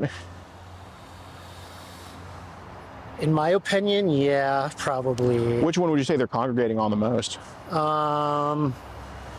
That, I mean, I would say Teleguard now is a big Teleguard? one. Is there yeah. groups on there too, or? That I don't know. Okay. I've never been on a Teleguard group, Okay. so I guess I don't know. Yeah, that makes sense. I'm sure there are. Yeah, yeah. There's groups everywhere. Well, I guess is there the ability to create a group on Teleguard? I think there Oh, is. Okay. But Maybe. my experience with it Can't is so have it. minimal, I guess I don't know, Yeah. to be honest. Yeah, that makes sense. So, No. do you think that help is something, if it was free, do you think help is something you would take to kind of start moving in the right direction, like Zoom calls or anything like that?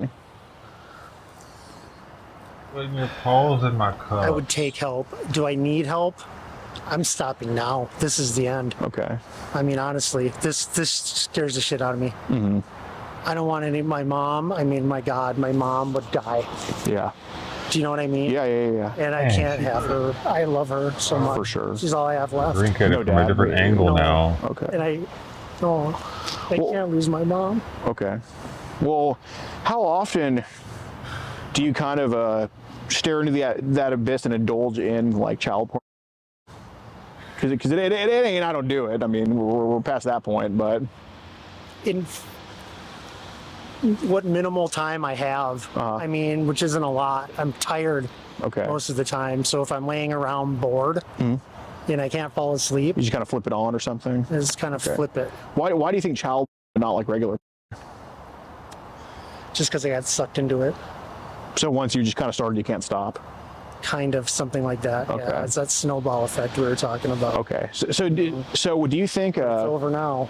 Okay. Well, I'm going to tell you, it's not. You can't just say it's over now and it'd be over. I mean, you're going to take a step in the right direction. It's not going to be easy. You know that. Like you can't just, you know, if you're 6 million feet down, you can't just say, oh, I'm going to jump 6 million feet up. You know, you got to get to 5 million. You know what I mean?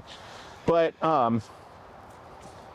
okay. So just straight up, is most of the watch at this point child, like at this stage in your life? Just honestly. It has been Okay. recently. Okay. It has been. What's been your kind of preferred age range you look for? Does it not even matter? Or? I mean, I guess usually 13, 13. 15, 16, Okay. something like that. And again, it's more like,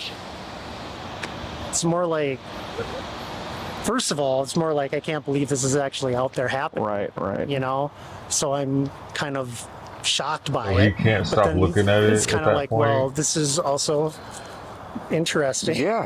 Hey, it's an emotion to have. It's normal. It's not. I mean, you know, so right. yeah. What do you think about it? What do you think is interesting to you about it? Like, I'm not judging. I'm just asking. Wow, those girls are young and they're Mm-hmm. doing this stuff, and they're into it for some reason. Like Mm-hmm. they're just into it, you know. What's the? I mean, how often do you kind of? How often do you kind of to it? I have, but not often. Not often? No. Okay. What's the youngest age you think it to? 13. I fantasized about Julie. Yeah. Okay. So So 12, I guess. 12. Yeah. Okay.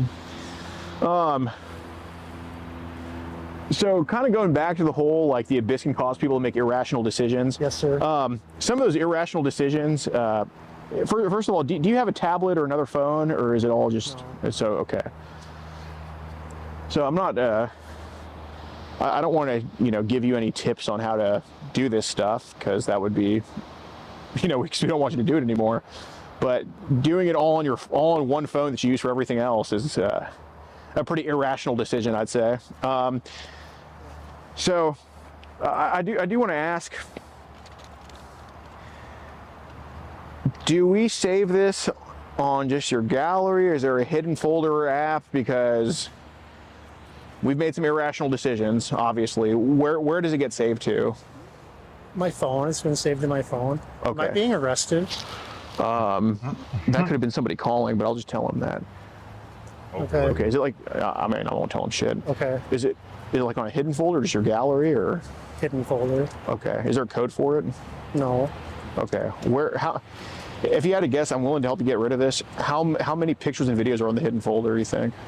10, probably. And how low does it go? I can't tell you.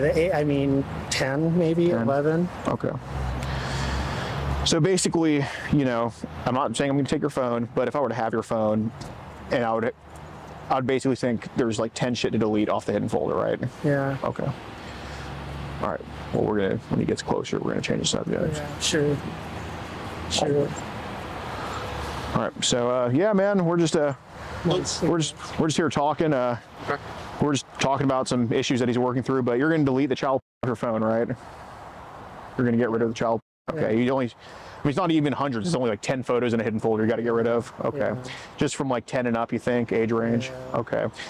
Gonna meet a 12-year-old again to do any kissing? This is your last time doing it? Yes. Okay. Basically, did you just tell me that you've been on the dark web watching child, and I've seen videos of babies, toddlers, and you came to meet a 12-year-old girl for potentially stuff? Did you just tell me all that pretty much? Just be honest. No point in lying now. Well, potentially, yeah, I guess. Okay, because I was mic'd up the whole time, by the way. So, is this what you just told me? Like, Yeah. Okay. Okay. So it's on his phone right now. Okay. So these are the messages here. They're kind of out of order, but Okay. So Take a look at them. yeah. So is what he's saying is true? Is you got child on your phone? I do. Okay. How much do you have on there? Not a lot. But Okay. Like more than 100? Less than 100? No. Wait. Okay. Is this something you just started doing, or have you been doing it for a while, or? Just kind of. Simon. Okay. So what age range? Oh, it's coming out. Can you bring me my main phone? Bring me my main phone. Do you have an ID on you I can get from you? Yeah. Okay.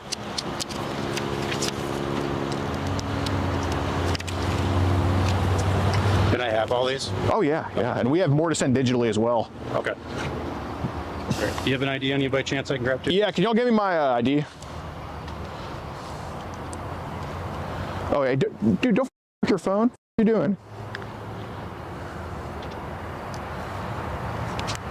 All right. Give me that for just a second. Sure. All right, I'm just gonna have you take a seat, just sit on the porch there or somewhere here.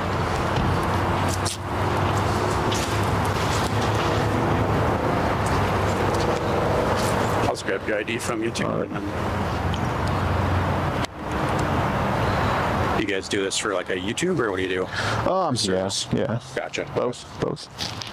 Do you have one from Minnesota, or is this where you got it? We live in Houston, Texas. Yeah. Okay. All right, just hang tight.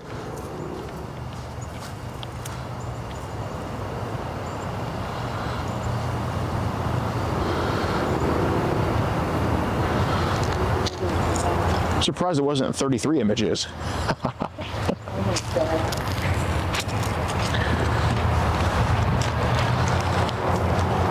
You really hold him. You didn't vouch for him. Do something about it. Here, Papa. We're going to film this for Twitter. Just here, go. All right, here. Just film it. Here, phone. All right, ready? All right, guys. We're here in Stillwater, Minnesota. We just caught Jason, some Scandinavian last name, and he, huge child trader, and came to meet a 12-year-old girl for admitted to me and the cop that he has child phone. The phone is now seized, and we're going to ask him how he feels right now.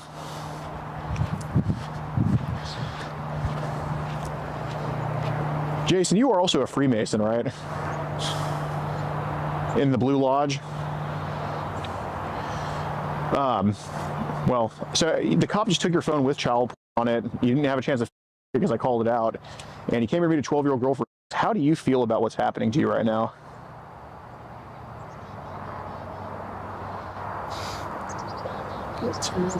Okay. Are you gonna cry? Okay. It's okay. Here, do you want to handshake my forearm like a good Mason? Okay.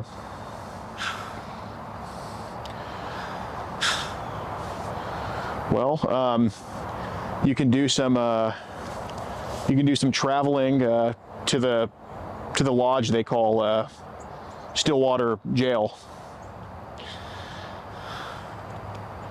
You're going to be a not so Freemason once they dump your phone.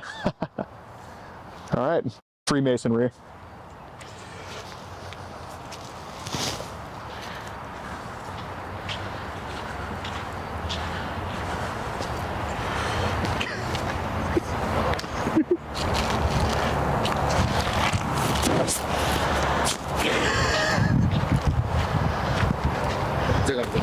Oh yeah. I know we just offended the shit out of the base cops in North Carolina. That's okay. You guys are the one exception. You guys are the good. You're the good Masons. Just like I'm the good Jew. Like you guys are the good Masons.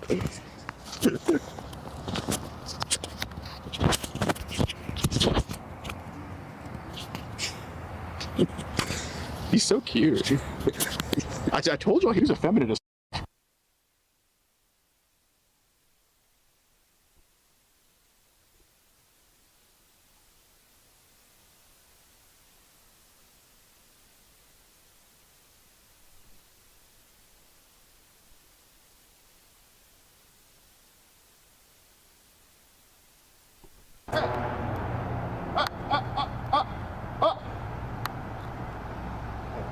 I just sent you a video. I sent you a video for Twitter right now. You can read.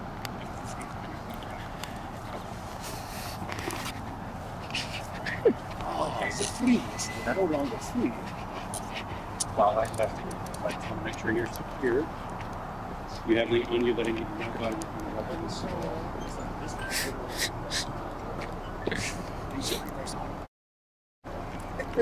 Don't mess about here. Sure. You say you don't have any weapons on you? No. With 30 belts. I'll let you know how to get in here.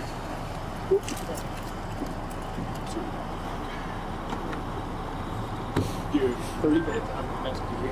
Other same clothes. Like I said, there's some indicators now. Changes, I would like to. Really comfortable. Please, can I have a foster father? Please, please, please. Can I have this house out? Please, please, please. You're being defeated. I'm going to open the window for you. Okay. Stay here, okay? You're being defeated, right? Okay, we'll open the window.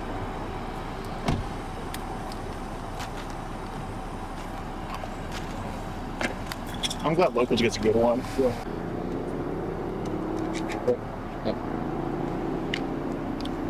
Are you gonna do an outro? Yeah. Hey guys, join Locals in the pinned comment. Helps us travel all the way to Minnesota. Right, guys, so kind of give me a rundown of how long this has been. Talk to the person who talked to him online. I just talked to him in person. Okay. Let me call her right now. How old is she? She's 14. No, I'm just kidding. She's 24. She's my age. She poses as a 12-year-old. Oh, okay. Hello, this is Officer Huntington from Oak Park Heights Police Department. Hi, how are you doing? Good. Can you kind of give me a rundown of what you got going on here? Yes, actually, point, I was the one talking to Jason. Okay. We met on Instagram. He sent me a message first. Okay. And we went from there. He was aware that I was 12 years old. I'm not actually 12 years old. I'm 24. Gotcha. And things got. He ended up sending some child, like a video of a child, and I reported it to the Internet Crimes Against Children tip line. And we have the receipt of that printed out as well, of us reporting it. Yeah. Yeah. Okay. Did he send you any photos of himself as well? All right. Yeah, so join locals in the pinned comment, over 100 videos early and uncensored, and tons of mugshots, conviction updates, live streams. Just a lot of shit on there, so go join up on there. It really helps us out. And yeah, only $10 a month. Costs nothing to help the team that travels most catch tickets. 46 states with an arrest, 40 with conviction.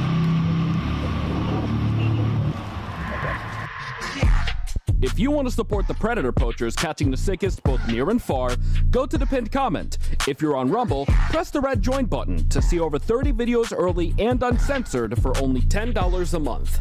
We can't do this without your help, so join our locals.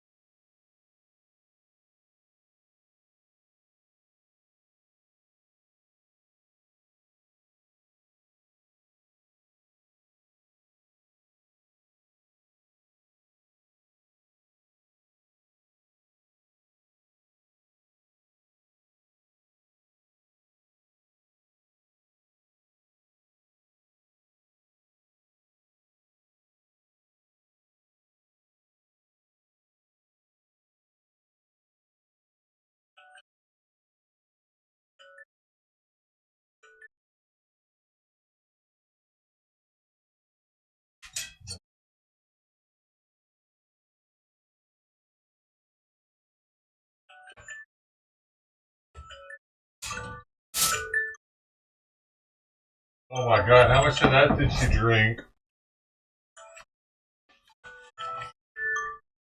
Did she get a tummy full? I forgot that I left that up there.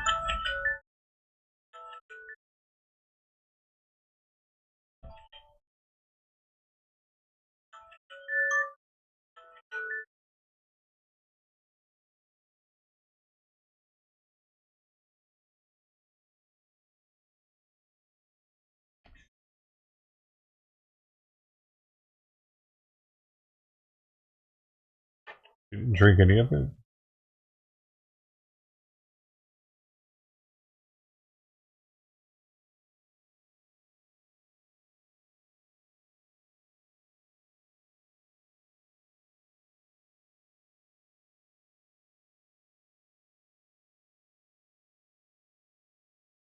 Did she really not drink any of it? I'm sorry, Brody.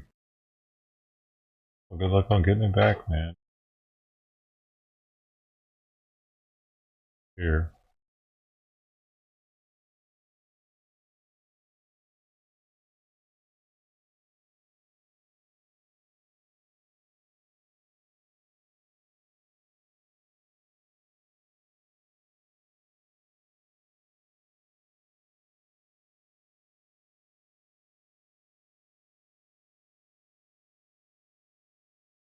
President-elect Donald Trump's return to the White House puts him once again in a position to influence the makeup of the Supreme Court, the effects of which could be felt for decades. Trump appointed 3 justices during his first term: Neil Gorsuch, Brett Kavanaugh, and Amy Coney Barrett.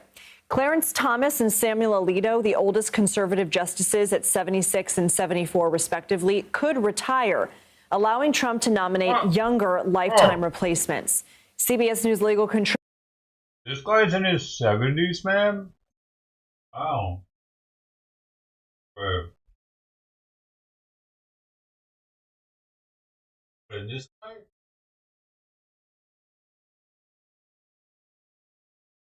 retire, allowing Trump to nominate younger lifetime replacements. 76 and 70. Clarence Thomas and Samuel Alito, the oldest conservative justices at 76 and 74 respectively, could retire, allowing Trump to nominate younger lifetime replacements. Man. CBS News legal contributor and Loyola Law School professor Jessica Levinson joins us now. Jessica, how likely is it that Thomas or Alito will step down, and when could that happen? I think it's not at all outside the realm of possibility. Now, of course, we don't know exactly when, and we know that Supreme Court justices have those positions until they no longer want those positions or until they pass away. But I think that it is, again, maybe more likely than not that we could see at least one vacancy. And for those people saying, well, look at the 2 people on the screen here, Clarence Thomas and Samuel Alito, they're both conservative votes. What difference would it make to appoint another conservative jurist? The answer is really that Clarence Thomas and Samuel Alito cannot serve another 30 years on the bench, but whoever replaces them may absolutely be able to do so. And so we're looking here at not necessarily a shift in terms of ideology, but a solidification of that 6-3 majority, or frankly, perhaps a 7-2 majority. It's a macabre business, but we're basically trying to game out who wants to stay and whether or not somebody would create a vacancy not voluntarily. So let's pull on that thread a little bit. Would that essentially solidify the Dobbs decision for a generation? I think it would. I mean, I think that decision is arguably solidified for the short term anyway, and maybe the medium term, in the sense that we know that even when the composition of the court changes, they don't always overturn past precedent. Those are 2 different things, right? First, the composition can change. It could become, I don't think in the short term it will, but a more liberal leaning court. But then you need a court willing to overturn a recent decision. And that's also a separate question. Now, are we going to live with the Dobbs decision? I think for the foreseeable future and arguably beyond that, I think the answer is yes. What are some of the big cases that could go before the Supreme Court in the next year? So we're looking at cases dealing with Second Amendment rights. We're dealing transgender rights, the power of the administrative state, And I think all of those are areas where it's not just going to be next term, but it's going to be terms from here on out, where we're going to be having a lot of discussion, Lindsay, about the power of the executive branch, how much presidents have power to issue executive orders, and the play between the tension of our three branches. The big thing we all need to look for in the next 4 years is, what does the federal judiciary do? And how much, if at all, do they stand in the way of what a Trump administration might want to accomplish? In the minute or so that I have left with you, who could you potentially foresee Trump choosing to appoint? So this is, I know everybody wants a name here. I think a few names we've looked at. A Fifth Circuit judge named James Ho. He has made a number of decisions that were favorable to the Trump administration and or not favorable to the Biden administration. He's known as a very conservative jurist. He was talked about for the opening that Judge Amy Coney Barrett ultimately filled. There's also a district court judge, Lindsay, that we've talked about a lot, named Eileen Cannon. She's the judge who oversaw the Mar-a-Lago case. By the way, she made a number of decisions that were favorable to Trump. Exactly. She dismissed it, saying special counsel Jack Smith was not properly appointed. So those are two names we're hearing. We all need to remember it could be somebody who we're not even thinking about right now. Jessica Levinson, thank you.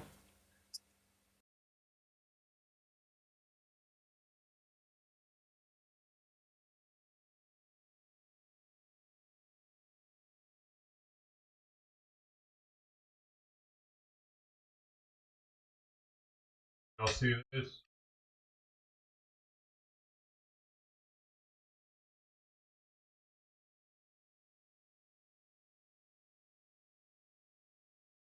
Well, I guess he.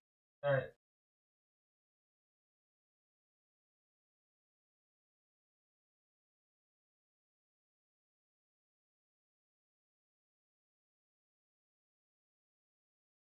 U.S. President-elect Donald Trump is putting together the pieces of his new administration, starting with his pick to lead his White House team.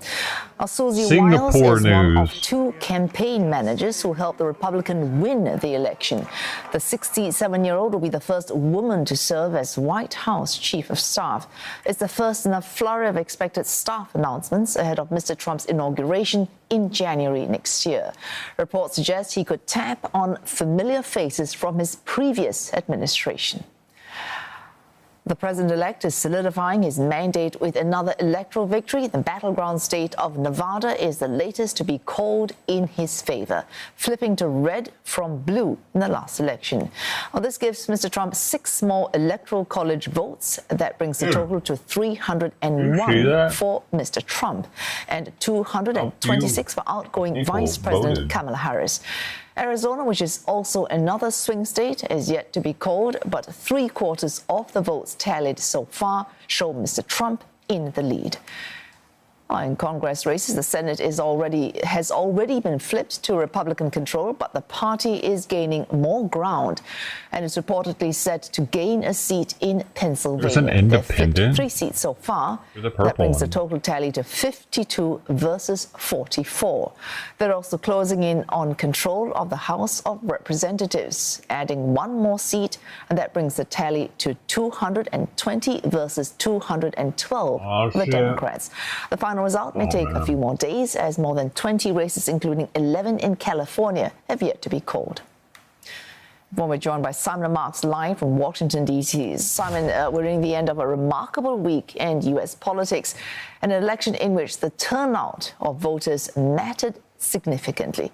What's your assessment of those particular numbers?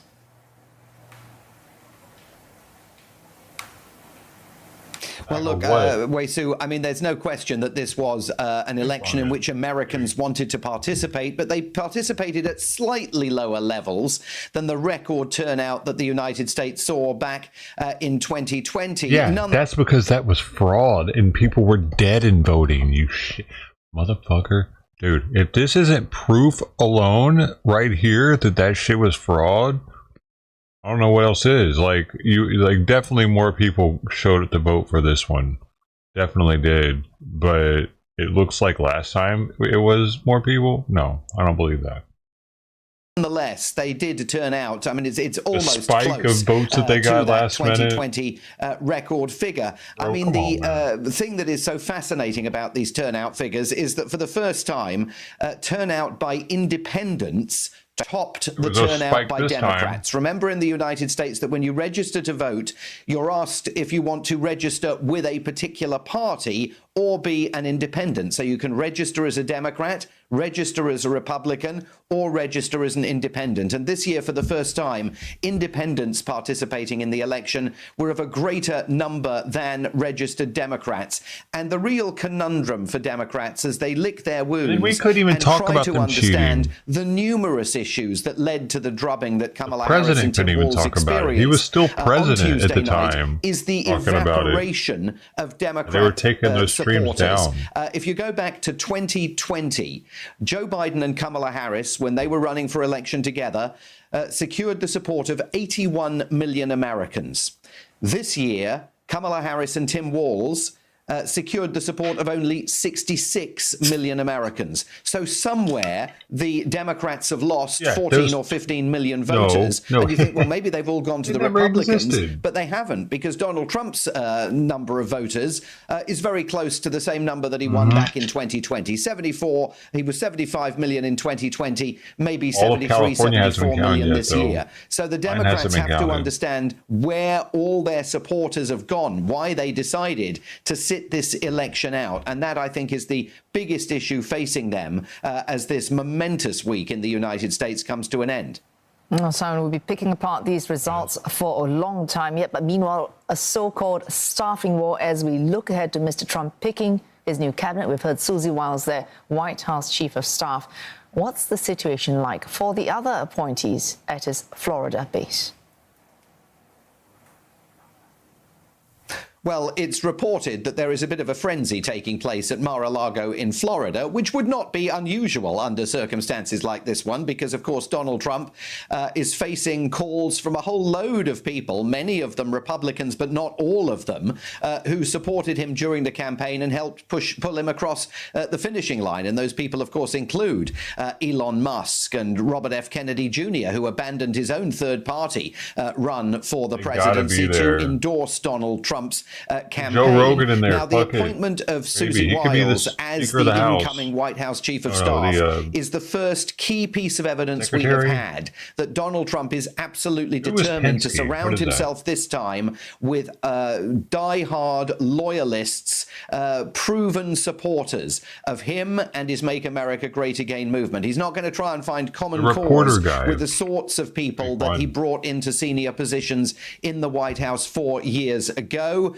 We're still keeping a very close eye on Rick Grenell, the former U.S. ambassador to Germany, as a possible future Secretary of State. Also in the running for that, reportedly, Republican Senator Bill Hagerty, who used to be the United States ambassador to Japan. Also a possible consideration for Secretary of State. But there's a host of cabinet positions and non-cabinet positions, of course, for Donald Trump to fill. Thousands of appointments have to be made over the course of the next few weeks, and that is falling to Donald Trump himself, backed up by a transition team that he actually created even before the election. So they started work on this weeks ago. Now the rubber is really hitting the road.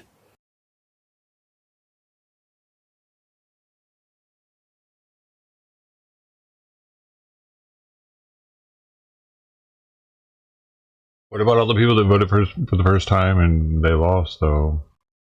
Poor people. Poor people. No. Bless their hearts.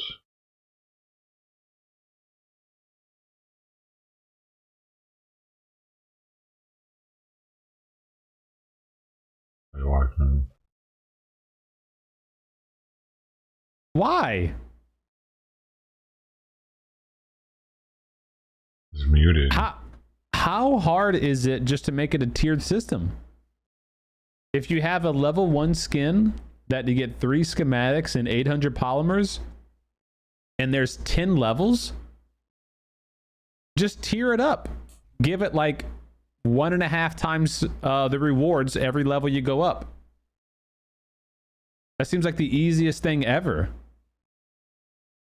Now, the only the only thing I can see that maybe he's considering there is, like, let's say, I love it.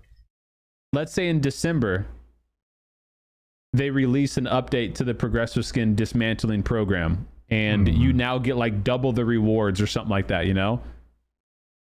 How far back do they have to go to retroactively not piss off millions of players, right? Like, what if you just dismantled 6 progressive skins today, and tomorrow they go, oh, by the way, going forward, you can get double the rewards anytime you dismantle a skin. You're gonna be like, bro, what the frick? What about all the shit that I just dismantled yesterday that I didn't know you guys were doing this on? So that's probably what they're talking about. How do we address that? And I think the simple answer is you gotta choose a date. Yeah. You know, you gotta first announce what you're gonna do. So say, like, announce it today, come January 1st or come December 1st, all your progressive skins are going to be more valuable. So that's the first announcement. Now players know going forward, okay, don't dismantle anything right now. And then go like 60 days or 90 days in the past and say, if you've dismantled a skin in the last 60 or 90 days, we can, here's your ticket. You can submit a ticket and we can reimburse you or whatever for that. That's what they should do. Sounds like a major pain in the ass, so let's take a All right, let's keep going. For everybody. Map selection. Okay, well, we don't have map selection because our region's small, so it's not really going to do anything to us. Submitting a ticket. Map rotation is another important factor. Yes! Different regions have different preferences. Tega was a fixed map in Korea, but now it's in the map rotation for Asia. Currently have 10 maps, technically 9 because you don't even have Haven in the rotation, but I hear you.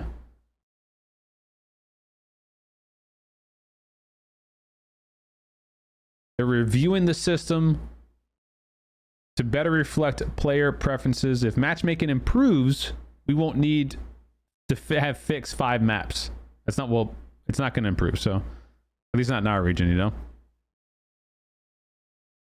They asked them about the gay outfits. So okay, so nothing's gonna change for us. Oh yes, we're gonna have more gay outfits. Double gayness. Unicorn heads. We plan on we doing gathered players while adding maps. Yeah. rainbow effects when you shoot your gun.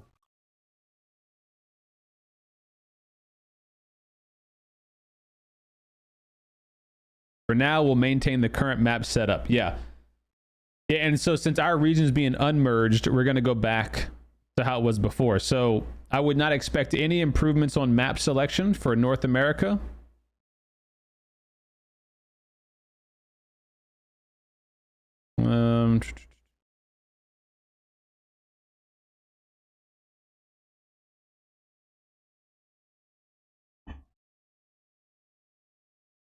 About hot drops, MMR. No, not interested. They're just talking about gameplay behaviors of high MMR versus low MMR. Some players, like some regions, prefer hot drops.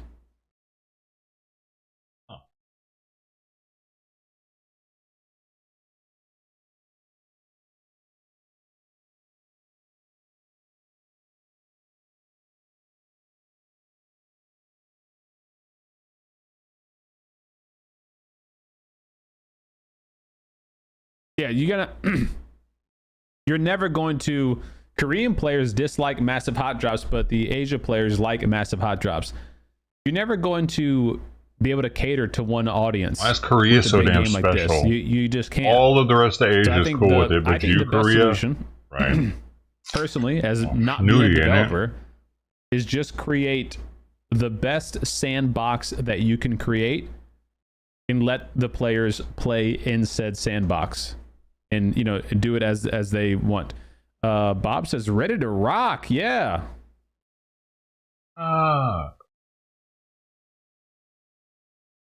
Somebody's got their cock out early. All right, we'll finish this up and then hop in with Bob. Well, that's So Bob. yeah, I think that's Hollywood just create Bob's the ready best to play. sandbox. Let the players decide. Co-op Actually climb can be does have his frustrating cock because the out. height it allows you I to didn't reach know it was was lower him. than expected. Of Yeah, course that's he because does. when you jump by yourself, That's how he you starts jump the like day this. off.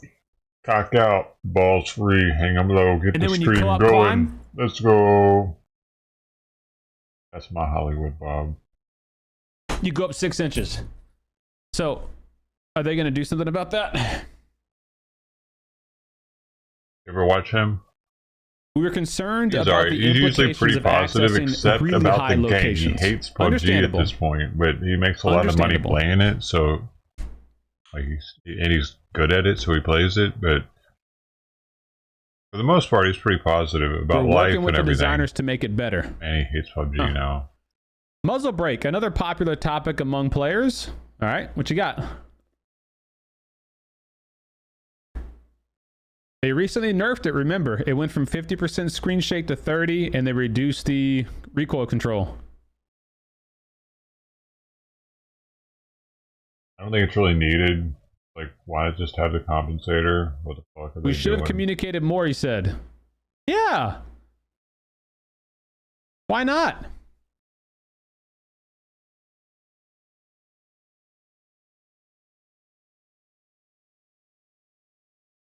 Players mainly use compensator, of course.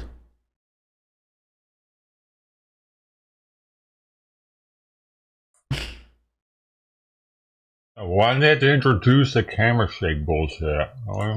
Yeah, you'll go back to regular ping with the servers unmerge.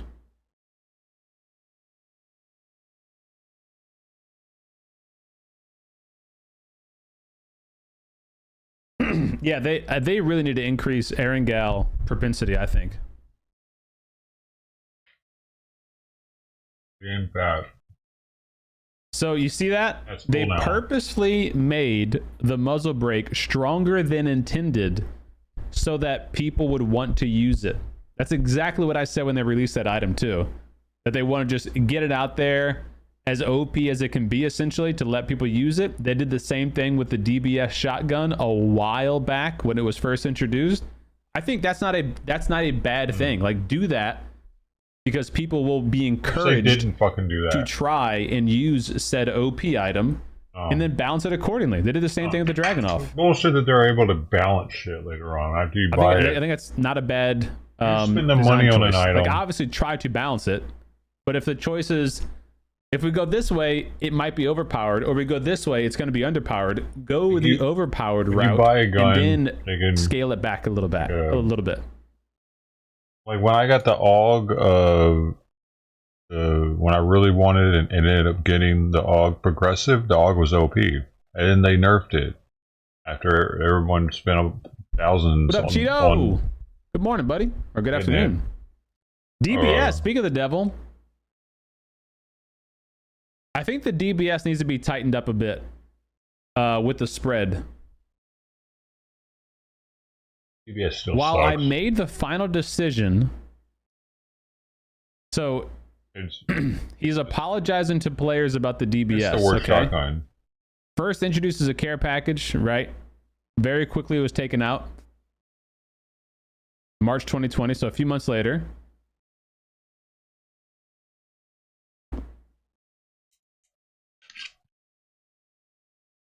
Shot guts. No, it's that shotgun that goes choo-choo, choo-choo. Yes, UE5 is 2025 at Shot. the It's like earliest. 2 shots, but it's like At the earliest. choo-choo. It's quicker than the Like probably double late barrel. 2025 It's like or 2026. choo-choo. It's stronger. Double barrel stronger.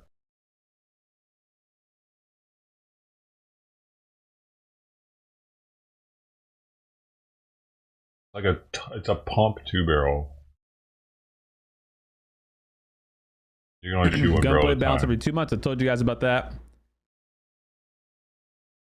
Yeah, so they didn't discuss the DBS right there. I was hoping they would say something about the DBS.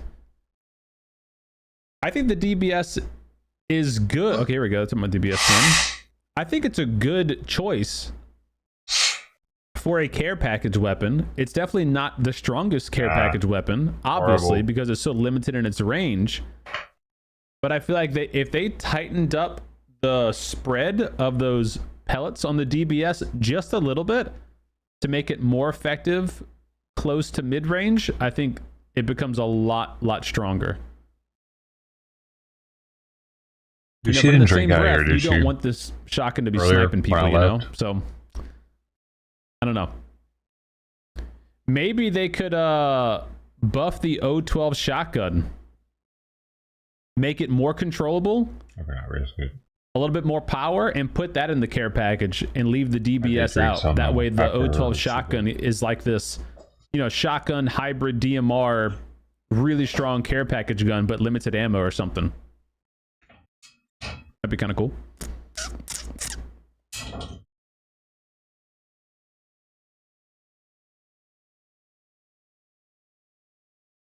In-game communication issues. Well, that's not going to be happening much longer since the servers are being unmerged.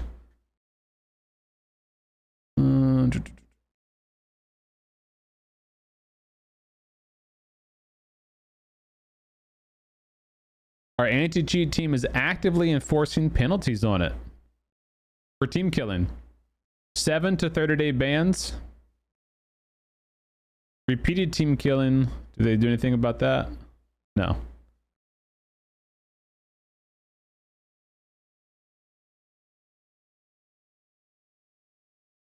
They're talking about the region stuff right now, which again, they're reverting it. Console servers, let's see. Excuse me. Console numbers are lower than compared to PC. Integrate console servers for a shared experience. They're saying, should you do a single server for console? And they're saying no. So they do not want to do a single server for console. The entire world? Ranked matches, not interested. Two-step verification. He was in the cup. Some issues with that, apparently. Well, you didn't drink much of it.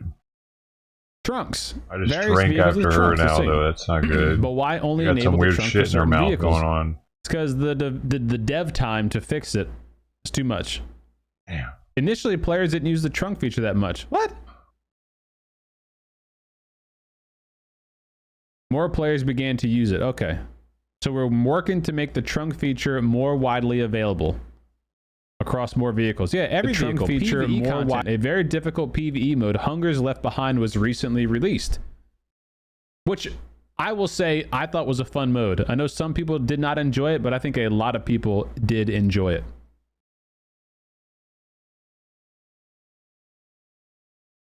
Thank you for the great idea. Talk about a time attack mode. Basically a, race to see who can beat it the fastest. Which they had that with the partners, by the way. Internally, like a week ago. I did not participate.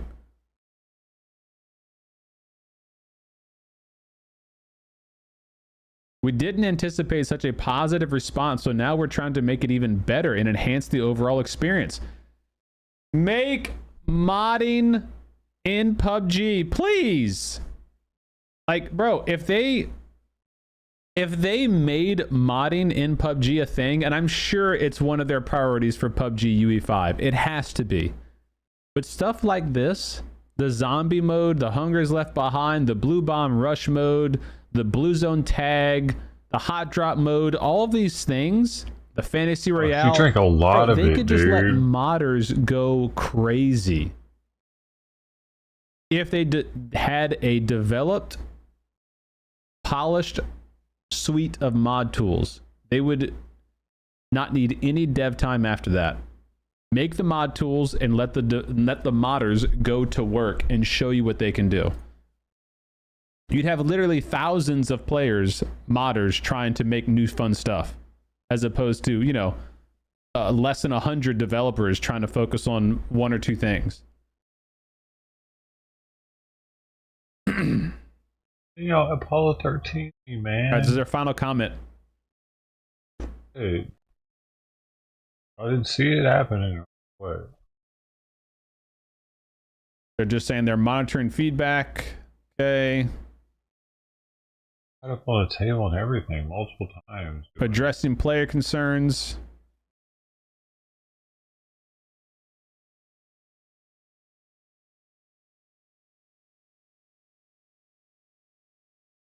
PUBG care packages should be at least quarterly, so 4 times a year. I'm committed to holding these quarterly. Okay, well, it's November, so that means we need to see this episode 5 in what, February, March?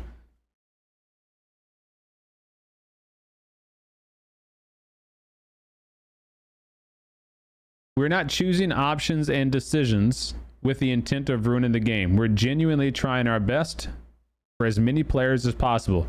And I do believe that. I genuinely do believe that. When I met Taehoon and some of the other devs, I genuinely do believe that they love and care for this game, and they want it to be nothing but the best. But the problem they find themselves in is, you know, number one, PUBG is a global game. So they're trying to cater to many different audiences, but it's not evenly split. You know, you've got a huge audience in Asia and a little tiny little audience over here in North America, a little bit bigger in South America, and then OCE, you know, so you have all these split regions who want different things out of the game. You're never going to please everybody. And then I ultimately think there's too many hands in the pot with not just one person making decisions. I think there's too many people making decisions or wanting to make decisions, and that's pulling the game in multiple directions. Now, there could be a plus and a minus to that. If Taehoon's particular direction with the game is not the one that you like, well, then that means the game's going to start going in a direction you don't want to play. So there's pluses and minuses with having multiple hands in the pot, so to say, with developers, but I think it's hard to get a true game direction when, you know, every other update is a different theme, a different goal, a different concept. It could be hard for the player. It could be a little clashing, you know, to the player. Hey, Bill. All right. So that's it. That's PUBG Care Package episode 4. If you guys are just joining into the stream, we just reviewed the whole care package. If you guys are just joining the stream, we reviewed the whole care package. Is not all safe the tidbits for it needs cats. to knows. We reviewed all the PUBG 2.0 UE5 leaks coming earliest late 2025. I don't know if she consumed too much or not. They did confirm as of yesterday they are still working on UE5. I don't know if she consumed too much or not. She's definitely knocking out right now, though. In the box. I don't know. She doesn't look like she's feeling so good. Says it can be toxic to cats.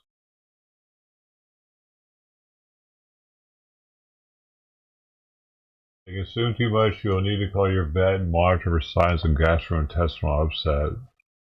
Some cats may be more sensitive to coconut water than others.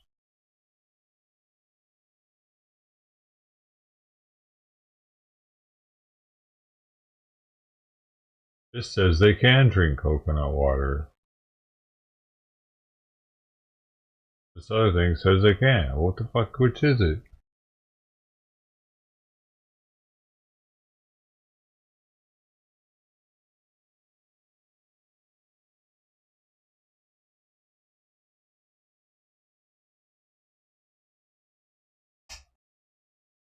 I should probably be alright.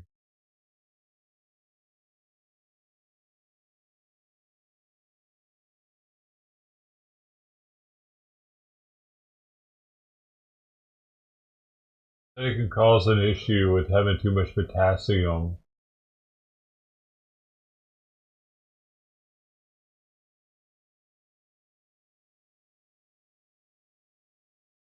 Maybe she needs potassium right now to fix her sore.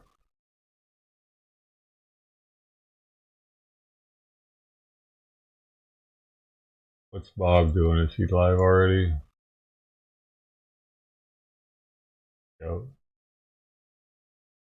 This is the Bob guy. Good thing I didn't buy it. Sub Lady Horror. Chad, do you think that they would say, like, you think that there would be a thing in here, right? Where you go, you look at it and it would say owned by it, right? It would be like, oh, you already own this, so don't spend the very limited. Oh, he's talking shit about PUBG already. What up, Danny? Why don't they do that? So you accidentally buy some shit you already have. Like this game is so now 'cause stupid. It says that I own it already. Oh, good. Wait a second. Is the So it does grayed out. Oh, mine is battle stat. I have it already, man. What's up, Benny, Piff and David, Wino Man? Your neighbors going crazy? I'm missing Why? currency. Oh. Rip. Come on, man. Friday, you know it's PUBG day. Oh my god, but hopefully it's okay that I drank after her too, though, with her having that thing on her mouth. Whatever the hell that is. We can't catch cat herpes, but I mean, if it's something else, I might be able to.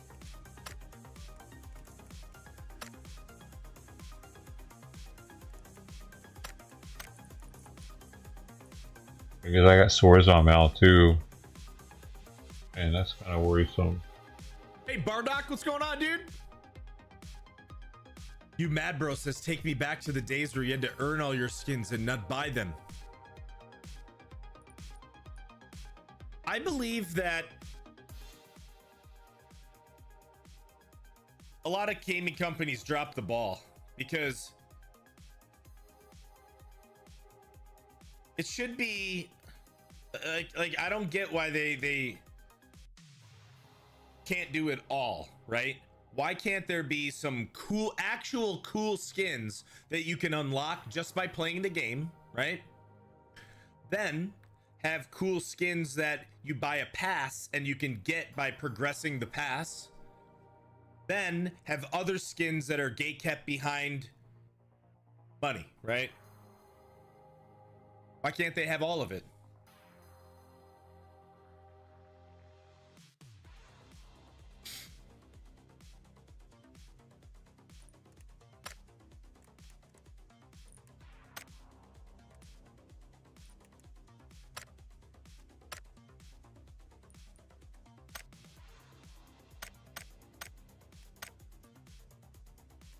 I don't know if I'm alright, dude. How many schematics do I have now?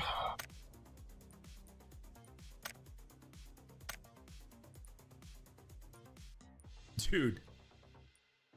Guys, I have 17 schematics and I can only level up my MK 2 times. What the heck, man?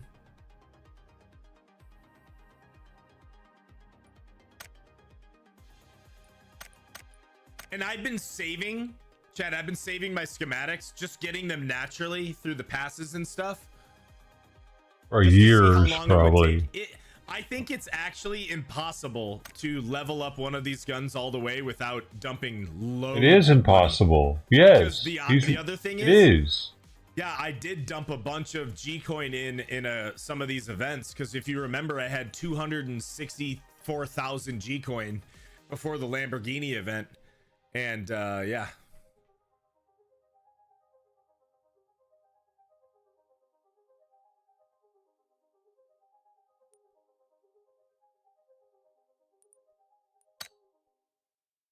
And I'm sorry, but this reskin, like, this is ugly, isn't it?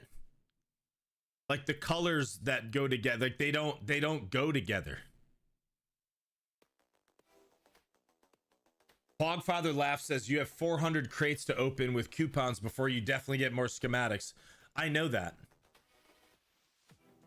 Here, just to help you out here, Pog. Let's look. What's worth spending my coupons on? This skin? Any of these skins?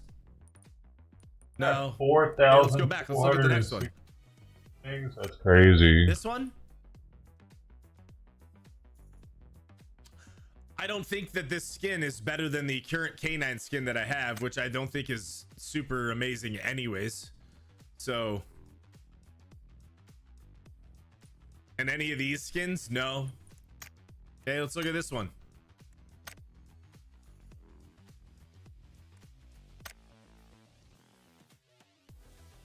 I mean, are we on a spaceship? No. Any of these skins? No. Right. These are all recycled skins too. Like, I think I have some of these already. And then this one right here. Like, more spaceship stuff. This one's okay, but am I gonna dump 400 crates into this? Probably not. More of the same recycled skins. So, like, my point is, there's nothing to buy. It still wouldn't upgrade it. My point is that there's nothing to buy. With the...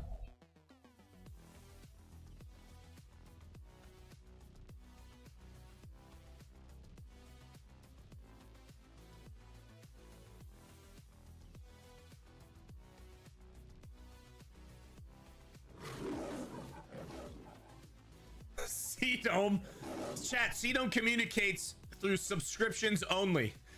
Thanks for the 26 months, tier 1, dude. He says, ready in 5. All right, so... CDOM's ready in 5 minutes, which probably means that he subscribed from the toilet, because he's probably been sitting there for 20 minutes. Inhale to rise, hello! The only thing I want is the colored smoke gun, and I've opened at least 200 crates. Ah, dude. I mean, I got the colored smokes, and I would say this, Inhale to rise, I have them.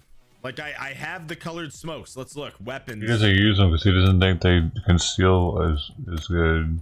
Like, I have this.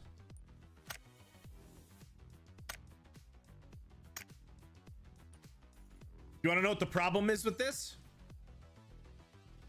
That the colored smokes perform less effectively than regular smokes. I was in the stream when some of them, we decided that. These, they, when you shoot them, you can see silhouettes in them, and you lose games because of it. So I stopped using them across the board. They're not worth it, bro. I'm telling you, if you spent all the money getting them, and then you lose games because you have it, you'll be upset. It's pay to lose. Unlucky. I don't notice that.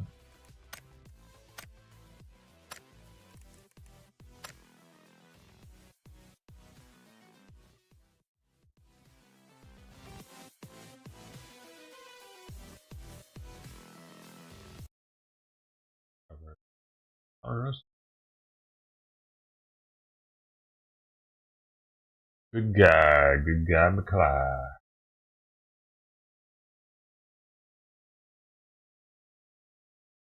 First public appearance since Donald Trump's victory today, and well, he looks sharper and happier than ever.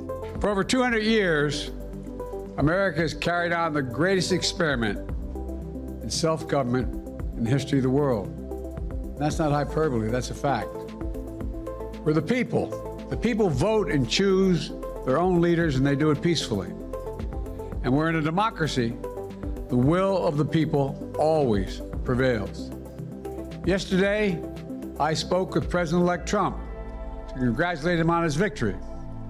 And I assured him that I'd direct my entire administration to work with his team to ensure a peaceful and orderly transition. That's what the American people deserve.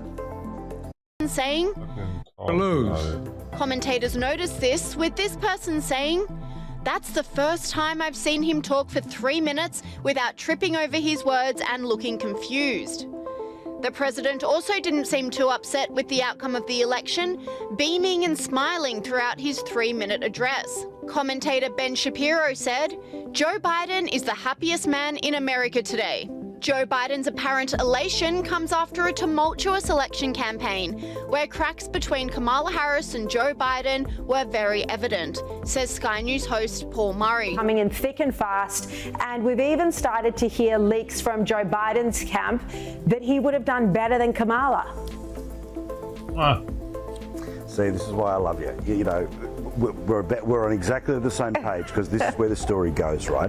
Which is about the tension of Biden and Harris. Now, so to explain the structure of the campaign, basically the entire machine that was there for Joe Biden, as soon as Kamala Harris became the candidate, all of that machine stayed in place. So obviously all of those people are loyal to Biden, so any attempts to have a strategy of throwing him under the bus, they were all going to resist it. But there was somebody who was put as the cherry on top for Kamala Harris. It was a man called David Plouffe. Now David Plouffe is a former, the bloke who put together the 2008 and 2012 Obama victories and made an awful lot of money in the private sector and political advice since. And he sort of has sat back a little bit as kind of like, you know, the perfect coach of the perfect team, all the rest of it, and sort of has sat back, and he didn't get involved in Hillary. And for him to now be at the heart and soul of the Harris campaign, we now have the beginnings of the fight for the narrative. And it's the Obama camp versus the Biden camp versus the Harris camp. And when you were saying that all the reporters all said the same thing at the same time, guess what? We all know where they were getting their information, because of course they were all being spoon-fed all the way through this campaign, all being spoon-fed about 50-50, all being spoon-fed about 10% of independents and late deciders, just garbage, right, that they knew that would be uncritically reported on the air. But yeah, so Biden will officially speak today. He's obviously going to walk away when people start to ask questions, but pay attention, because the next couple of days we're going to start to really see that the campaign of joy was not behind the scenes. No, 100%. And you could see it in Kamala Harris's face today. And obviously she's going to be disappointed, but it was beyond, it was shattered. You know, clearly such a shock. And again, we're seeing that in the leaks coming out to CNN reporters, just that shock that they didn't win.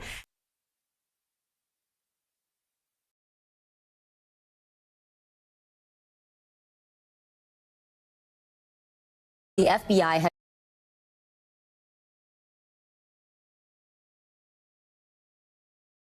has charged 3 people in a murder-for-hire plot from Iran targeting President-elect Trump and an American journalist. 2 of the men were arrested in New York and appeared in court just yesterday. NBC News Justice and Intelligence correspondent Ken Delaney joins us now.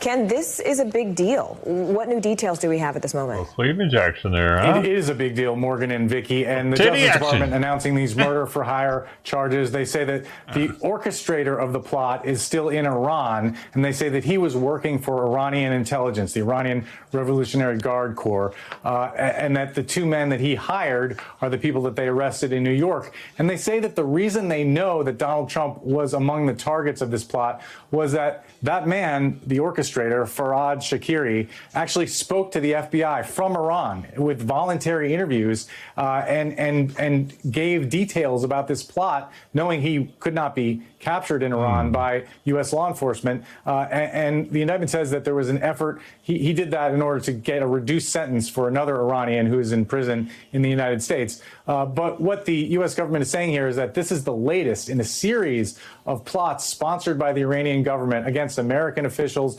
former officials, and also this journalist in New York City who's been the subject of other Iranian murder-for-hire plots. A huge provocation, alleged provocation by Iran at a really sensitive time, with a president-elect coming into office who has promised to step up the pressure on Iran. Murder-for-hire charges announced against 3 people. Well, some of the chaos people feared would happen after this election. We know there's a 3rd suspect, Ken, who is still at large. What do we know about that person and their potential whereabouts? Yeah, that's the man I was just talking about, Farhad Shakiri, who actually talked to the FBI by phone from Iran. He is in Iran, and so for now, outside the reach of U.S. law enforcement, he's the person that was allegedly working for the Iranian government, and he had spent time in the United States and even had served time in prison, according to the indictment, and so speaks English, but now is back in Iran. And again, the charging documents say that he was the leader and the orchestrator of this plot on behalf of the Iranian government. Thanks for watching. Stay FBI updated about breaking. Investigating after reports of hateful, racist text messages that were sent to people in several states right before and right after the election. That includes over in the Atlanta metro area. Mark Teichner with our Fox 5 Atlanta team joining us live from the Atlanta FBI field office with more on this. Mark, still a lot left to figure out here as that investigation itself is underway. Point the FBI in telling us that they are working with the Justice Department and a bunch of local law enforcement, as you can imagine, try to find the people responsible for these hateful text messages. You've been selected to pick cotton at the nearest plantation in Atlanta. David Williams reads a disturbing text message he received the day after the election. Master Ben asked us to send out this text message. Please be ready and we won't be whipped. Williams is one of many all over the country targeted by the racist message. He searched the number but wasn't able to track down the sender. And I replied back, well, you better tell Ben I'm not my ancestors. I whip and shoot back. Law enforcement, including APD and the FBI, are investigating the messages, which are being sent not just to adults, but also children. Scary because you don't know what's going to happen, so you just got to like watch your back and stuff. We blurred the face of a 14-year-old Rockdale County girl who received the message.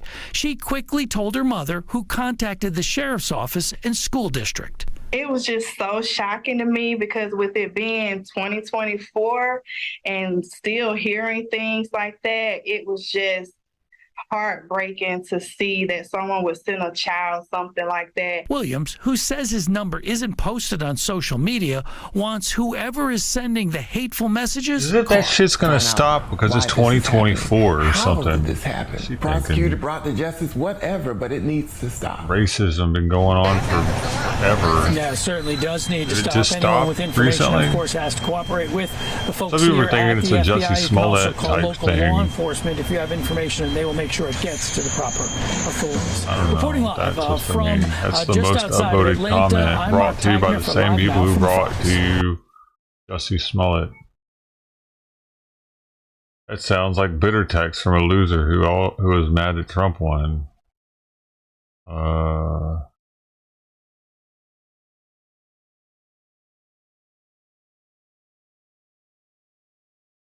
Is this a new Democrat recruitment tactic?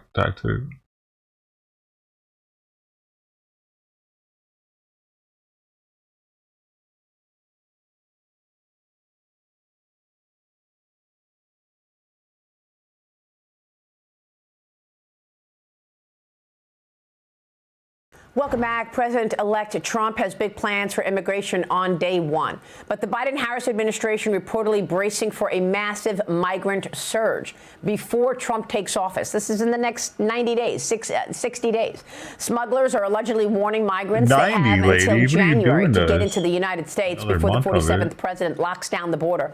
Even before the election, senior Border Patrol and ICE officials reportedly raised concerns to the Department of Homeland Security and its head, Alejandro Mayorkas, saying that the agencies likely could not handle a potential surge if Trump won at year end. Trump began threatening consequences for the migrant caravans even before he secured the win. Watch. Now we have a new president in Mexico.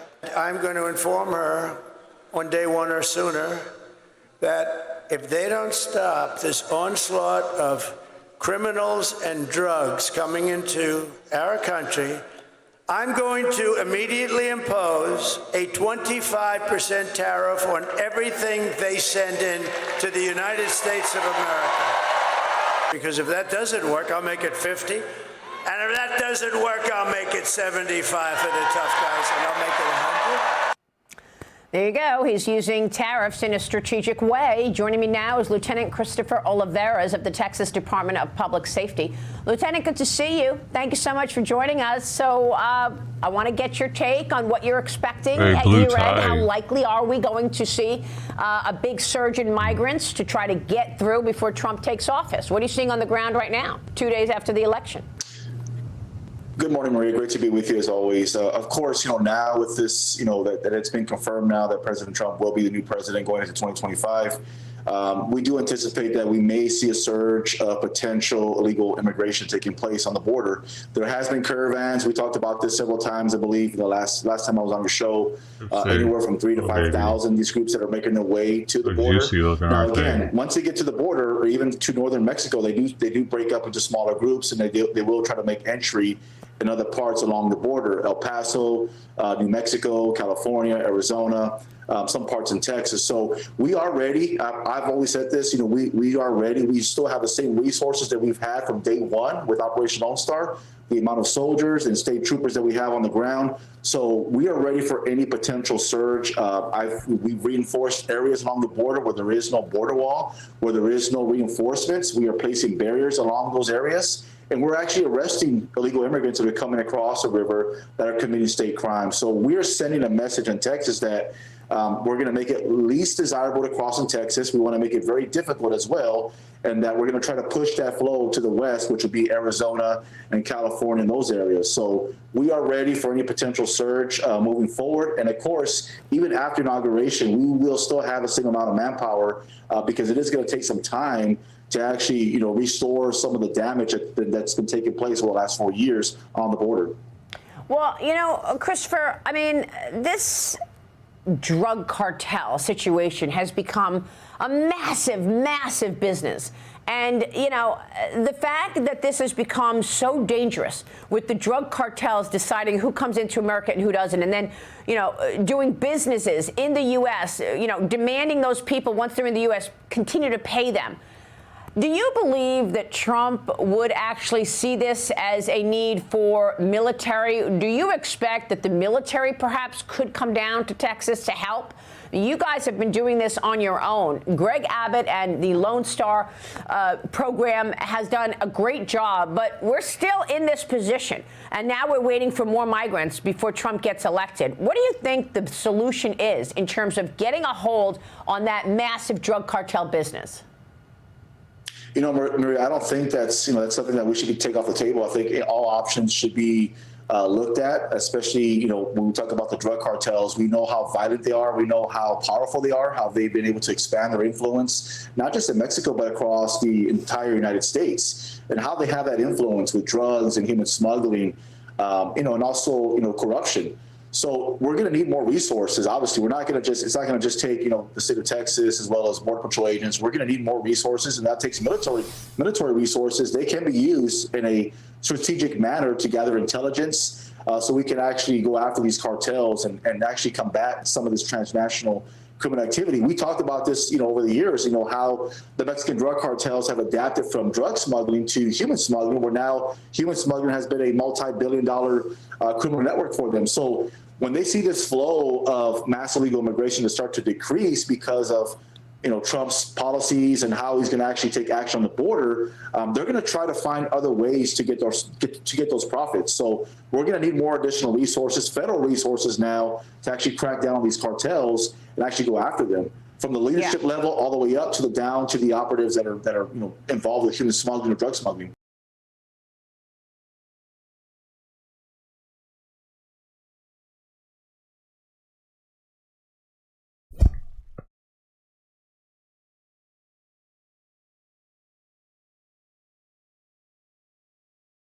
Damn, as many pounds of meth was found as marijuana.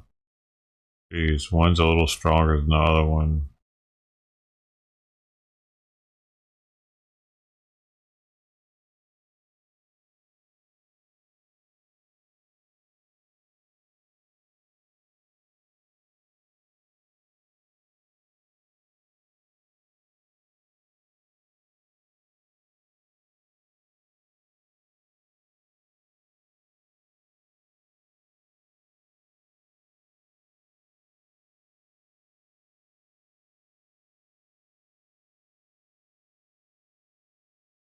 As President-elect Trump builds his new administration, multiple sources tell ABC News Congresswoman Elise Stefanik is the leading candidate for U.S. ambassador to the United Nations. We must work and are committed Oh, to cool. working around the clock We're gonna to get ensure Aunt Jemima President Trump out. is victorious this November. Sources say she is likely to be vetted for the role. No official decision has been made.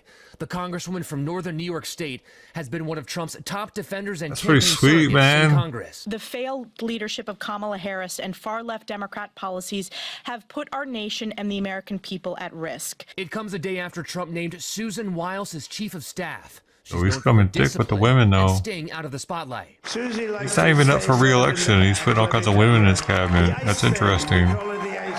Trump's team is working on his day one priorities, including launching mass deportations Oh, he of was sexist. undocumented immigrants. Some experts say it could cost $88 billion a year. Trump telling NBC News there is no choice, adding, "They're not staying here. There is no price tag."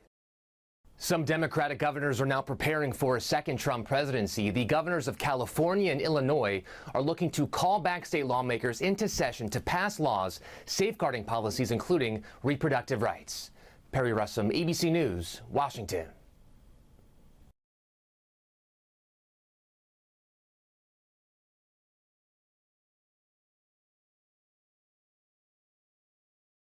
On day one of my new administration, the invasion ends and the deportations begin. We get them out. On the campaign trail, President-elect Donald Trump repeatedly promised to launch what he calls the largest deportation operation in American history, targeting undocumented immigrants. By the way, there are roughly 11 million undocumented immigrants living in this country today. And a CBS News analysis found it would cost up to $216 billion over Trump's next term to deport them all. Just to break that down, that's $54 billion per year. For comparison, last year's budget allocation for the Immigration and Customs Enforcement was just $9 billion. But beyond they're the not price doing tag, the bigger anything. question is how Fucking exactly dumbass. would these mass deportations work? Trump has said he'll deploy the National Guard to detain undocumented immigrants, tap into local law enforcement to keep track of them, and ramp up workplace raids. He has pledged to invoke the Alien Enemies Act of 1798, which allows the president to detain and remove immigrants during wartime. The last time it was used was during World War II for the internment of Japanese Americans. And of course, Congress later apologized and provided reparations for Japanese internment, acknowledging that it was rooted in racial prejudice. So, is a mass deportation plan possible? Joining us now to talk about it, someone with a lot of knowledge on the subject, the former acting director of Immigration and Customs Enforcement during the Obama administration, John Sandwig. John, thank you very much for being here. Appreciate it. We mentioned Japanese internment, but there are other episodes of mass deportation efforts in the U.S. That are a little bit closer, analogies almost. In the 1930s, there was a Depression-era effort to get rid of Mexican workers who would come into the country. In the 1950s, the more famous one, Operation Wetback, that racial slur there that the Eisenhower administration used. And then, controversially, when you were in office there in the Obama administration, more than 2.5 million people were deported, largest number of any administration, 400,000 a year in some cases. How did it work in that modern case? And are there lessons there for how Trump might do it? There really aren't lessons there for how Trump might do it. The situation during the Obama years was a little bit different. A lot of those numbers, there's a common misconception that those numbers were people who are living in the interior of the United States, the 11 million we're talking about now. Primarily during the Obama years, these were people who had just crossed the border. But at that time, very few of those people were claiming asylum. And so administratively, DHS had the authority to issue what are called expedited removal orders and then transport those people back to Mexico. And the overwhelming majority of them at that time were Mexican nationals. Of course, today our border is radically different. We're seeing a large number of people from a variety of nations coming across the border, all of whom are claiming asylum. And what that has done is really overwhelmed our immigration courts. And so this kind of leads to what is Trump's biggest problem today, which is despite all these resource constraints, despite these promises to use the National Guard or state and local law enforcement, he needs to find a way to get around those immigration courts, because with the current backlogs, there's just no real possibility at all that he can provide provide, due process and get 1 million people out of the country in a year. But John, to take that number, 1 million, which is, I think J.D. Vance has brought that up. He said, we'll start there and move on from that moment. According to ICE, there is about 1.3 million people who have been told by a judge that their asylum claim is denied and they've been told to leave, but they haven't yet. Wouldn't that be the place to start? Yeah, look, there's been a lot of confusion about this issue, and I want to address that. First of all, the administration oftentimes has said we're going to focus first on these criminals, right? These transnational gang members who legitimately are operating unlawfully in the United States, people who commit violent felonies, et cetera. And I think we all agree that that's a critical population for ICE to go after. But if you're trying to get to 1 million, you need to look for that low-hanging fruit. Populations like the one you just referenced, individuals who already have that final order of removal in place. So if you look at the 1.3 million, that means you need to spend, it's a tremendous effort to go find them, I guess is what I want to say.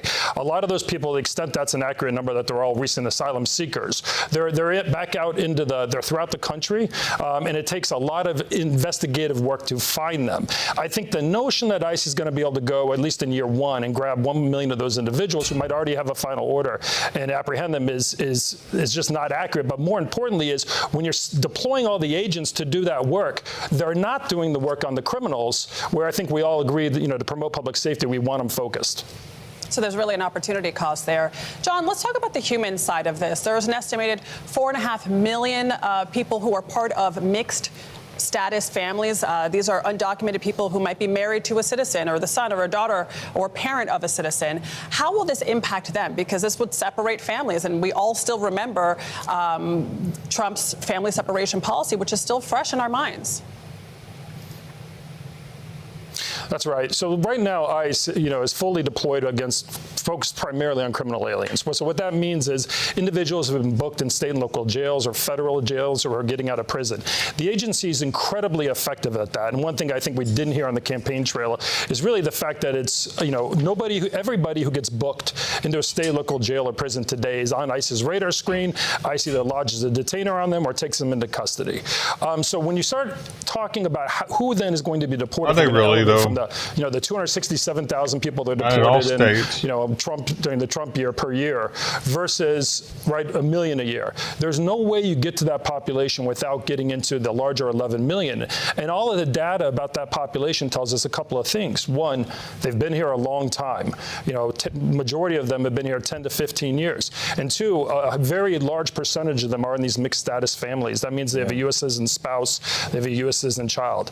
There is no way to do this without, separating those families or putting them into a situation where the U.S. citizen children need to leave the country with their parents. Yeah, John, there's no way to do it without a lot of money, a lot of heartbreak. I mentioned the Hoover effort in the 1930s, a Depression-era moment, and then in the 1950s. In both those cases, when cooler heads were able to look back historically, there were citizens who were deported and there were separations of families. It's a very tough situation, no way around that fact. John, thank you very much.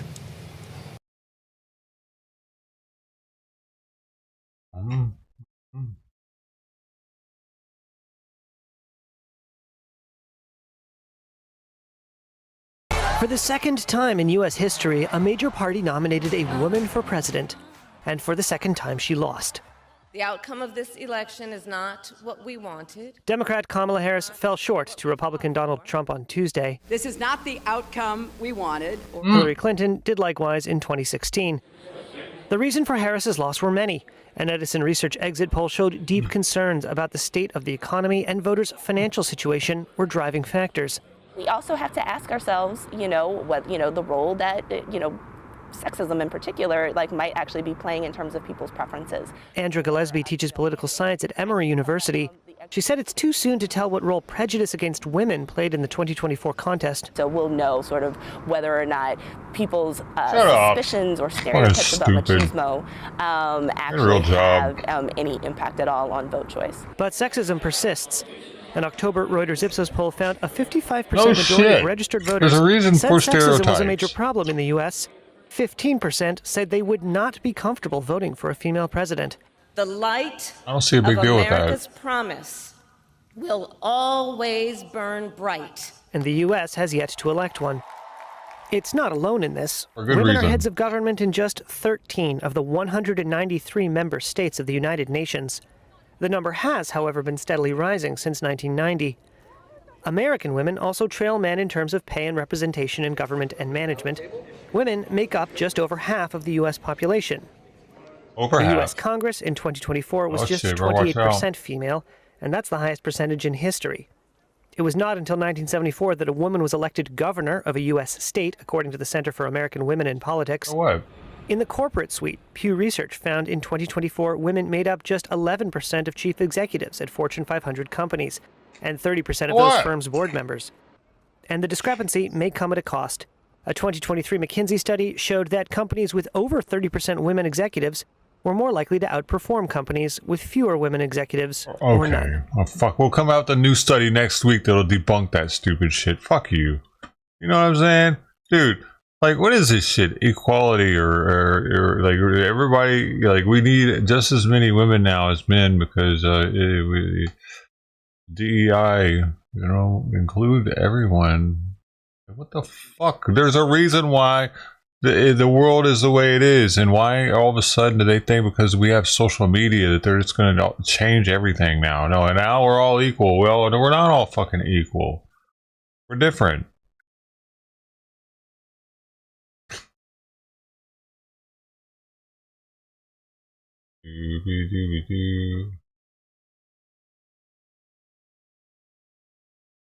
We got anything else that we might?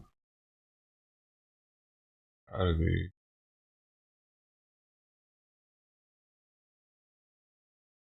Gotta click it, man.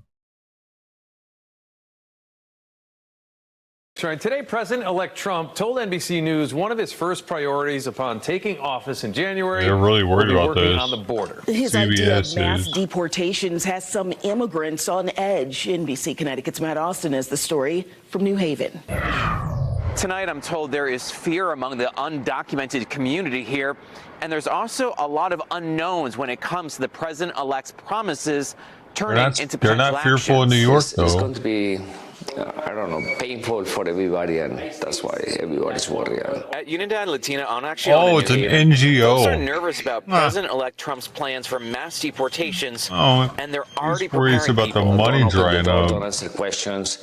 Don't talk about your case to people that you don't know, or people that you know. Don't mention anything. You know, I think there is basic things that people should learn to really survive the next 40 years. In an interview with NBC News today, Trump don't said, rat quote, yourself out, "We is that what obviously you're have to saying? make the border strong and powerful."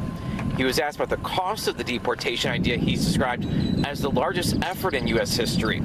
Trump responded, quote, "It's not a question of a price tag. It's not. Really, we have no choice." Top leaders in Connecticut say the state will help protect immigrants. During Trump's first term, people facing deportation took sanctuary, including at a church. It is my very sincere hope that we don't see that again, but we've seen this movie before and we're ready for it. It's estimated there are more than 100,000 undocumented people in Connecticut. Lugo says potential deportations would have wide-ranging impacts. They dominate like some sectors of the economy, like the construction, landscaping, farming, and also the cleaning. The immigrant group says it's already planning a meeting to meet with people to hear about their concerns and find ways to help them. Again. In New Haven, Matt Make Austin, labor readies NBC, great again. Connecticut News.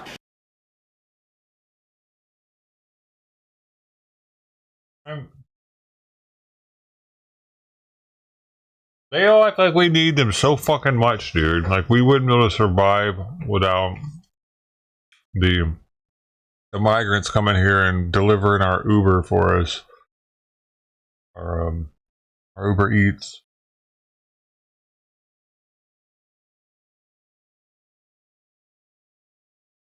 I think we'd be alright.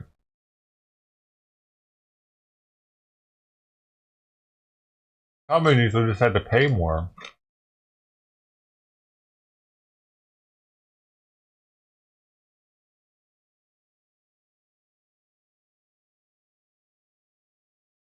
Shaming us, yeah, of course they are.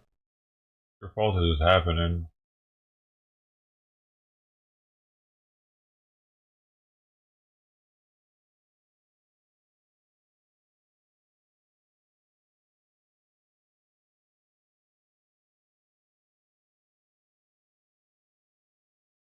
Felicito al presidente electo Donald Trump por la gran victoria en las elecciones celebradas en el día de ayer.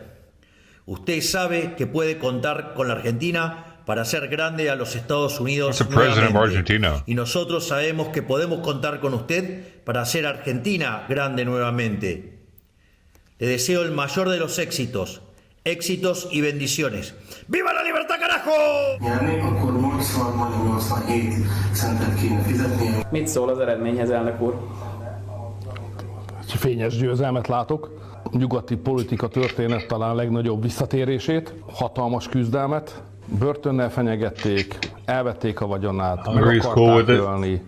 Szembefordult vele a teljes médiavilág Amerikában, és mégis győzött. Ez mindenkinek, aki hisz az akaratban, a küzdelemben, a kitartásban, nagy biztatást jelent. En su primer gobierno, presidente reelecto Donald Trump, no fue bien. Fuck you. Este es un nuevo comienzo. Fucking people gotta come back home, bitch. Para que apostemos a ganar. Y le vaya bien a Estados Unidos, le vaya bien a Venezuela y siempre abogamos para que le vaya bien a América Latina y el Caribe. Por mucho que hayamos tenido tensiones o tirantes en las relaciones, cuando intentaron atentar contra su vida en 2 oportunidades, no dudé ni un segundo en solidarizarme y desearle buena salud y larga vida.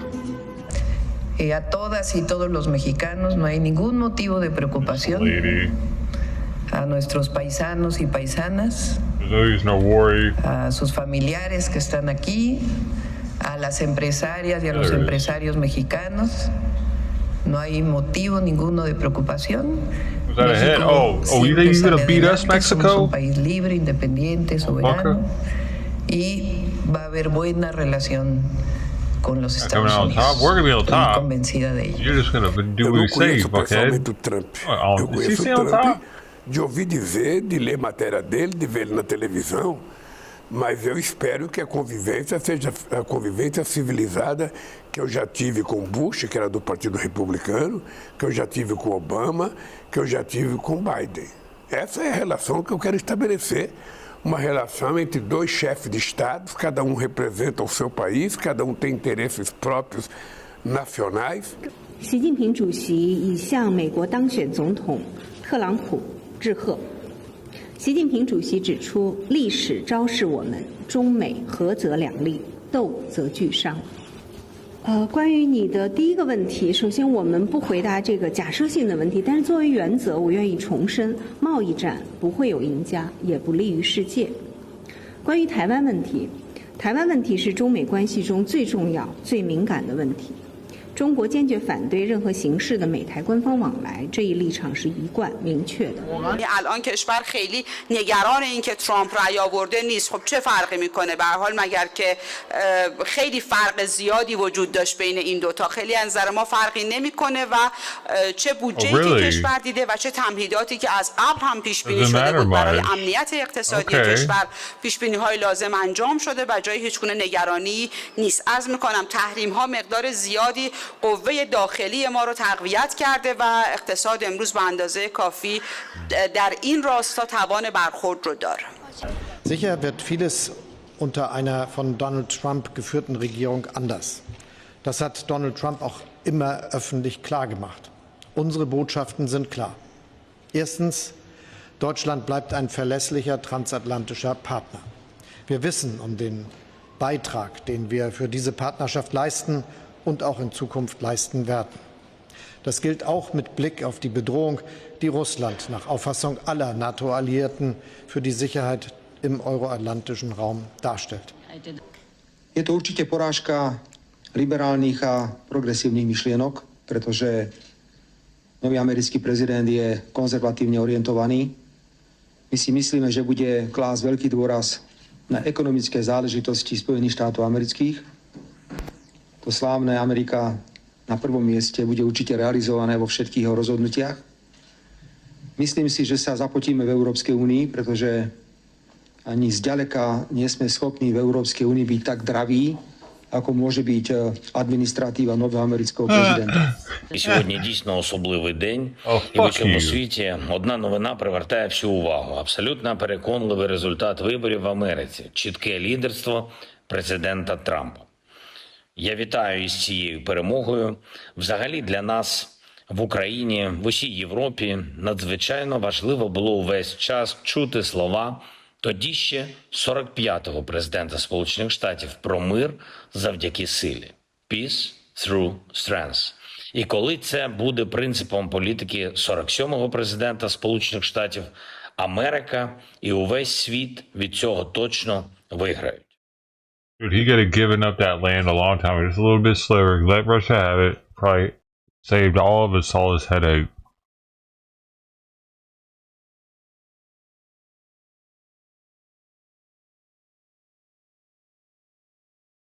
They would have just used that money for migrants, so.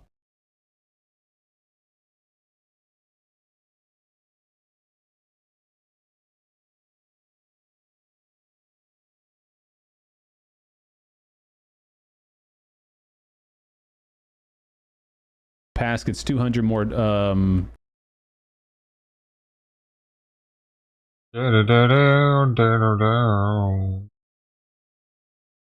Large police presence on I-55. See right there is a red tow truck, and that is sort of at the center of this investigation right now. For a while there, both sides of I-55 were shut down. Traffic just started flowing once again as police continue this investigation on this. Chicago.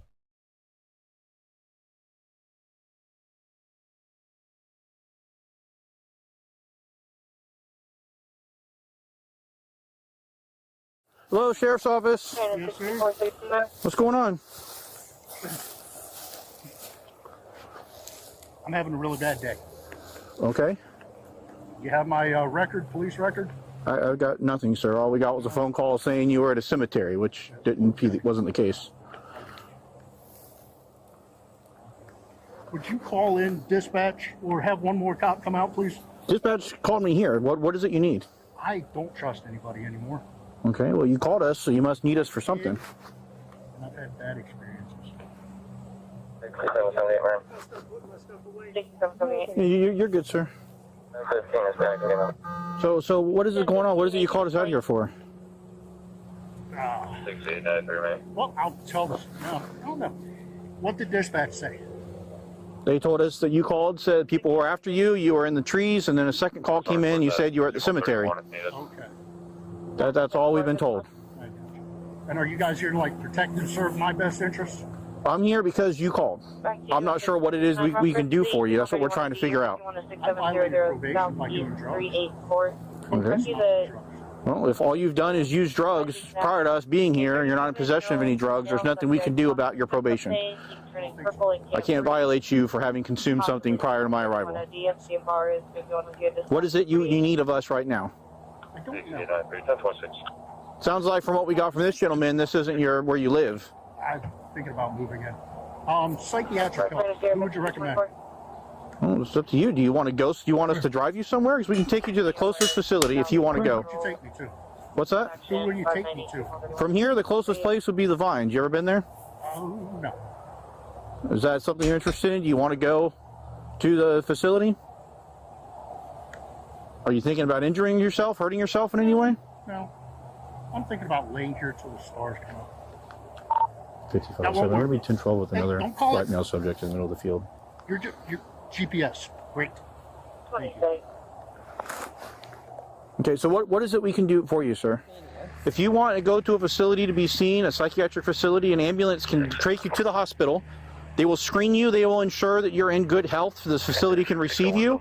And then the facility you can get transported to the facility, and then they will see you on a voluntary basis. Meaning that you'll sign yourself in, you'll say, I'm here for these reasons, and then they will talk with you. And then if there's an actual thing they can provide for you, a service, or they can admit you somewhere, or they can provide treatment, they will do that. You're not giving me a reason to send you there against your will. You're asking to go there voluntarily. And so that's what I'm trying to do, is I'm trying to provide that opportunity. I'm actually screwed. Why do you say that? I just got in the middle of something. Now, once you're Well, you're in the middle of a field right now. That's probably one thing you shouldn't be in the middle of. How did you get here? He's about to steal their car, by the way. You walked from where? You're not living out here, so how did you get here? have some fun. Step back 20 feet. Why? Why are you asking me to step back? What's going on? Where are y'all to? What's going on? We don't really have any PC for anything at this point. Yeah. Is your car locked? Yeah. No. Whose car is that? I just locked it. Hey! 5507 man. Hey! Stop the car! 5507. Hold the station, man. So just inside my vehicle, attempted to take it today. Hey!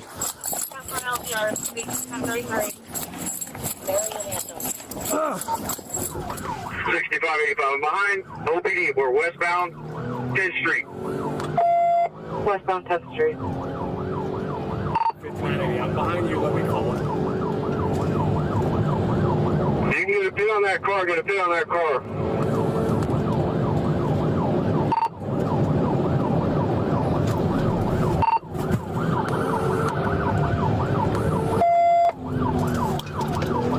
Damn, it's hard to pit a police car.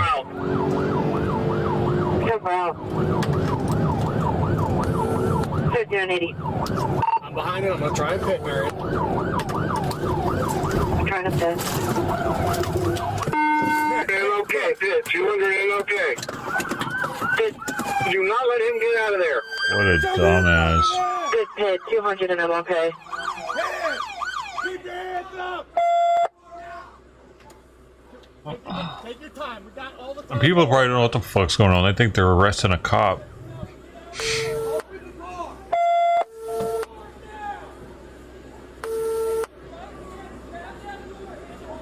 Watch our crossfire, guys. Watch our crossfire. Crossfire. We're good. We're good.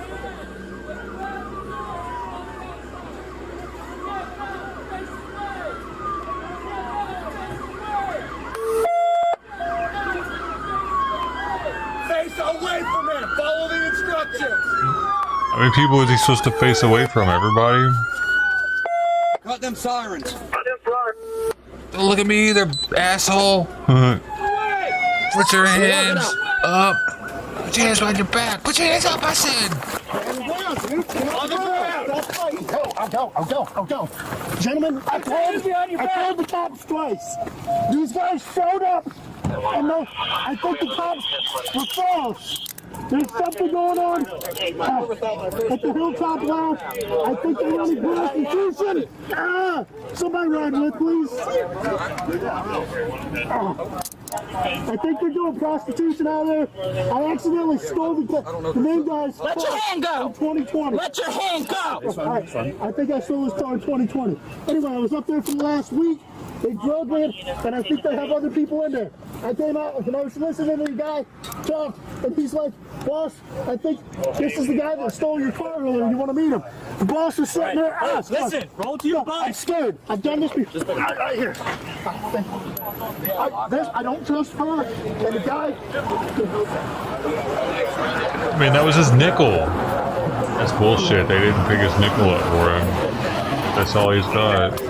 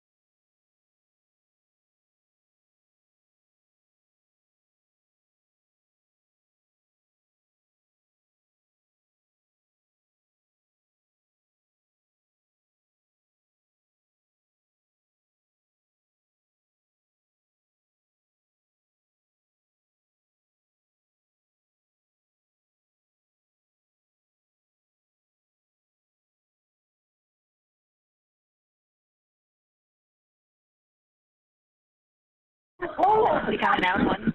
He's dead. My friend's dead. Oh, shit. Oh, shit. Gang. Alright, boy. Feeling hype as you know what I'm saying?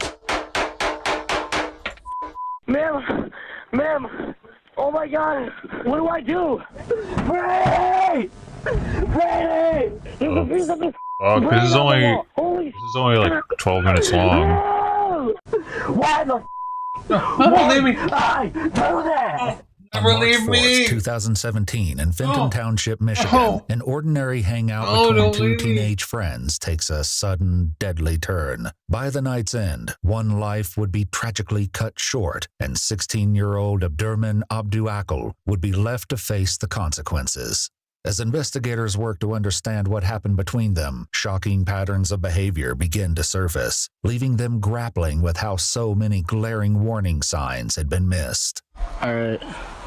New bitch. At approximately 11 p.m., Genesee County 911 dispatchers respond to a frantic call from 16-year-old Abdu, who confesses to committing a horrifying act. Oh, we got an one. Brady, I want you, dude. Brady! Hello? Ma'am. Hello? Please. I accidentally killed my friend. Okay, what happened? Ma'am, I accidentally killed my friend. What did you do? Get out! You guys, get out! Oh my God. What is your name? Ma'am, I'm at Abdu. He's dead. My friend's dead. Okay, listen. How did you accidentally kill him? Ma'am. Officers arrived to find Abdu in a panicked state, his hands and shirt covered in blood, with a recently fired handgun nearby. Abdu is handcuffed and placed in the back of a police cruiser, but the realization of what he's done quickly takes its toll, sending him spiraling into an intense emotional breakdown. Sir, please tell him I love him. Sir, please. Sir, I'm so scared. Right now. I just shot somebody in the head. Please don't kill my family. Send in the rig. Officer! Clear. Please don't shoot anybody. There's nobody to be shot. 724, you guys out there? Officer. Happened. Officer, please. I know my word doesn't mean. Officer, please talk to me, dude. I swear to God, what the happened? I don't know. Dude, officer, please. Oh my God. Why?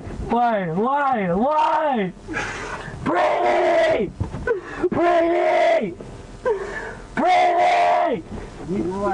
No, I will not relax. I just killed my friend. How can you relax?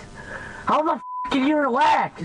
More details from the 911 call reveal Abdu's frantic explanation and the chaos that erupted soon after. How did you kill him? I accidentally pointed a gun at him and pulled the trigger. Oh. Ma'am, he's still breathing.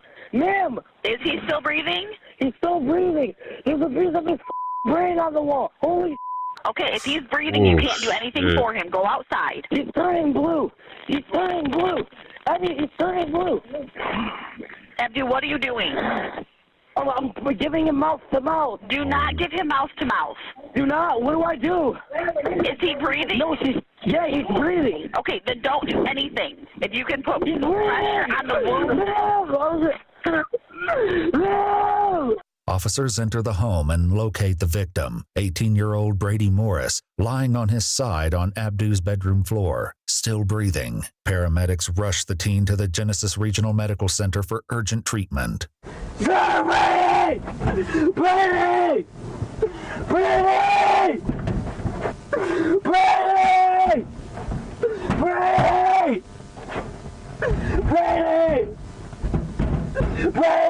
724, 726. What happened now? Calm down.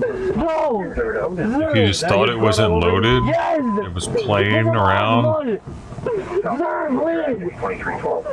I'm so up! You knew it was loaded and accidentally pointed at him and pulled the trigger. Sir, I don't know what I did. He needs to know. I tried to give him mouth to mouth.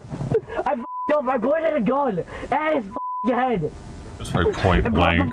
Trigger. Relax. Hey, stop. Stop! Stop! No! I need to die! You know that? You don't. Dude! I just shot my friend! Unable to cope with the nightmare unfolding around him, Abdu makes a disturbing request. Please let them kill me. Please let them kill me. Please, I have to die too. I have to die too. While Abdu insists that the shooting was a tragic accident, investigators are tasked with uncovering the truth. They begin to collect evidence, first securing the firearm used to shoot Brady. With the possibility that the firearm may have belonged to Abdu's parents, investigators begin to question them both. In an interview with police, Abdu's father Ahmed claims the firearms found in the home belonged to him. As for why they weren't secured, he explains that his safe had been broken into many years ago.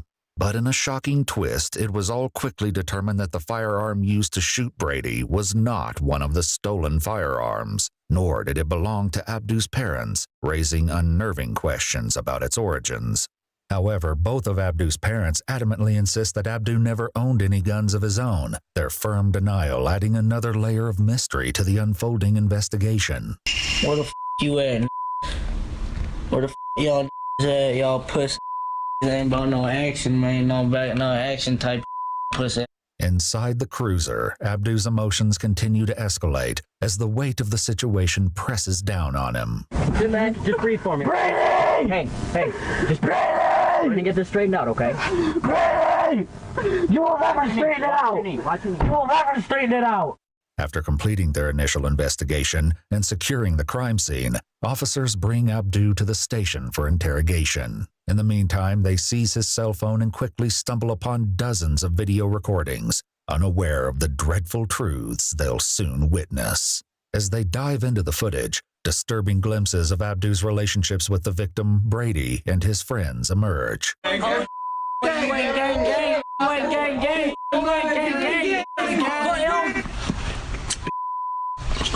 Everybody.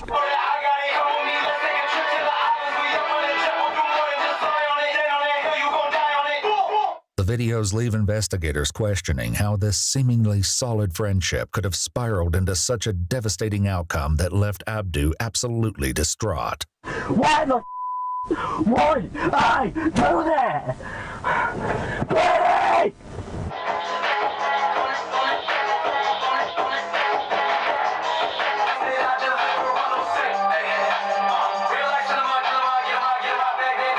To further explore possible motivations that may have resulted in the horrific crime, investigators identify two friends from the videos, Keegan and Devin, and quickly bring them in for questioning.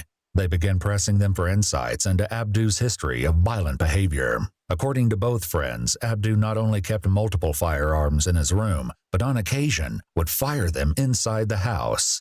All right, boy, feeling hype as you know what I'm saying? Heated.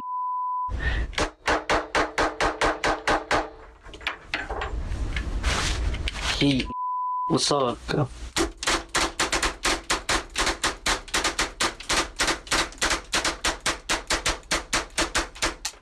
I think Bill's behind on the stream a little bit. Targets would include furniture, the floorboard, and even the crawl space beneath his family home. However, Keegan and Devin's admissions only confirm what investigators already know from Abdu's videos, and they fail to shed light on the truth of what transpired between Abdu and Brady.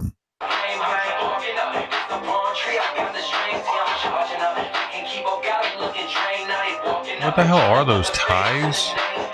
While one mystery remains elusive, another is solved when Keegan makes the sudden, startling admission that he knows exactly where the firearm came from. Keegan temporarily traded it to Abdu in exchange for an iPad, setting in motion the unthinkable tragedy that would happen soon after. Go! No Snapchat.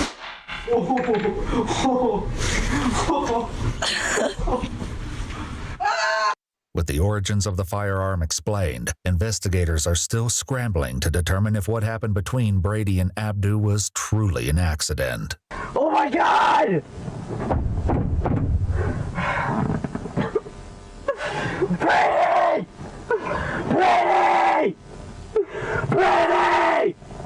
During interrogation, Abdu would finally reveal exactly what transpired. but his harrowing reasons for pulling the trigger would leave everyone stunned. The gun was empty. I was just around with it. But then he gave me the bullet. When did he give you the bullet? He gave me the bullet. I put it in the clip. Then I went to the bathroom, played with the gun, cocked it back, and went back. Brady, and I forgot completely that I got the bullet in there. And he even gave me a bullet. So he just gave you the bullet. You went to the bathroom, came right back. Yeah, then I shot him in the head, dude, like a dog. I'm a stupid. Why? You recording me because you're stupid because you have a pistol on you. I don't have. Show the camera your pistol. Show it. Show it. Yeah, see that? That's what I do. Don't take them with you. At the hospital, just an hour after the tragedy struck, 18-year-old Brady Morris was pronounced deceased. The cause of death was a single gunshot wound to the head. What the y'all puss? Got all these Glocks, bikes, Glocks, hood. That's what's going on. That's what's going on. And the black guy. Alright. New bitch. Abdurrahman Abdu Akil was charged with 1 count of open murder, 1 count of receiving and concealing a firearm, and 2 counts of felony firearm possession. He was denied bond and sent to the Genesee Valley Regional Center in Flint, Michigan.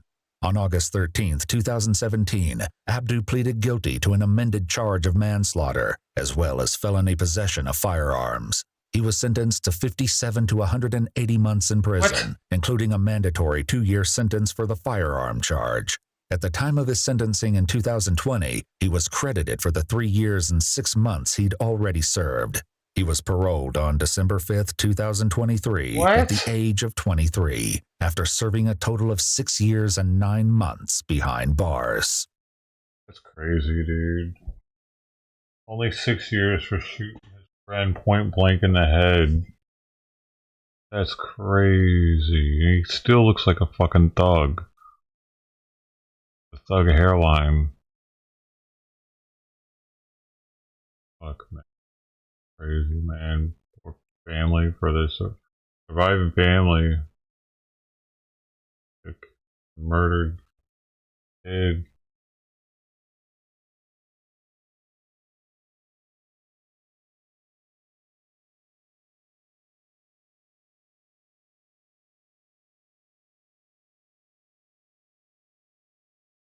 I wonder what Don Peebles thinks of all of this. Don, of course, the former Obama fundraiser, People's Corporation CEO and founder. Don, first of all, that is a Herculean task. We still don't know the actual number of illegals who are already here, but a good many have been here for years, some say decades. And to weed them out is going to be time-consuming and expensive. We're the ones that violate, like the. Well, I think it's a job that needs to be done. Think about this: when Americans commit crimes, they are arrested and punished. Someone coming into our country illegally should be arrested and removed. We have a immigration process, and it should be respected. And if we don't enforce it, then people won't respect it. Also, it puts Americans at risk, and so we have to address this. This is not an option. So I think it has to be done, and I think that he will. The irony is that many Democratic governors and mayors are going to continue to push back on this issue, and that's one of the reasons that Kamala Harris lost. You know, if you think about it, too, this is getting a sort of a bipartisan support and could explain why, you know, Latinos, particularly Latinos in border states, were overwhelmingly in favor of Donald Trump. And now out of New York City, that it's going to stop with these taxpayer-funded prepaid debit card programs for illegals. And they're reining back on that. And by the way, not only in places like New York City. What do you make of it? Well, I think I mean, they should rein it back. I mean, think about it. We have veterans who served our country and protected our freedom on the street, homeless. We have Americans that are homeless and struggling and mentally ill. And yet we are giving people who enter this country illegally $1,000 and spending $5 billion a year to house them in New York City. It's absurd. I mean, yet we won't take care of our own citizens. The priorities are wrong. And again, the voters rejected that on Tuesday. You know, Don, there's a lot of soul searching going on in the Democratic Party, a lot of finger pointing. You're even seeing it among people who are saying, Nancy Pelosi, it's your fault. No, Joe Biden, it's your fault. And your old friend and confidant, Barack Obama, a lot of people pointing the fingers at him. It's your fault. What do you make of all of this? I think that the Democrats lost touch with the constituency. They lost touch with their core constituency, and they lost touch with Americans. And so they don't understand what Americans want. And so their policies were rejected, whether it had been Harris, whether it had been Shapiro, whether it had been Biden, or whomever else. Donald Trump would have won this election if they all consistently applied the same policies. It was a policy decision that Americans said, we're going to vote for what's in our best interest, and we don't care who the person is who delivers it. If he is a little bit rough around the edges, we like that because we feel he is committed to doing it. Looking at the business environment, obviously the markets are, the animal spirits are back with a vengeance. Do you find that justified? I mean, with every report we get, the Republicans will pick up the Senate, now likely the House, and now we're looking at the details of how sweeping Donald Trump's victory was and how many usually Democratic groups have moved over to him, that it just adds to the buying fervor. What do you think? Well, look, I think that the fact is that the business environment in America is going to get better. January 20th, it will get better. The current administration really didn't have a consistent policy in terms of expanding our economy, and there was no one at the wheel at the top. And so the markets will respond favorably. My industry, the real estate industry, we're extremely optimistic because we're going to see many things turn around. One thing, for example, in Washington, D.C., the federal government leases 42 million square feet of office space. They own tens of millions more of square feet of office space. And not one day since the pandemic has that office space been occupied more than 40%. A waste of money, and it's destroying downtown Washington, D.C., and it's destroying the commercial office market. If President Trump forces people to come back to work, then we'll see a change. Biden ordered them, but then didn't enforce it, so they acted just like the migrants, and they paid no attention to what the president's directive was or what the rules were. All right. Thank you very much, Don Peebles.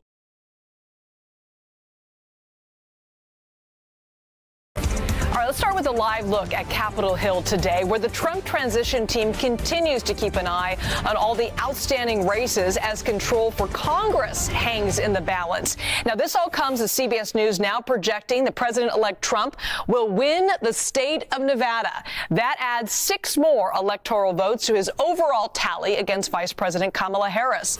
Now, Trump currently has 301 electoral votes. That's 31 more votes than the 270 needed to win the presidential race. Now, the president-elect secured 6 of the 7 battleground states after Election Day. Arizona, a big one, has yet to be called, and you can see to the left of your screen there, the control over the House is still up for grabs. Ballots continue to be counted in several key races across the country. Republicans need 3 more seats, just 3 more, to control the House, and if they win, that would mean the Republicans would control the House, the Senate, and, of course, the White House.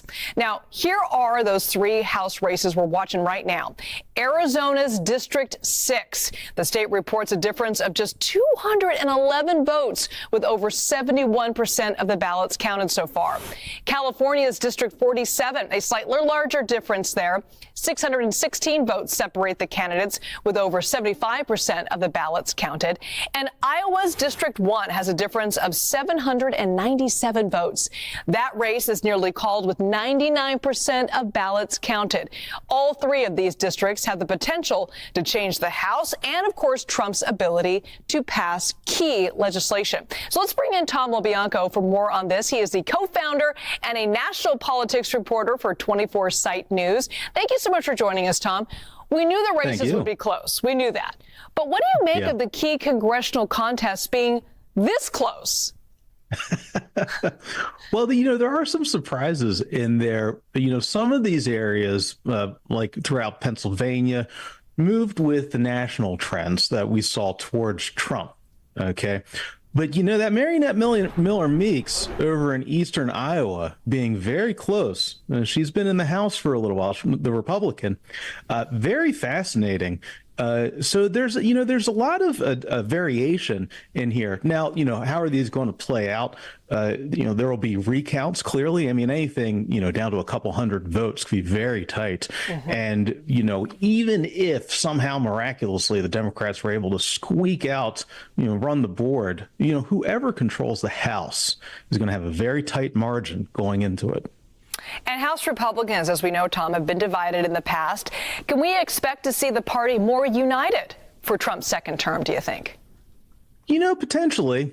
When I talk with my Trump world sources about this stuff, what's been really fascinating, you think back to the Republican convention in Milwaukee, has been the return of Kevin McCarthy.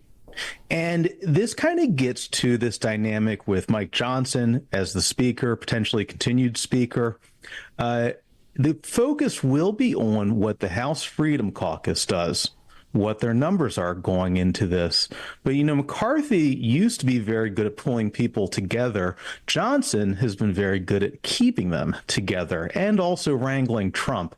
So those are the key dynamics I'm looking at. Well, Tom, I want you to take a look at this map because I think it's really interesting. It shows just how many counties across the country shifted to the Republican Party compared to 2020. Look at all that red there. What do you make of that change? I just wrote my roundup over at 24 Site News. That's number 24sight.news. I called it the old gods and the new. And I left off with, because we're now seeing every election is when you see the movement that has already happened. And the first item I wrote about was the price of eggs, because it's one of these markers. It's a barometer of what people are concerned about. And in real time, what you showed there on the map is incredibly fascinating. That was people responding to the disruptions in the supply chains, the massive spikes in inflation that happened under Biden, and even the decrease in inflation, but really what people were paying for groceries. I mean, and this is an adage as old as time in politics. When you go to the grocery store, what are you paying? What are you seeing? I mean, even I used to see it. I paid $7 for 18 eggs. It used to be $3. It might not make sense on a meta level with economists, but it's what people feel. And that thing, the Trump people played into it continuously. And for whatever reason, the Democrats did not lean into it. And that was a massive wave. Yeah, the economy was the number one issue on so many voters' minds this election, no question. Tom LaBianco, thank you so much for that reporting there. Meanwhile, President-elect Trump making one of the first big decisions of his second term, tapping his campaign co-chair, Susie Wiles. Says this man owns a company where he complains to people's bosses on their behalf anonymously. Wait 2 minutes. Hey, how you doing? How you doing? All right, can I help you? My name Agent Ratliff with OSHA Cares Diversity Affairs, ID number 33712. And I was coming here looking for Mr. Lee right here. Okay, I'm coming out here to go over some complaints. So you have a office? You want to go over these complaints? No, I'm not the one to talk to. I don't have any idea what this is about. Your name on this list. It say right here, y'all need to humble yourself because y'all don't know shit. Y'all be talking about people behind their back. Anson and the receptionist is fucking and getting high at work. It say y'all racist as fuck. Y'all ain't shit and everybody wish Nick was still here. Now who is Nick? What are you talking about? These are complaints that were filed on behalf of the company. What address do you have? 2217 Rock Chapel Road. That's us. Give me more information about you. And what is she doing? This is recorded. First of all, you need to calm your attitude down, man. Yeah, I don't like the attitude. You come out here loud. I don't like your attitude. And when I came in, nobody greeted me. There's the door, buddy. Nah, you get your ass up out of here. All y'all. You're cussing? Calling us racist? Y'all is racist because nobody greeted me when I came in this motherfucker. For a company. I am the cop. We don't give a fuck about y'all calling no cops. Get your black ass out of here. See? Racist. Told you, get him. You heard what he said? Get him. What are you talking about here? He said, get your black ass out of here. What are we talking about here? We got it on camera. He just said, get your black ass out of here. To another, you don't stoop to negative. Talk to him. You can talk to me. Okay, what's your name, sir? My name is John. John. My name is Agent Ratliff with Ocean Cares Diversity Affairs, and we was coming in here to go over some complaints about Mr. Lee, fat lady right here. Yeah, that's. Get the fuck out! Get the fuck out! Get the fuck out! And your ass is getting fired. You don't act like that while you're on the fucking clock. Hey, she's my employee. It don't matter. I'll shut all this shit down. He just said, get your black ass out of here, and it's on camera. And that's a fucking lawsuit. He did not say that. Yes, he did. We got it on camera, motherfucker.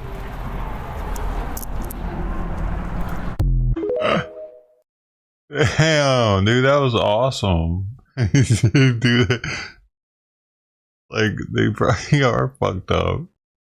I wonder how he gets his clients.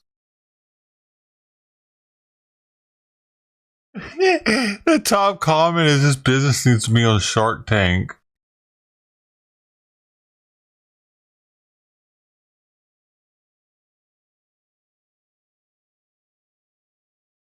It's racist to make that the like to make it a point to remind the person that they're black before kicking them out. That's kind of racist.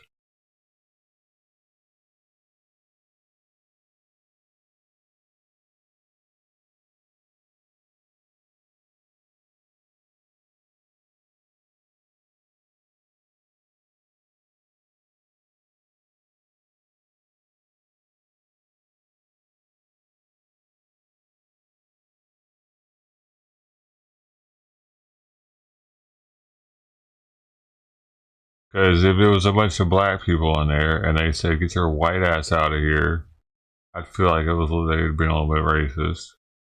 I mean,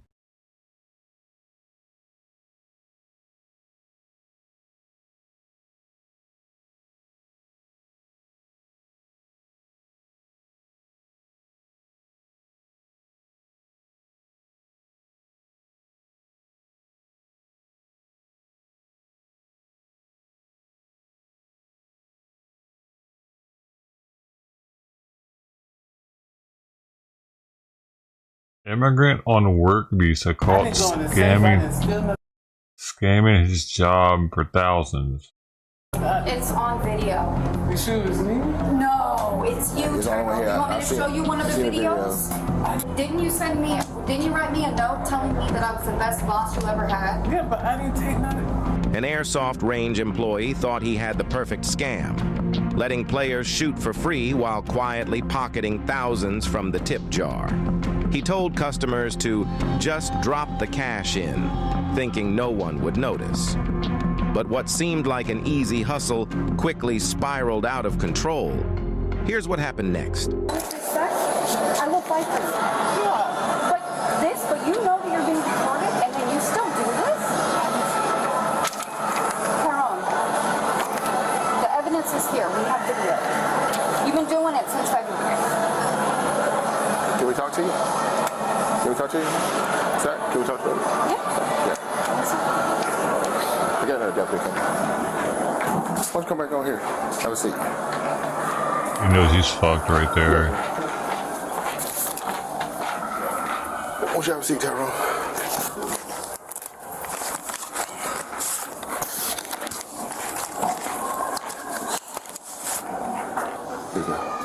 Jeez, this fucking cop over here with the bust out of his skin. Because I want you to follow along with me. So you're aware of what I'm doing. I'm going to read you your constitutional rights, and then we're going to have a discussion, okay? All right. First of all, right in front, you got a right to remain silent, not answer any questions. Representation. Hold on 1 second. I thought you were calling me. When you got to pay it back. If I didn't steal from I take it out the, See that just because they want to charge you with restitution doesn't mean we're ever going to get it. Yeah, that's But possible. it's the principle. Yeah. Yeah, of course you want all that money back. Yeah, exactly. So you guys press the charges. Oh, yes. Okay, all right. Yes. All right, go ahead and stand up for a minute. I'm going to pat you down. Make sure garbage, but I'll put this. Subscribe. How long you'd been here?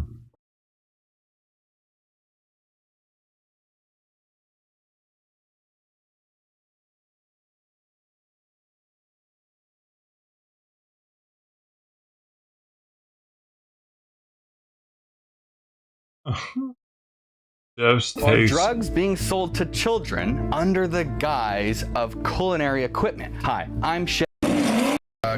Nitrous oxide for cooking, and they don't have it at your local grocery store.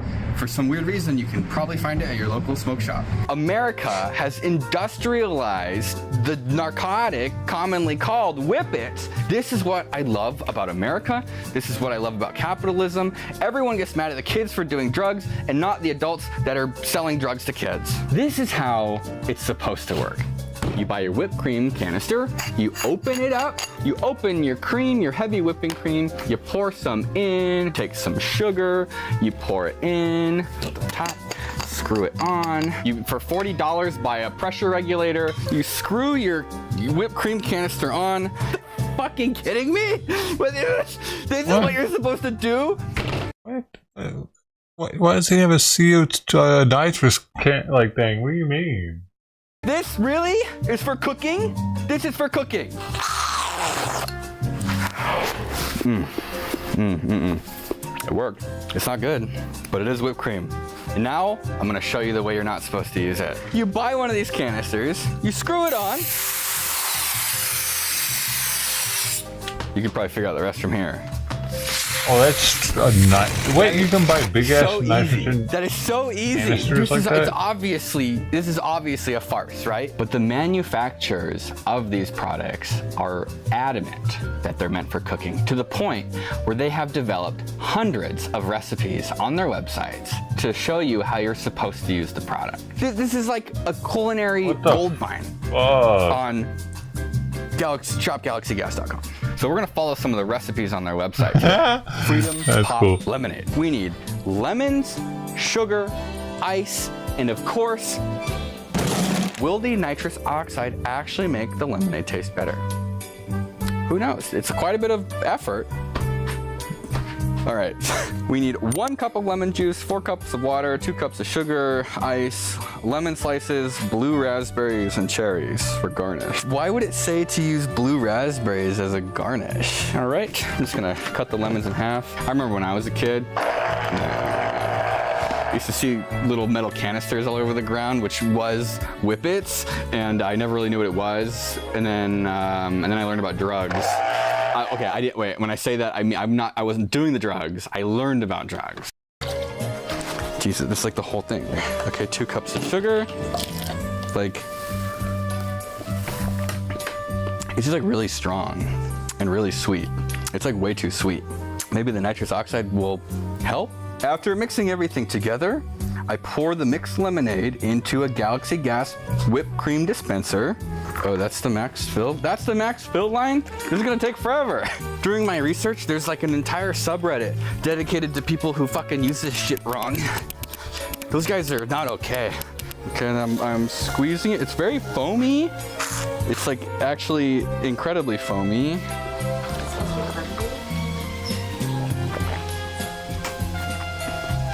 Oh my God, it's sacred. That does taste like when you get lemonade at like, a hot dog on a stick.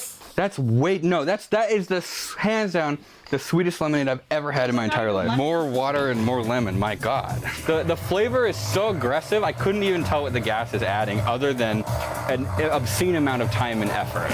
Okay, dispense the Freedom Pop infused lemonade in a pitcher and add ice to the pitcher. How am I supposed to do it all in one step? I have to do this 5 fucking times? I'm adding 2 more lemons worth of juice, and then I have to add more water, right? Oh, shit. Okay, open the Galaxy Gas, shake it up, spray it in, fill it up 3rd time. Gotta go fast, John. Lemonade that has 0 purpose to be. Oh, Jesus Christ. Yes, cheers, it's done.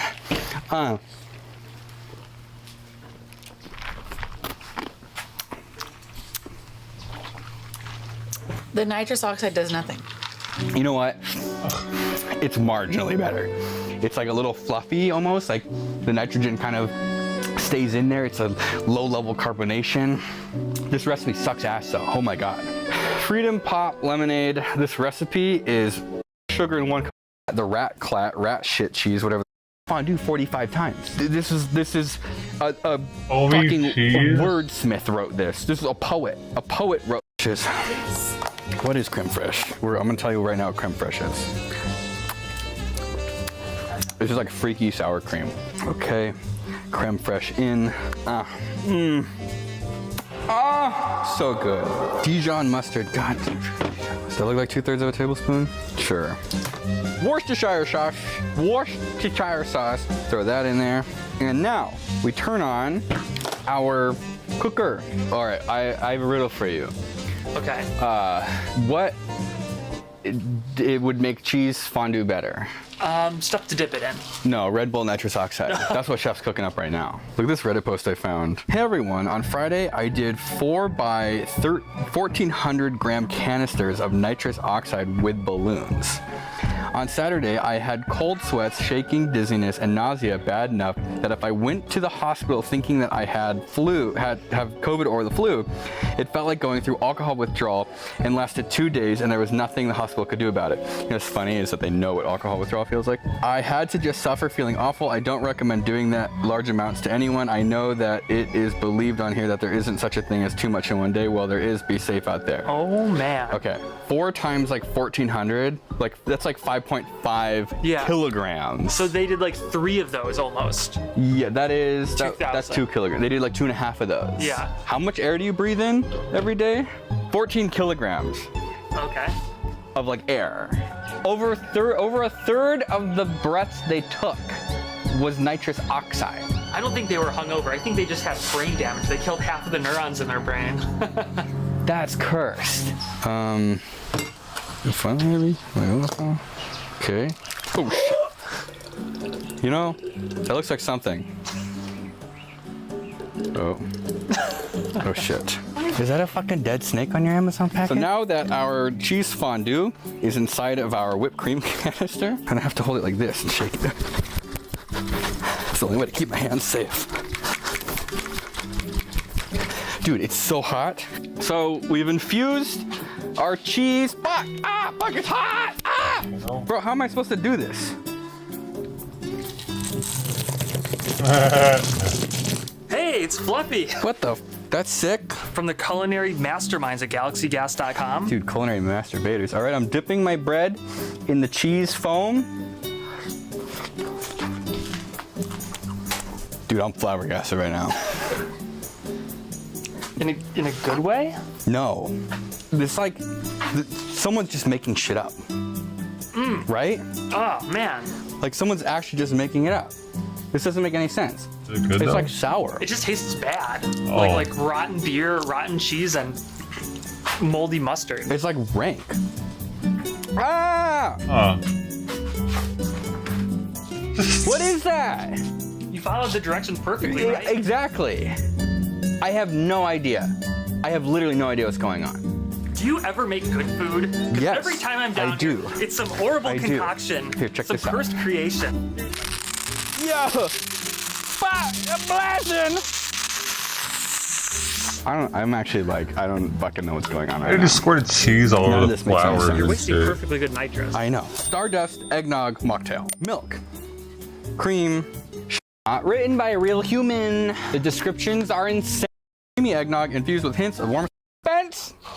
Oh, frickin' crap. Oh, yeah. That's it. That's it. That's eggnog. This eggnog is thick. Fuck. Oh, I'm sorry. Want some cinnamon on your eggnog?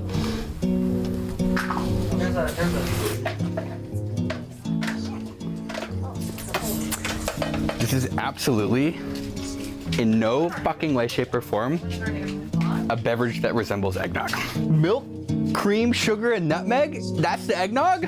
Chelsea, you wanna try the eggnog? You sure? It stays sideways.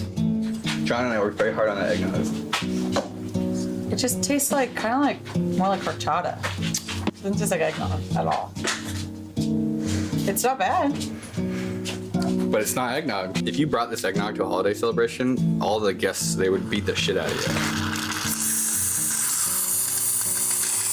That's the eggnog. What? That's eggnog. God, it looks like something you'd spray on a fire to put it out. Yeah. There's PFAS in here. But what What a waste of money.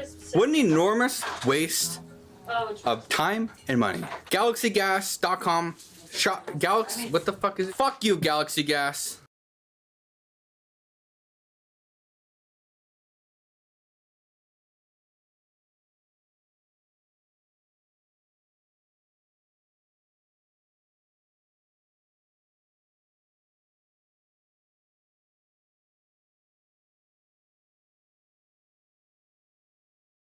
Existing at the mercy of criminals was very disappointing, very disheartening, and I guess we had to hit rock bottom before finally people woke up and they realized that it's time to take a different turn. That's the sentiment shared by more than 70% of voters in California who approved Proposition 36 on Tuesday's ballot. I'm not surprised. The measure would bring back harsher penalties for theft and certain drug crimes, issues that have plagued the Bay Area and the state in recent years. They were really looking for relief from so many people allegedly committing redefined petty crimes and being able to get away with it. It's a reversal of Prop 47, which passed in 2014, reducing some felonies to misdemeanors. Reclassification meant crimes such as repeat shoplifting merchandise under $950 carried a much lighter sentence. On a felony, you can get up to a year in the county jail, and you could actually go to prison if the circumstances warranted it.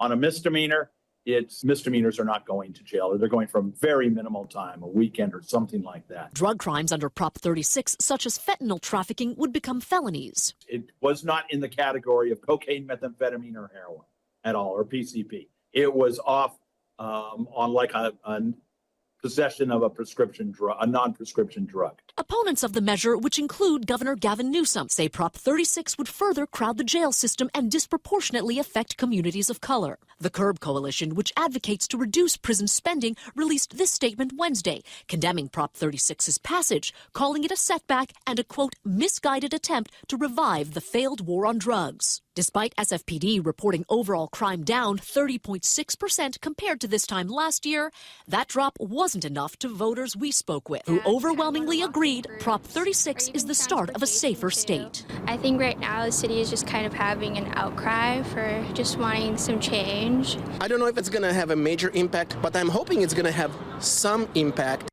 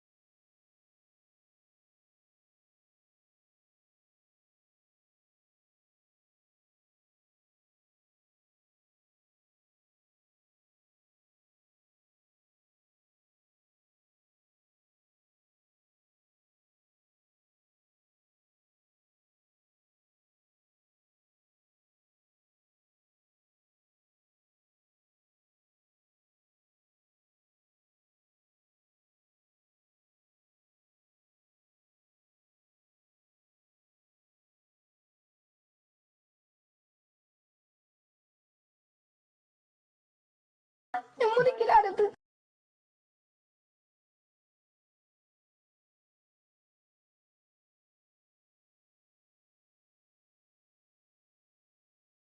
I want to get out of this. Oh. Her mom's did foster care for 14 years. She's adopted these 7 kids. They make YouTube videos. What's the longest she's ever made you go without eating? 4 days. Straight 4 days. No food and no water? No food, no water. I'm gonna have a better family. You want to have a better family? With over 800,000 subscribers at its height in 2019, the Fantastic Adventures YouTube channel is a showcase of wholesome family entertainment in the digital age. But as Michelle Hobson's adopted kids paint a picture of perfect childhood joy in front of the cameras, they are mercilessly subjected to cruelty and sadism behind the scenes. It's only when one brave child comes forward with the truth that police realize the monstrous horrors that have unfolded in this house of misery. Names of all children in this video have been changed to protect their identity. On March 13, 2019, police in Maricopa, Arizona field a call from a young woman named Megan who wants to file a disturbing report. Please note that all suspects charged with a crime are presumed innocent unless and until proven guilty in a court of law. Okay, and what did you want to report? Oh, really, sister? That's the first I heard about it. Okay, is your child involved, or is it something that you know that's happening to someone else's child, or? It's my sibling. It's my little sibling. Oh, okay. Yeah, it's my family. With these dreadful words hanging in the air, the dispatcher arranges for officers to meet with Megan and her sister Jordan outside the Maricopa Police Department. The responding officers quickly realize that this isn't just about one child. So it's 9 people in the home. 2 are 2 adult brothers and 7 are foster kids. Her mom's did foster care for 14 years. She's adopted these 7 kids. Megan explains that her adopted sister Stacy has made some shocking allegations. With cell phone in hand, Megan began recording Stacy's story of brutal mistreatment at the hands of her adoptive mother, Michelle Hobson. And when was this video taken? Today. Today, okay. Where she locks me in a room with only underwear and tank top, doesn't give me a blanket. What kind of room is it? A closet, and it's a tile floor. No carpet, just an empty green room. How many other people sleep in there? 3. That room is in your house? In the house? It's in my mom's bedroom, like a sleep bathroom. She got all the carpet ripped out and put in tile for it. Is there a lock on the closet? She doesn't let us eat for at least 2 days straight, or maybe more. No food and no water? No food, no water. Do you get a good... Is that even possible? No food, no water for 4 days straight? And she locked me in that room because I did something and I peed myself, but she didn't let me go. Does she like that to everyone? Yes. That's why she gives everyone pull-ups, because she knows that they're going to pee. As vile as her stories have been thus far, she will spill even more dark secrets before the night is through. For now, however, the police have heard enough to know that a home visit at the very least will be necessary. They talk with Jordan and Megan, who are Michelle's biological children, to get a description of their mother. White female, she's brown hair. About how tall? She's probably 5'8". Yeah. They make YouTube videos. That's their sole income. That's Or is she just thinking about it? Indeed, Michelle's adopted children are stars of a sort. The family began shooting videos in 2017 after admiring the success of other kid-oriented channels. With a variety of playful skits featuring the children, the Fantastic Adventures channel is a smash hit by 2019, attracting more than 800,000 subscribers. Police must now find out if these seemingly joyful 800,000 subscribers. Police must now find out if these seemingly more than 800. What is that? 100,000 subscribers. Police must now find out if these seemingly joyful young YouTube stars were being tormented behind the cameras the entire time. They head out to the Hobson residence with no real certainty about how Michelle will react or what kind of dreadful sights they might encounter beyond this front door. Hi, Donnie.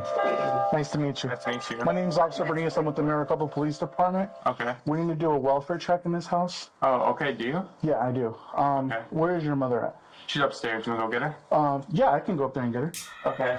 Mom! Mom!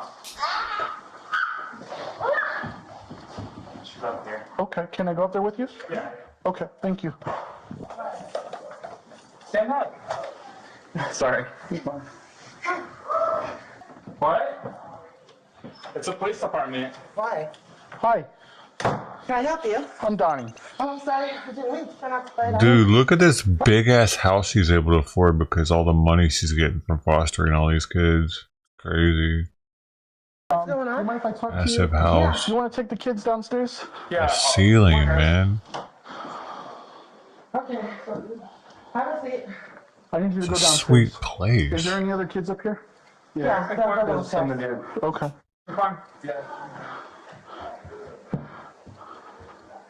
I can touch my ceiling. Have a seat. Or whatever you want to do. Hold on. With 7 kids running around this expansive house, wrangling them all downstairs is no easy trick. As the cop goes to assist with the task, he notices something that matches what Stacy said in her video. Hold on. Watch me. Yeah. Hey, I need you guys to go downstairs, okay? Okay. Is there anybody else in this room? Come on, no, leave him alone. Come here. Yeah, I'd be sweating more in the desert though, probably, huh? Oh, you had a pull-up on? Yeah. Okay. He has accidents at night, so. Okay. Pull up. Let's go out. Okay. While the officer tries to round up one last straggler, Michelle appears to grow uneasy with him being in her bedroom. Can you come here, sir? Sir? Sir? Hey, I need you downstairs. They'll gather them downstairs. With the children accounted for, the officer explains to Michelle why the police are in her house. Her reaction is not one of shock. All right, here's what's going on. Okay. Like I told you, my name's Donnie. All right? To be quite frank with you, we received a report of child neglect. Okay. All right? So that's why we're here. Okay? From who?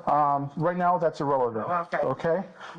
This is what's going to happen, okay? Just tell me what's going on. We need to interview all of your kids separately.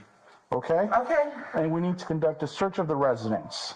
Now, we could do these 2 ways, okay? Legally, you're entitled to Can your... you come back here? Because I don't see a warrant or anything. So I don't know. Yeah, you're fine. We're making sure there's nobody else in the house, okay? With Michelle concerned that her rights are being violated, the officer assures her that they are going to do this by the book. Constitutionally, you have your rights. One of the ways that we are entitled to do this is with your consent. Okay, so it means you give me your consent to go through your house and look for any evidence that might be possibly used against you. Okay, the other way is that we get a search warrant and then we go through the residence with the search warrant. Okay, so those are the 2 options. Hey, thanks for the follow. I would like to speak to the kids freely with your consent. You're not going to be there when this is going on. But again, you also have the right to say, no, you're not going to interview my kids. Okay, but right now we are doing a welfare check on the children. We're going to talk to them, make sure they're okay. There's no bruises, anything like that, okay? So what do you think about this? I think we're in the middle of a packing scenario, and my house is trashed because we've got stuff out of everywhere, and I don't approve of you really going through my residence at this particular point in time. Okay. So, however, I really approve of that. You could talk to my children. I mean, my children are all safe and... Okay. I want to know what the report thing was prior to this. This won't be the last time that Michelle will request the specific details of the report. But while the police maintain their professionalism, they let her know that she's not in control of this situation. I would like to talk to one of my daughters because she just started crying and she said she knows it was You're not talking to any of your kids right now. she knows it was my adult child who called on me, so I'm wondering why she's I don't know. But right now you're not going to have any access to your kids. With Michelle detained in the upstairs living area, the officers are free to ask questions to the adopted children downstairs. Do you like living here? Yeah. Yeah? You have fun here? Yeah. Yeah? What happened to your head there? I was in a fight with my brother. You were in a fight with your brother? Yeah. What are the diapers on the floor? You got small kids here? Yeah. Don't drink water too fast. You're gonna get hiccups. Do you not get water very often? You don't? Oh, whoa. We just wanted to check on you guys. Just make sure Fuck. okay. You remember I told you that? We've been checking on you every now and then, right? Yeah. Yeah. As the cops begin the process of finding out what's been happening in this home, Michelle continues to demand answers. Can I talk to the senior staff, Lieutenant? Damn, man. I don't see why not. If you really need to No. talk to them right now. What makes this so bad, dude, is these kids were abandoned by their parents, and then this is what they get. So what they don't expect for humans to want them, right?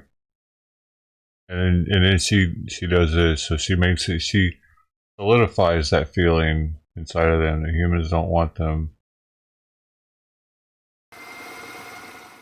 I'm just asking what the complaints were. We got a call about possible child. But what type of child? Physical. Okay, from? I can't tell you that because I didn't take the call, so I don't know who called. But I know based on the call that we need to speak to all the kids. Sure. Okay. Any other questions I can? Not really. I mean, I'm just, I'm shocked. Understandably. So what happens, Michelle, is when we get calls like this, we just don't take a person's word for it. Thank God. So that's why we come in and we'll want to do an actual check of the kids. Sure. But I don't want to Those call guys are DCS crazy or looking. any other person. Man, that's I don't crazy. know if this is true. I don't know you, right? You know?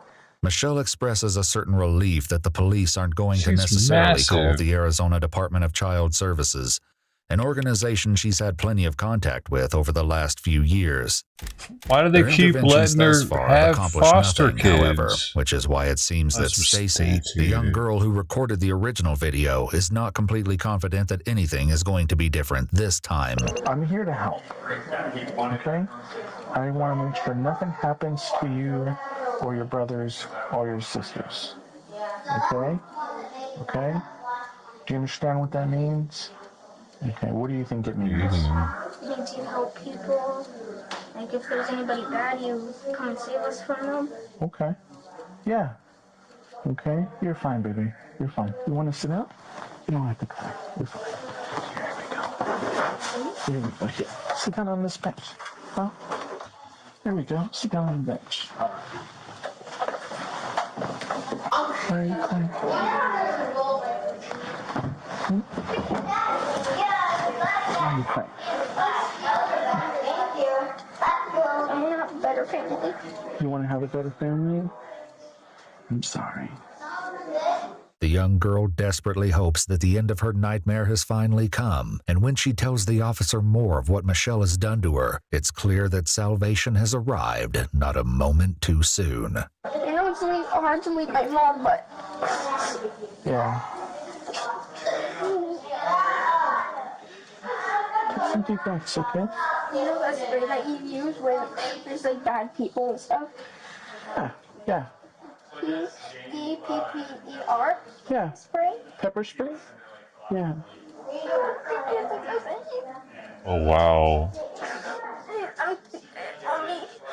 I'm sorry, I didn't hear you, baby. She's empty two of those bottles on me. Okay.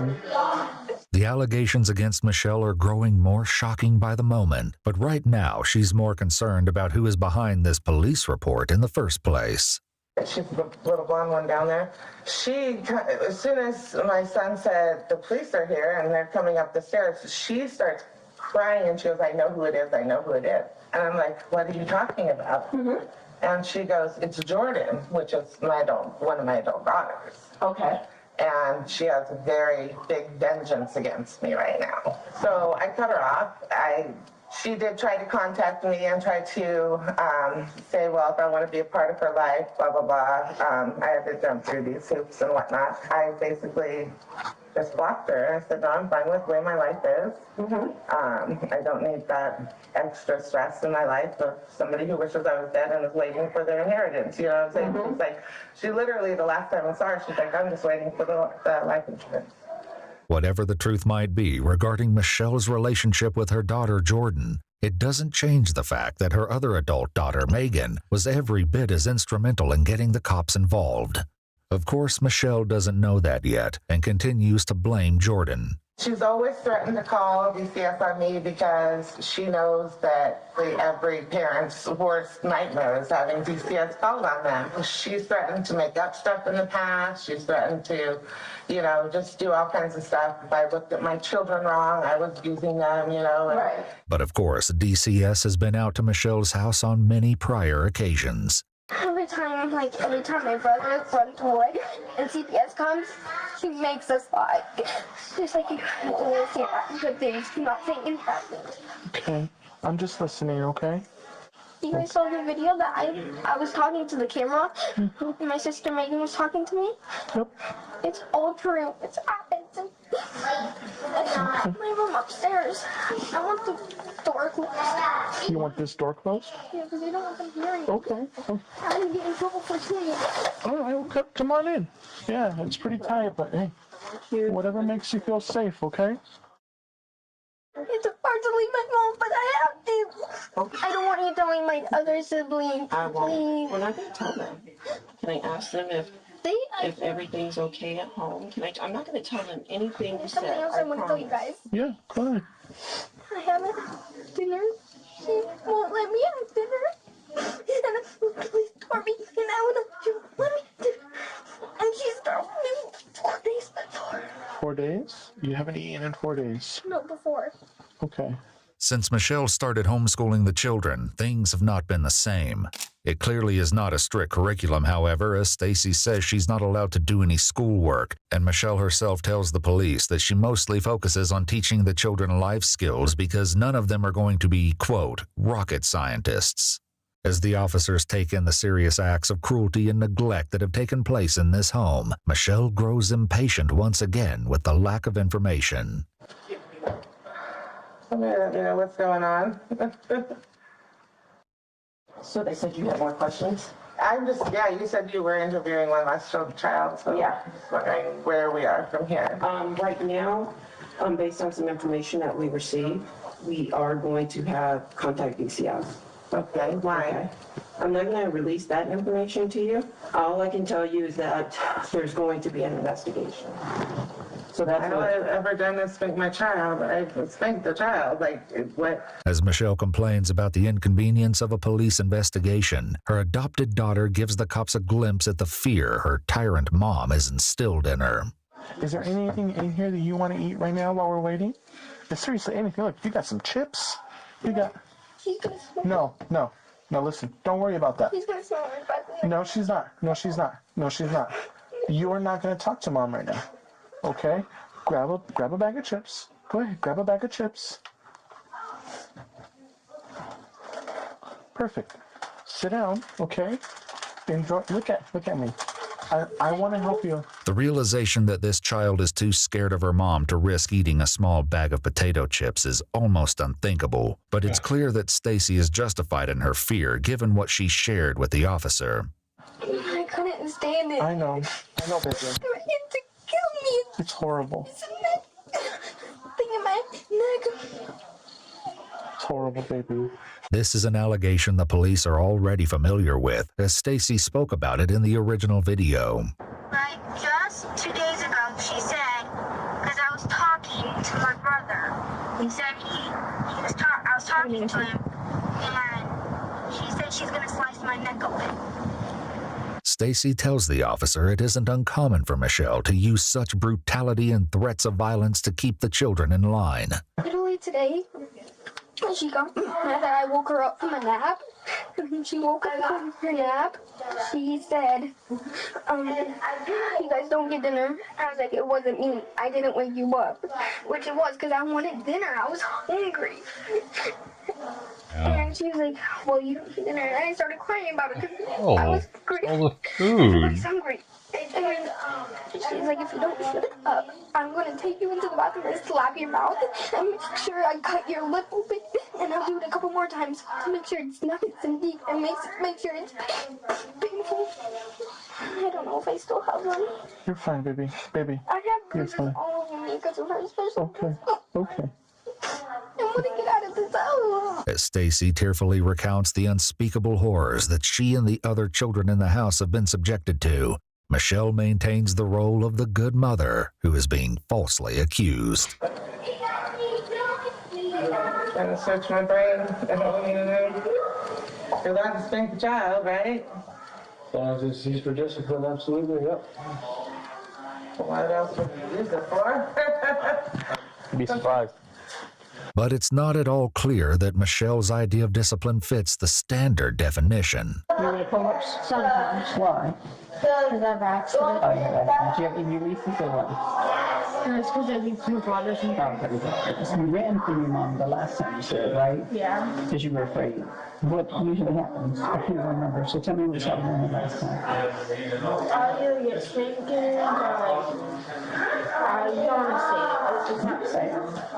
I either get beat When you said you get beat, what do you mean by that? like I'll get spanked or hard. Just the hand. Anything else? No, not really.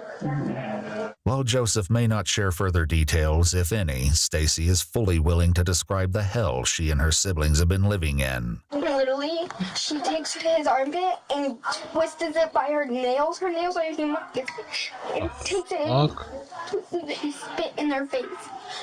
She literally takes a mouthful of spit and spits it in our face. I don't know what kind of mom does this to us. And then she always tells us to lie. I don't want to fight him. I want to live with Megan. As Stacy continues to delve into the horrifying conditions of Michelle's brutal dictatorship, it becomes obvious that food plays a major role in the punishment of the children. And then mom makes up lie. You don't get anything for 4 days straight because you were being horrible. No food, no water. Haven't even had water once today. Eat these chips. Eat them. You're not in trouble. You're not in trouble for eating right now. Okay? I'm telling you to eat these chips. Okay? I was like, cops don't even care if you're being horrible. They still feed you. And she said on the Bible, it says do not feed kids if they're bad. It's not true. And take baths and only beat kids. It says that on the Bible, she said. I love you, and I don't even know you. I love you too, because you're saving me from this hell. I know, baby. While her adopted daughter crouches in a pantry eating chips, Michelle seems to realize that it might not look good if the children reveal that they've yet to eat dinner at nearly 10 o'clock at night. I have leftover pizza in the oven that I was going to heat up for my children. Can they eat that? Yeah, can the boys do it down there? Please have them, ask them to do that, because it just dawned on me that the older children, the older children have not eaten. They're the only ones that have not eaten. The 2 babies have eaten. The news that they will soon be fed appears to come as a surprise to at least one child. Your brothers are going to heat up some pizza. All of you. All of you. He's clearly not the only one caught off guard by this surprise meal. But I think she's feeding you because she's scared that you guys are going to say you haven't. That's why we just gave him all that stuff. I know. No, everybody knows he's not allowed to eat for a week. Mom was really trying to make it. She's like, you're not eating for a week, maybe 2 weeks, maybe 3 weeks, maybe 4 months. Okay. I can tell how you guys are acting with the fruit snacks and with the drinks because you guys haven't. I know that. I know that. I can see it, baby. I was gonna lie, but I couldn't. I can't handle it. You don't need to lie, okay? You don't need to lie. In the meantime, even without a search warrant in hand, the cops can't help but notice some odd and perhaps even suspicious sights in the house. Why is the key in the door here? Why is the key in the door? Because when we were doing foster care, we had to basically have everything locked up. Oh, really? Yeah, like any sort of chemical, like any sort of like hardware, like a vacuum is considered like hardware. We have to have like all that locked up. And now it's a playroom. The playroom. Wow. It's a playroom where we play. Cool. The police will soon have their search warrant, however, and when they speak to Michelle about the process, she has a sudden epiphany. If they conduct a search warrant and there's nothing found to support those allegations, then that still benefits you. What it is now. And I know that. I know what it is now. Okay, but they still have to do their job. So. I know what it is now. What do you mean by that? I just think that because of what my daughter knows, I know what it is now because she knows what a disarray my house is in. I bet you anything. Just know that the only weapon I have in my house is a can of pepper spray, and I have a feeling it has to do with that because my daughter. Okay. I've been racking my brain all friggin' for hours right now, or forever since you guys got here. I know. And it's been hurting. I'm like, what have I done? This is the one frustrating part of.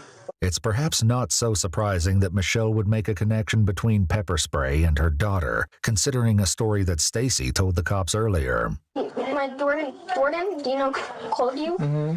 She came home from work. I haven't seen her in like 4 months. And she came home from work. It was late at night, and she was hungry. So she burnt her pizza because she fell asleep on the couch.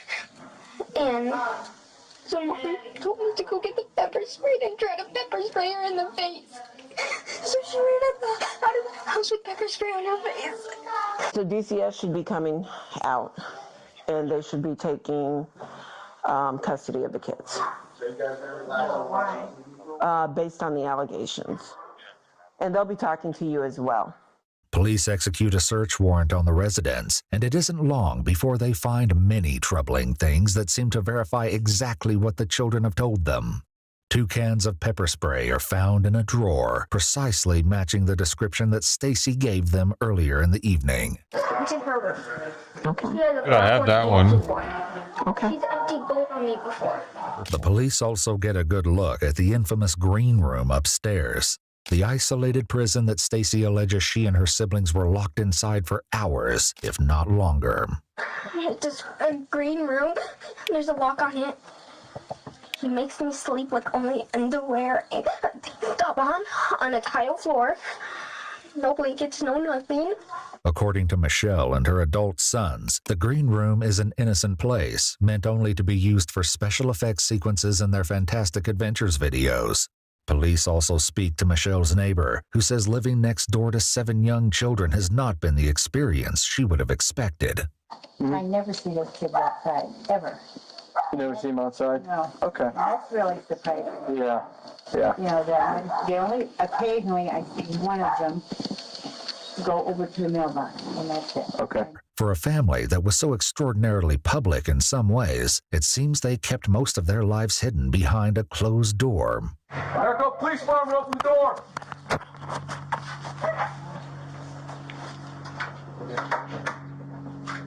Gotta go, police department, be in here, not yourself now. Hold up, Brian. They're coming out. All right, I'm gonna go down the hallway. First door on the right. Go. Police are back at the residence days later with a new warrant. They don't expect anyone to be in the house, of course. The 7 children were rescued from the home in the early morning hours of March 14th.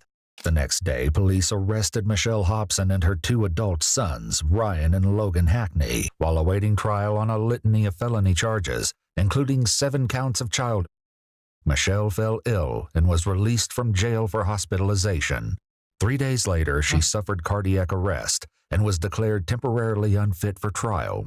While her overall condition improved over the coming months, she took a turn for the worse later that year and died on November 12, 2019, 8 months after her arrest.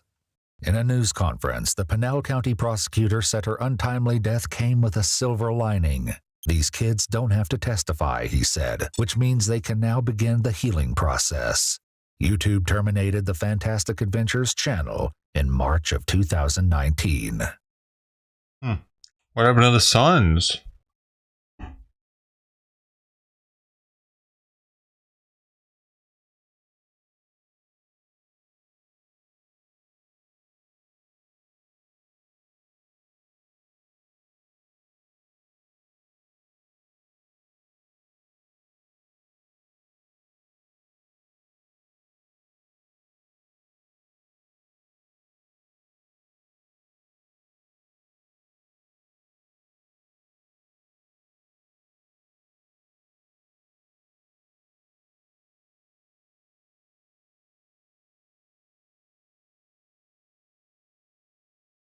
Real American hero.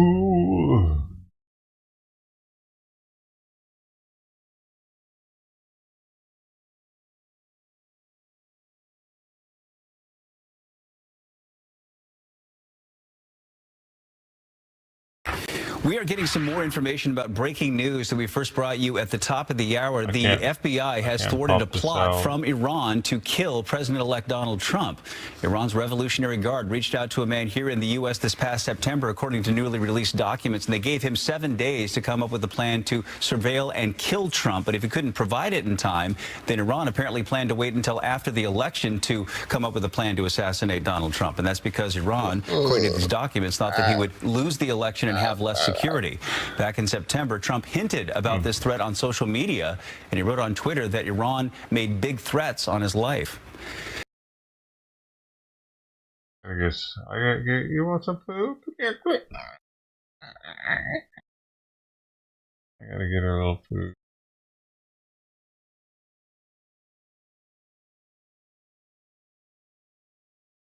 Come on, come on, come on, come on.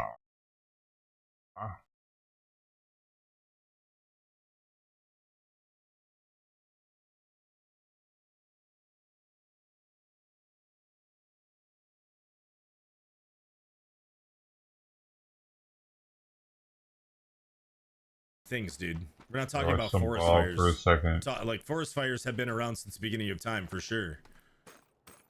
I mean, and there's places, and I learned this on my trip to Sequoia National Park, that did you know that sequoias can't even pollinate without forest fires? They're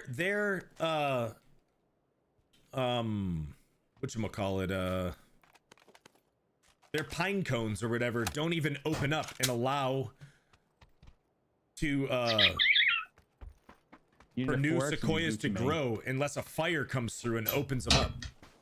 I'm good on everything. There's a 3 vest here for you if you want. I got a 6X and a compensator there as well. Oh my god. Yeah, I'm coming to you and getting that and we can roll. All right, perfect.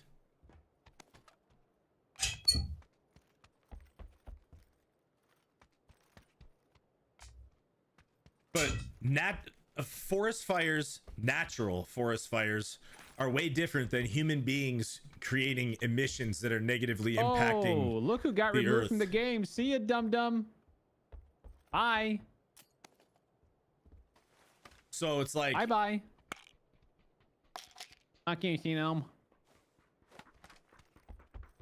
See ya. I do think that being more efficient as a human being, more self-sustaining, more environment friendly is a good thing in general. I don't think that people should be going out and saying like, man, what's this thing that I could do that'll, you know, destroy the environment. Like I don't agree with that kind of stuff. Ready to rock when you are, baby. Obviously. But at the same time, I do think that there are things that people are paying way too much attention to when there are bigger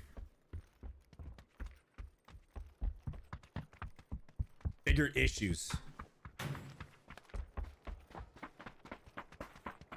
Just need a couple more shotgun rounds. Is that okay? Of course, yeah.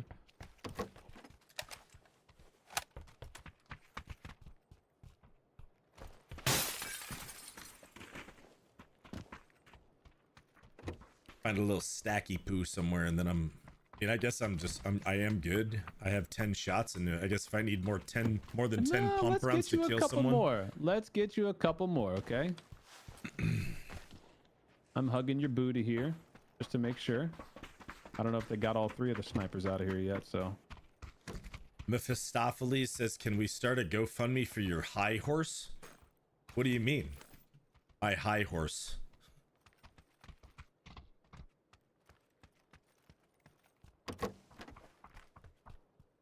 Extended quick draw mag up here if you need it.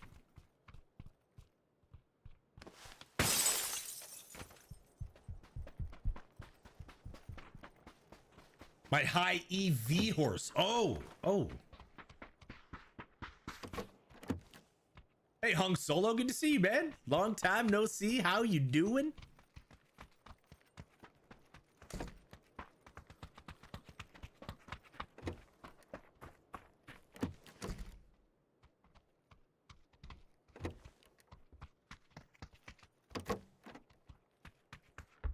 All right, got some right here. Ready. Roger.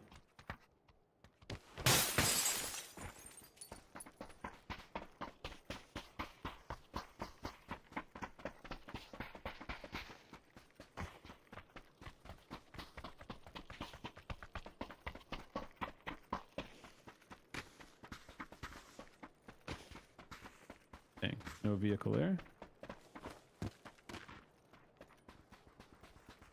Wonder what that team's doing from the warehouse behind us. Well, I think one of them is frozen. And then the other one's probably trying to figure out what to do.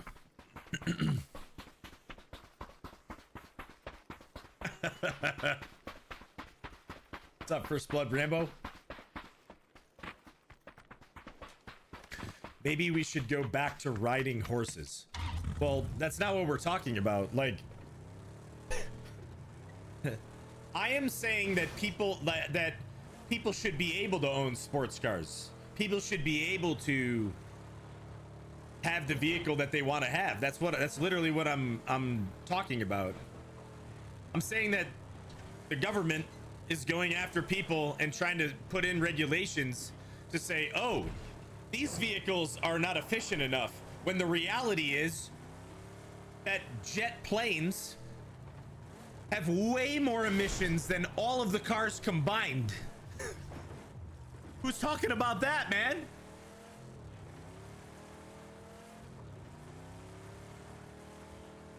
DFS, hello.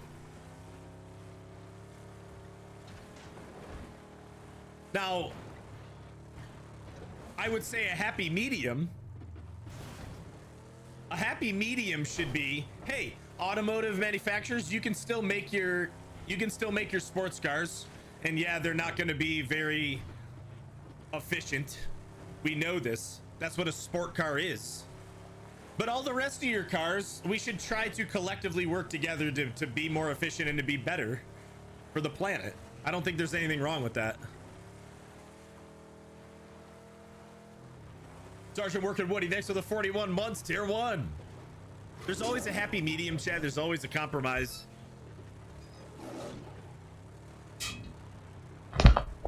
I know that we're only alive. Happy Friday. We're only alive for 100 years at most, right? HBS, hey, HBS, but as HBS, human species and civilization, in order to make sure that the planet is sustainable long term, you have to be conscious of some of that. You can't just live your whole life with a massive carbon footprint.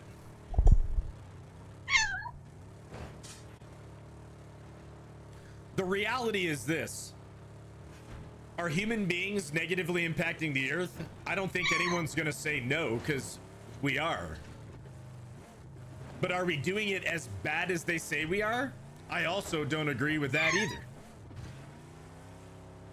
It's just the facts. You have to look somewhere in the middle, right? As always, right? As always, there's people preaching on both sides, and the truth is somewhere in the middle, man.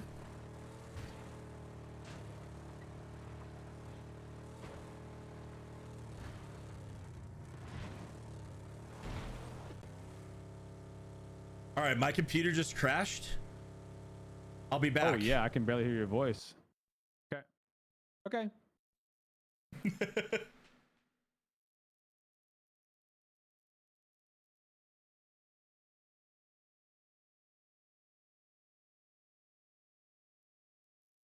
Tell that to Leonardo DiCaprio. He's flying his jet 200 feet to his 200-foot yacht.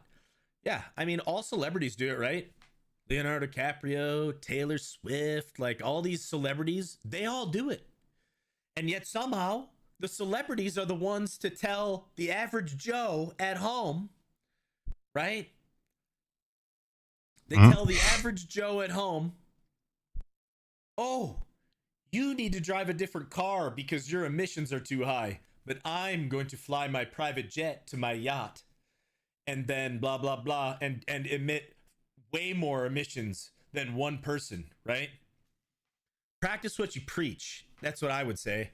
Because it'd be totally different, right? If these people would say, hey,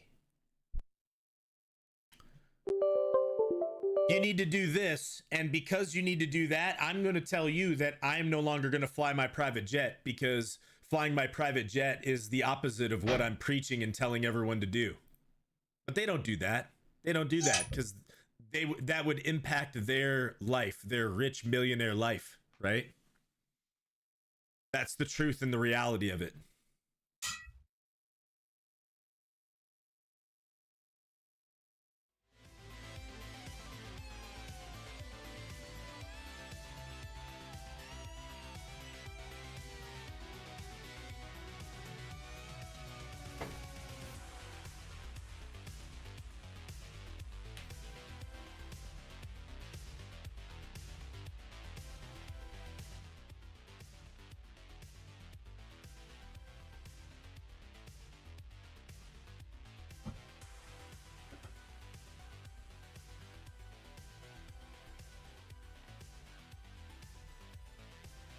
What about my fart emissions? Ooh, baby. Those aren't toxic. Trust.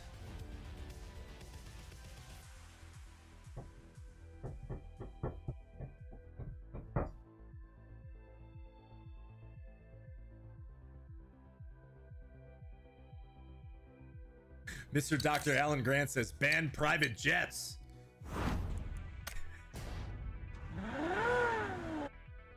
Simon, what?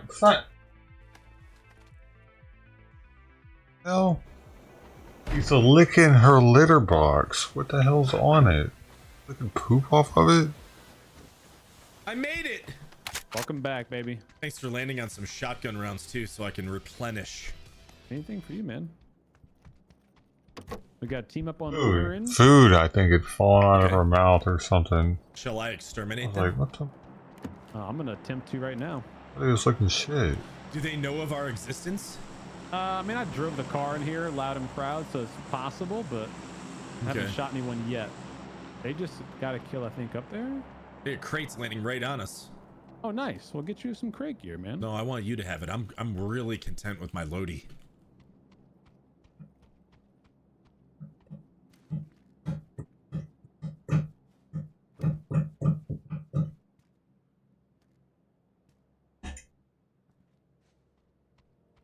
Car inbound from the northeast.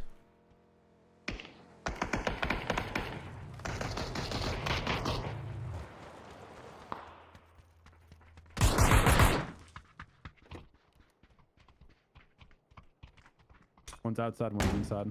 Yeah, one's in here. He's nading out.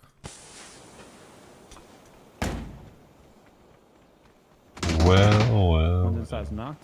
Nice, dude. I'm about to shut this one down in a minute. He's in that room too. Yeah, I'm nading.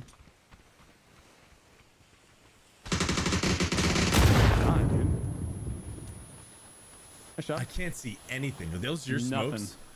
No. There's. Booth strategy. Dude, I'm scared to run into smokes, man. I don't blame you. Right. Did you get your crate? No. It's out like. Oh, they're south. on it. They got the MG3 on orange. No, the crate's right here. Okay, there's another one on orange smoking right now. Gosh,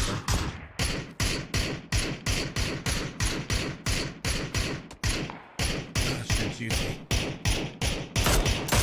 You're so juicy. I mean, good. The crate guys. Crate guys are still up. That are down on the crate? Yeah. Oh. And there's smokes. They might be in this compound by now. There's They're new smokes in the car. re-smoking. On the car. On the car. Yep. Nice! Instant kill! Oh, I got him! Alright, so the real crate is on yellow. The real crate. Okay, gotcha. Has that been touched yet on Yeller? No. It shouldn't be. Interesting.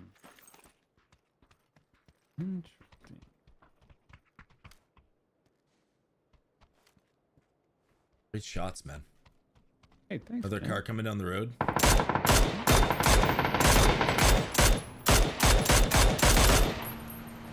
They're driving around behind.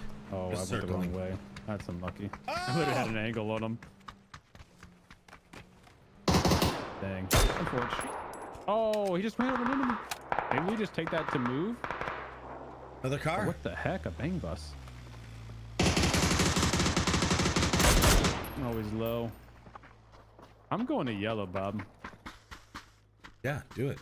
I was telling you to go to yellow before. I want you to get that crate, bro. I want you to want me.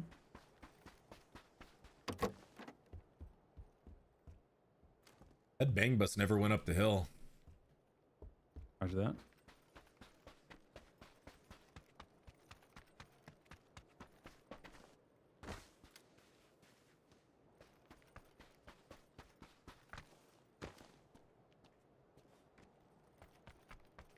I got a graza. Oh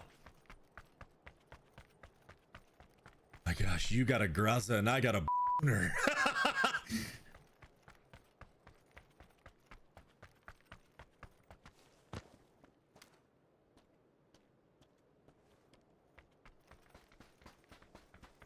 Moving out. Move out.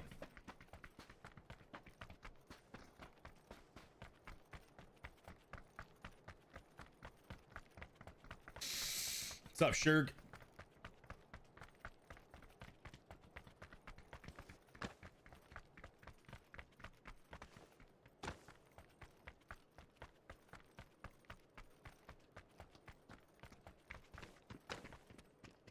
We should probably clear to our left, and then we can play this whole ridge. Yeah, you're right. Let's do it. You're right. Oh. You're right. No, Yeah, you're right. because then we can play this whole ridge. It's super juicy. If we clear this out, oh gosh, we're... Dude, you are a fan of the juice today. Oh yeah, I want to let loose the juice. You know what I mean? No, I have no idea what that means. I'm gonna go up to orange. Okay. You don't know how to let loose the juice? But I know how. I'm just not interested in doing it with you. Oh, Johnson. Is that at you? Oh, no, not at me. It's in the blue though, isn't it? Yeah, it might be over the crater. There's a dead body right here. This is interesting. Yeah, they're in the blue, like south. They're gonna come right to us. Why cats? Thanks for the prime for 2 months. But they might be right below us, actually. Oh, I got people here. Okay.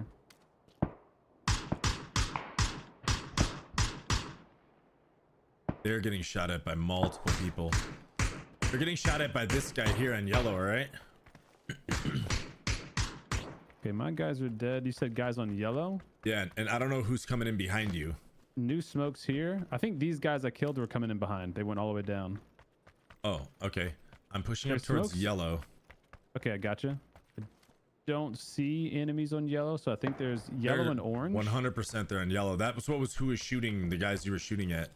Okay. The crab walker that came down the mountain is here. He's still Okay. crouch walking.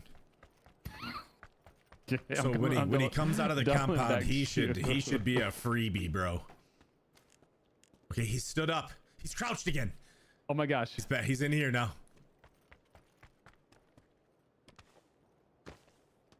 The other guys are here. Oh, Okay. they don't even know about me. I might be able to get a quick knock. Okay. I'm looking for a Krabby Patty here.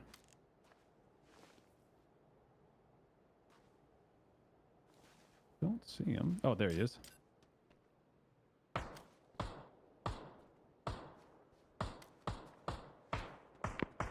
Oh, he's got a buddy. Oh, there he is.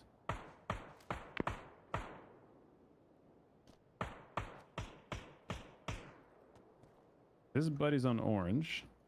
Okay, one's yellow and then one's in the compound right next to yellow. Okay, he ran back in. They're both in the compound here, I believe. Roger that. I got shot in the back from down low. That's unlucky. That's so unlucky. They're gonna push out from yellow. Gotcha. Yeah, I think I'm smoked. Was that the guy shooting me in the back? No, there's maybe. There's a guy down low in the crater. Okay, that was him, yeah. So, team in yellow. Okay. I do have a jammer. Yeah, they blue zoned. They're close.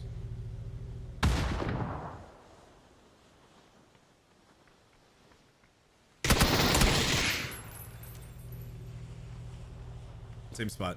Oh, I hit the freaking rock. My bad.